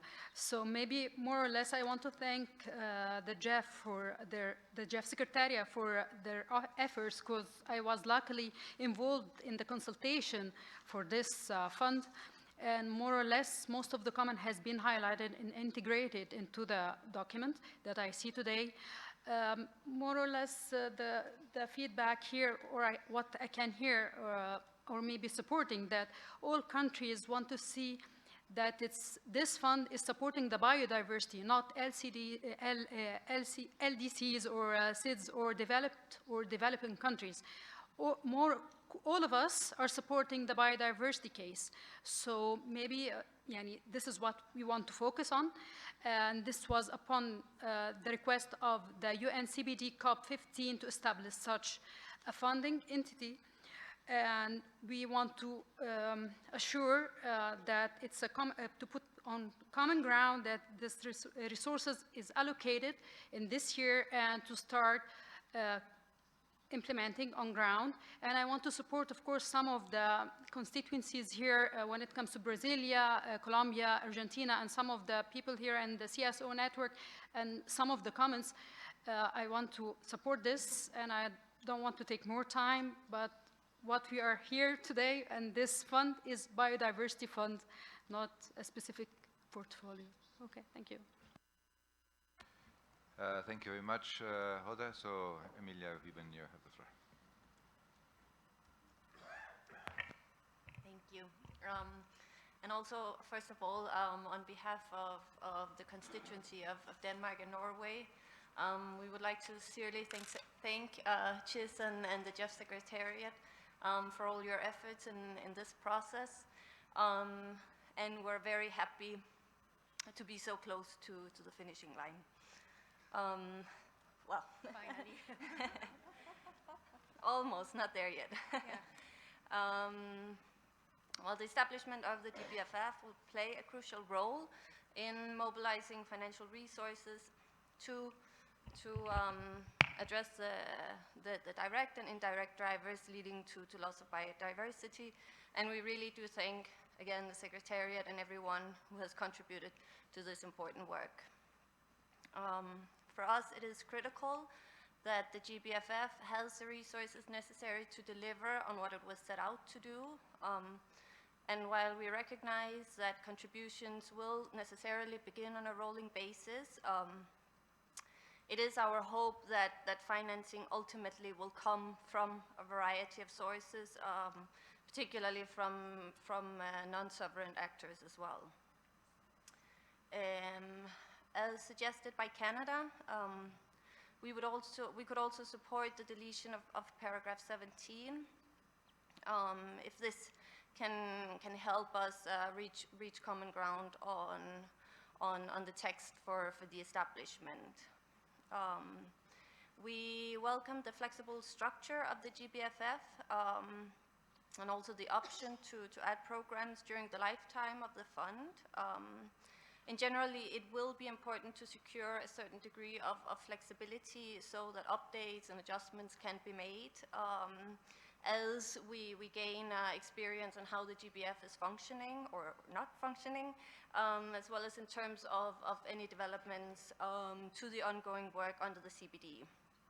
And this also includes the possibility of potentially adding a DSI window in the future. We would also like to support the comments made by friends and others regarding the proposal for the subsidiary body, and also echo our concerns on the notion of mega biodiverse countries, given that there is currently no formal definition on this under the CBD.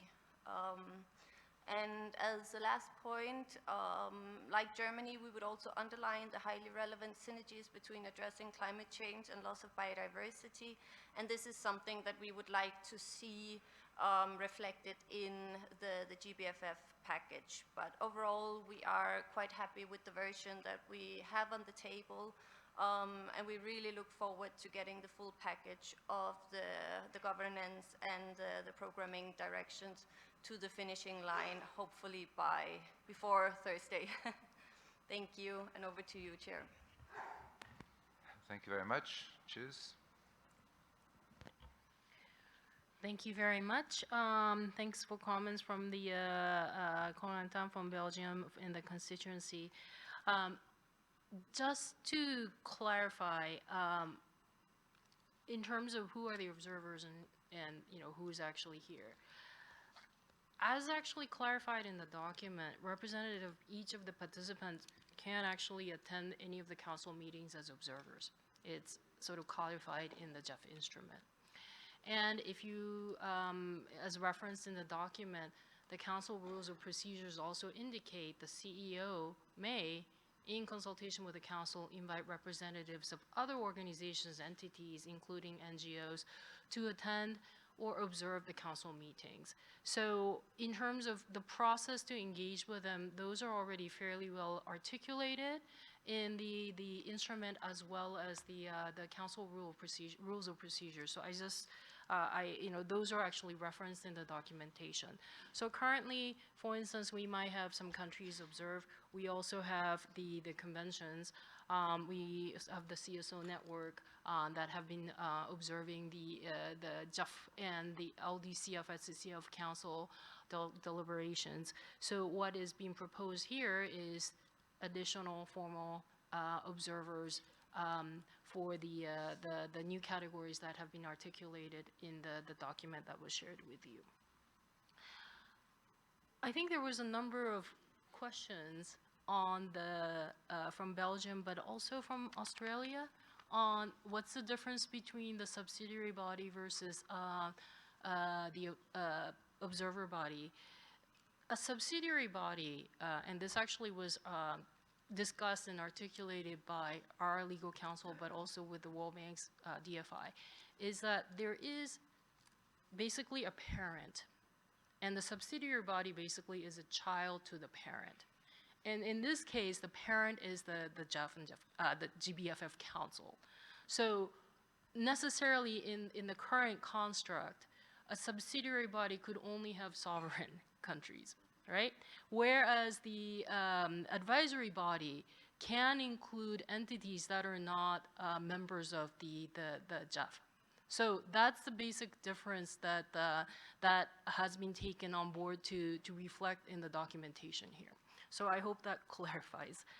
On the comments from Japan, Ikuko-san, thank you very much.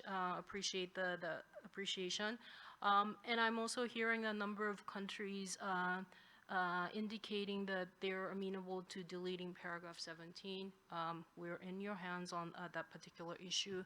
And also, we appreciate your inputs that you're comfortable with the suggested language on DSI as shown in paragraph 20 and 21. Australia's comment, and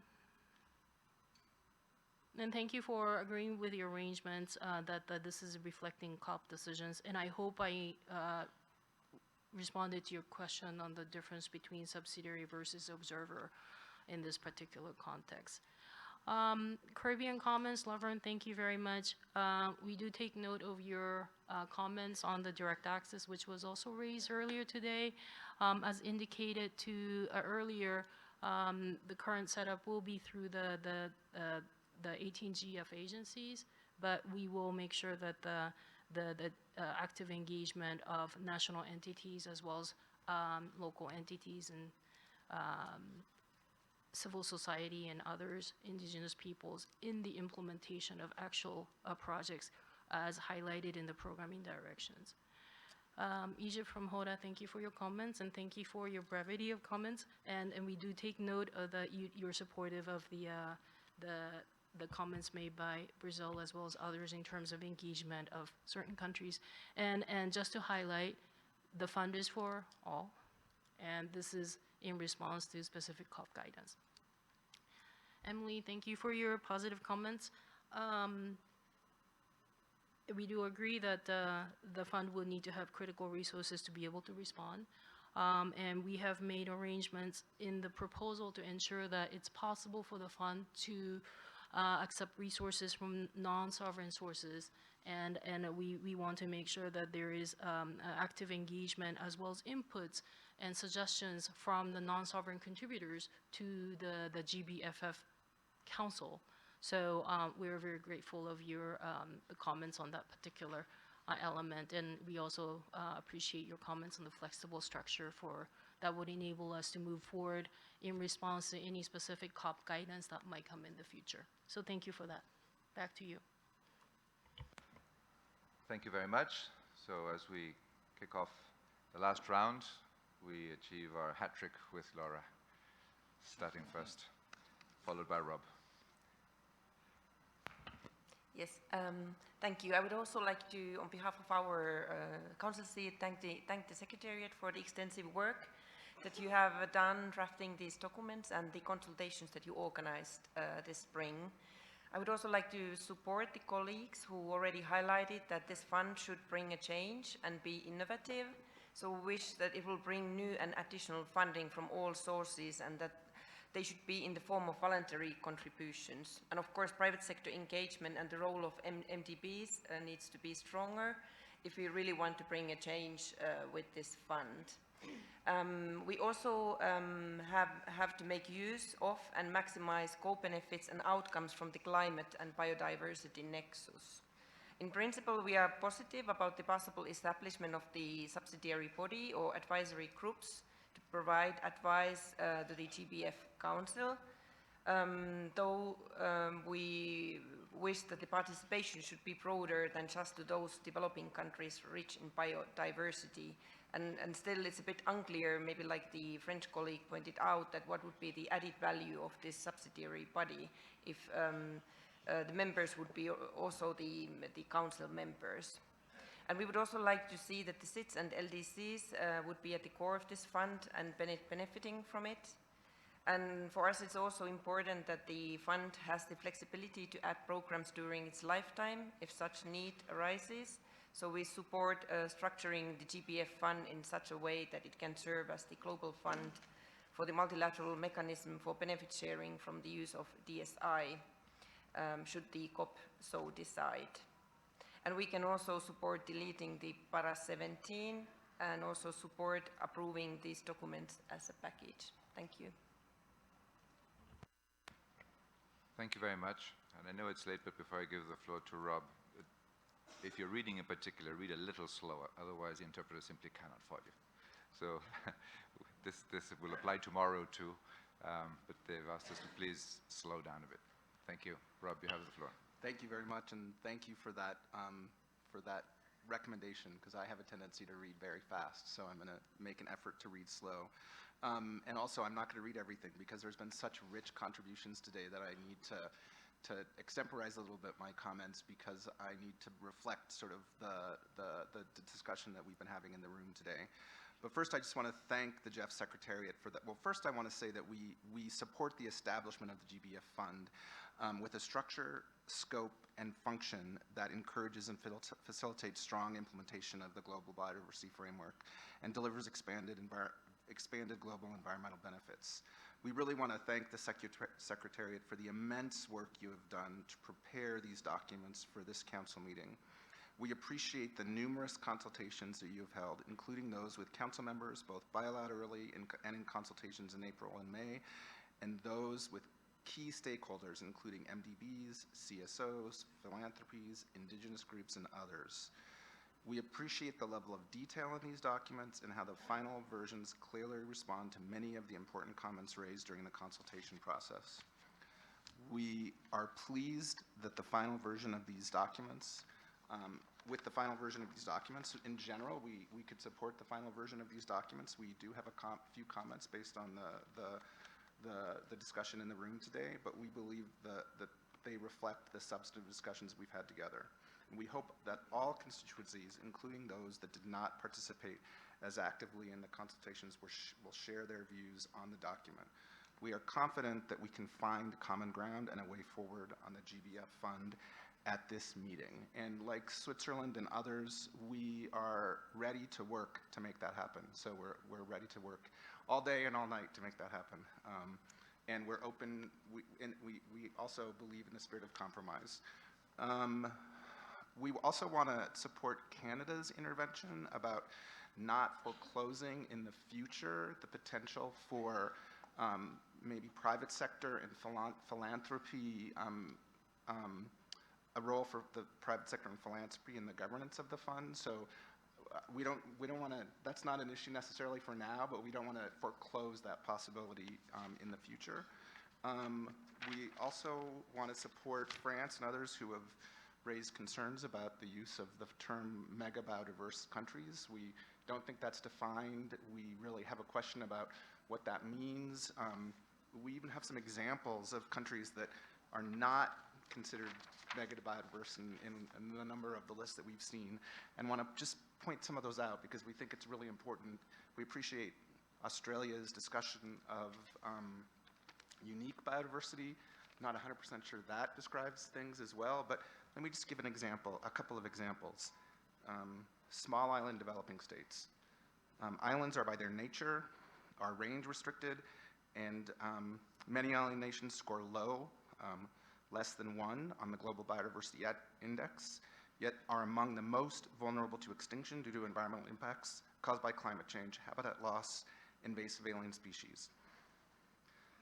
Many of the known bird species throughout the world, 20% many of the known bird species throughout the world, 20% are considered island endemics because they are found only within island systems. For example, a loss of the Tongan whistler or the Polynesian megapod from Tonga would mean global extinction of those species. So that's just an example of you know, the term, why we're concerned about using and forming bodies related to megabiodiverse countries. With respect to, we agree this is a package deal, so we need to agree on both documents in order to move forward. We think, I know that we're not talking about the resource allocation in tomorrow, but we think a higher floor for least developed countries and SIDS is important. With respect to DSI, we appreciate Chiz's explanation. We appreciate that what's referenced in the document now is factual, and we don't want to prejudge anything related to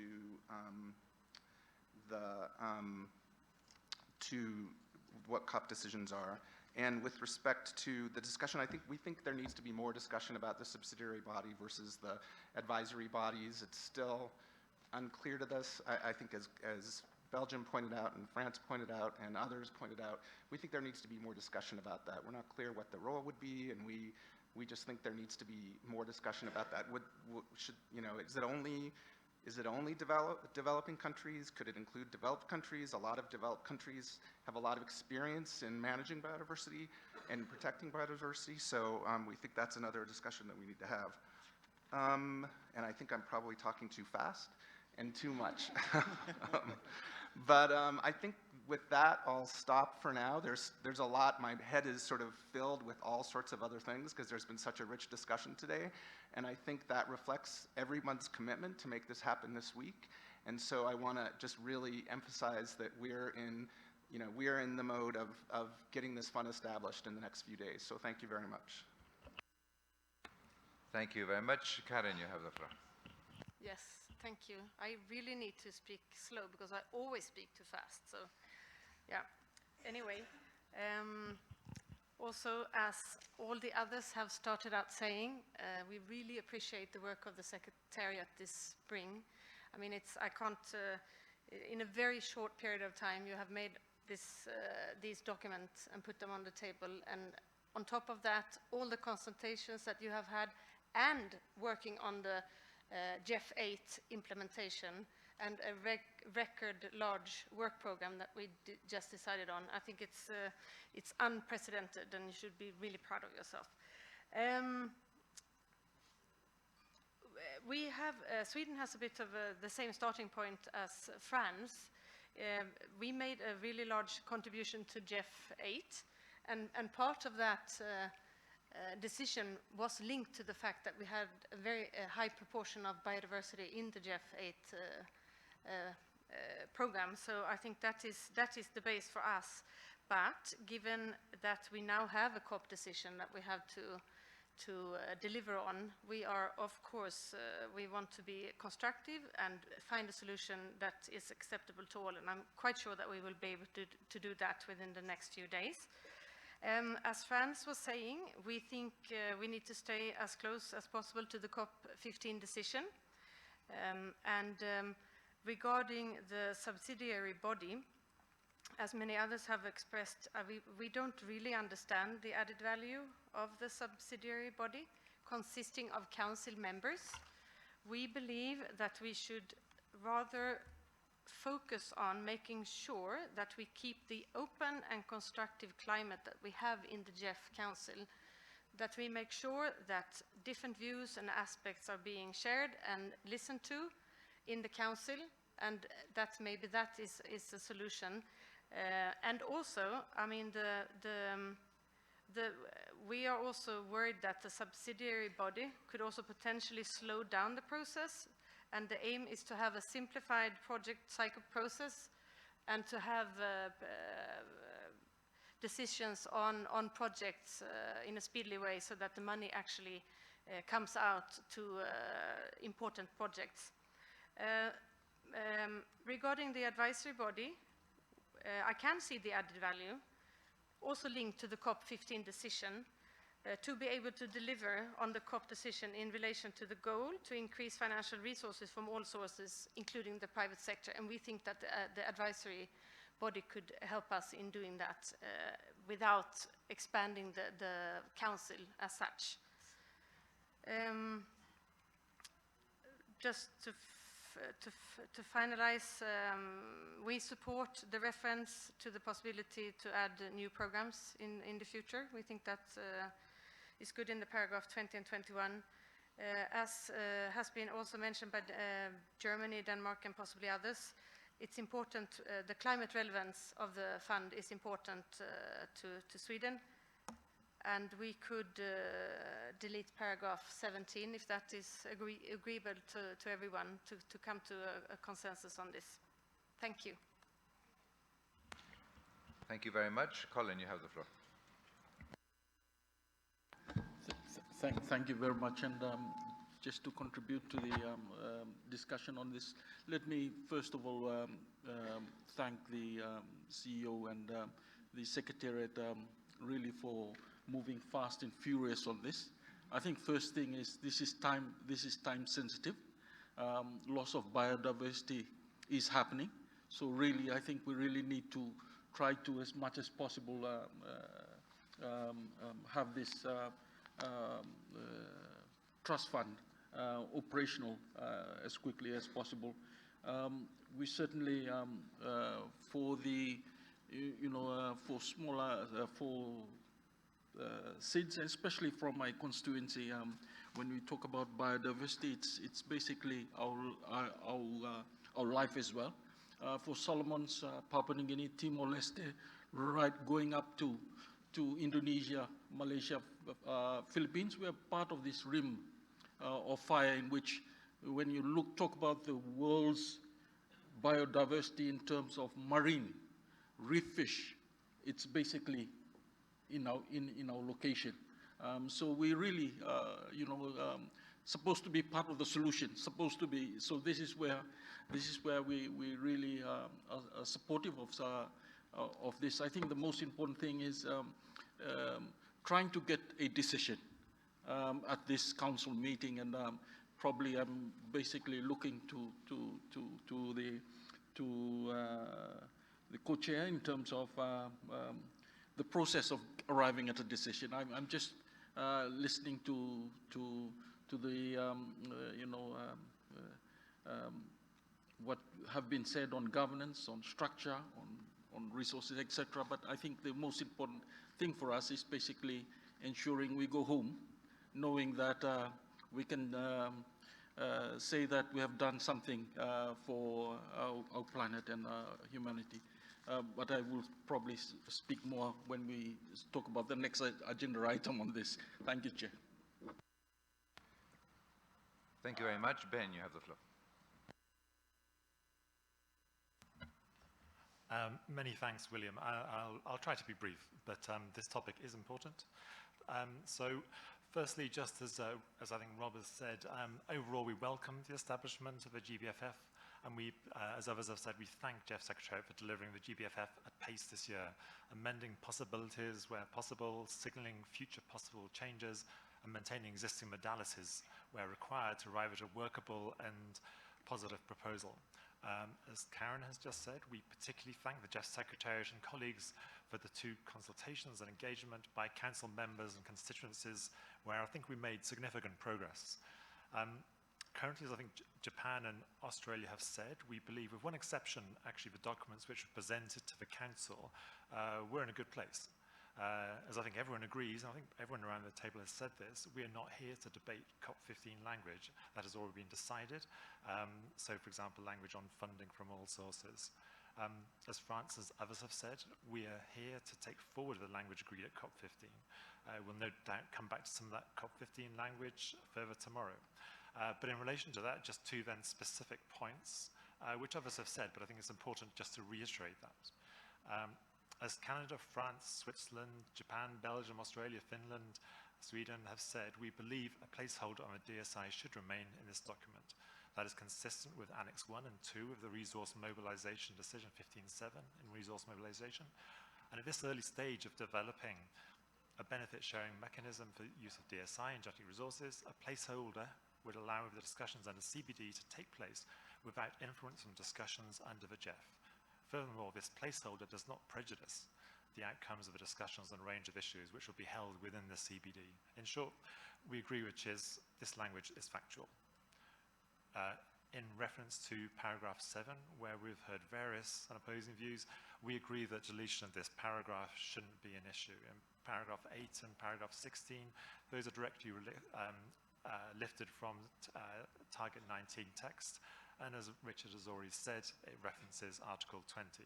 So to repeat, we don't want to start adding new language in here. Given the lengthy discussions and agreement reached at COP15, we agree with Canada, Japan, Australia, Denmark, Finland have already flagged that a compromise way forward is to remove paragraph 17 altogether. I'll leave it there. Thank you. Thank you very much. And to end, Sano, you have the floor. Thank you very much for giving this another opportunity. So, you know, there are a lot of areas like Amazon area, Congo area, Mekong region. So there are common biodiversity but different political arena. So I think there should have the opportunity for the regional projects where the same biodiversity or similar biodiversity but different countries, they can work together to bring under one project, and it will help to see how the progress different countries are making, but in the same agenda. So what is the possibility? Thank you very much. Thank you very much. Chairman, back to you. Thank you, William, and thanks everyone for addressing the floor. We have heard you loud and clear.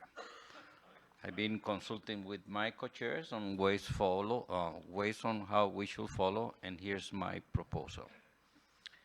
I know that today some constituencies will have their own meeting, and that is great, but looking into tomorrow, I propose the following. I heard very clear that we should address this as a package, so I propose to begin 8 a.m. as opposed to what the program says, 9 a.m. 8 a.m., the Secretariat will be presenting the second document on the programming. We will present, probably will take us half an hour to present. I will allow 1 hour to consult, to give their opinion, comments, and questions. And at 10, I'll stop the session and provide enough room for council members to huddle and discuss for 2 full hours. Then we will stop for lunch. And after lunch, we will reconvene the council over here. If council members are able to agree on every single element that was presented here, wonderful, we can take a decision. If that is not the case, I will continue with the agenda as it is presented, meaning that after lunch, we will go with agenda item 17, agenda item 3, and I will try to stop the council session an hour before 5 p.m. to allow council members to have 1 or 2 additional hours so they can continue in their own discussions. That is for Tuesday. If we still need more time, we can replicate that once more on Wednesday, beginning at 8 a.m. with the first agenda item, allowing you all a couple of hours. But kind of following that format. On Wednesday, still way ahead of us, but this is what I would like to propose to you all. So we will do this on Tuesday. If we need some adjustments similar to this one, I would propose something similar for Wednesday. In conclusion, I want to say that based on the fact that I'm a rational optimistic, this is the most complicated day of the week, and we're almost over with it. Now, I will encourage everybody to sit down, bring your topics to the discussion, and please do your best in coming with common ground. If you agree, this is how we can proceed. Thanks. With this, I conclude today's session.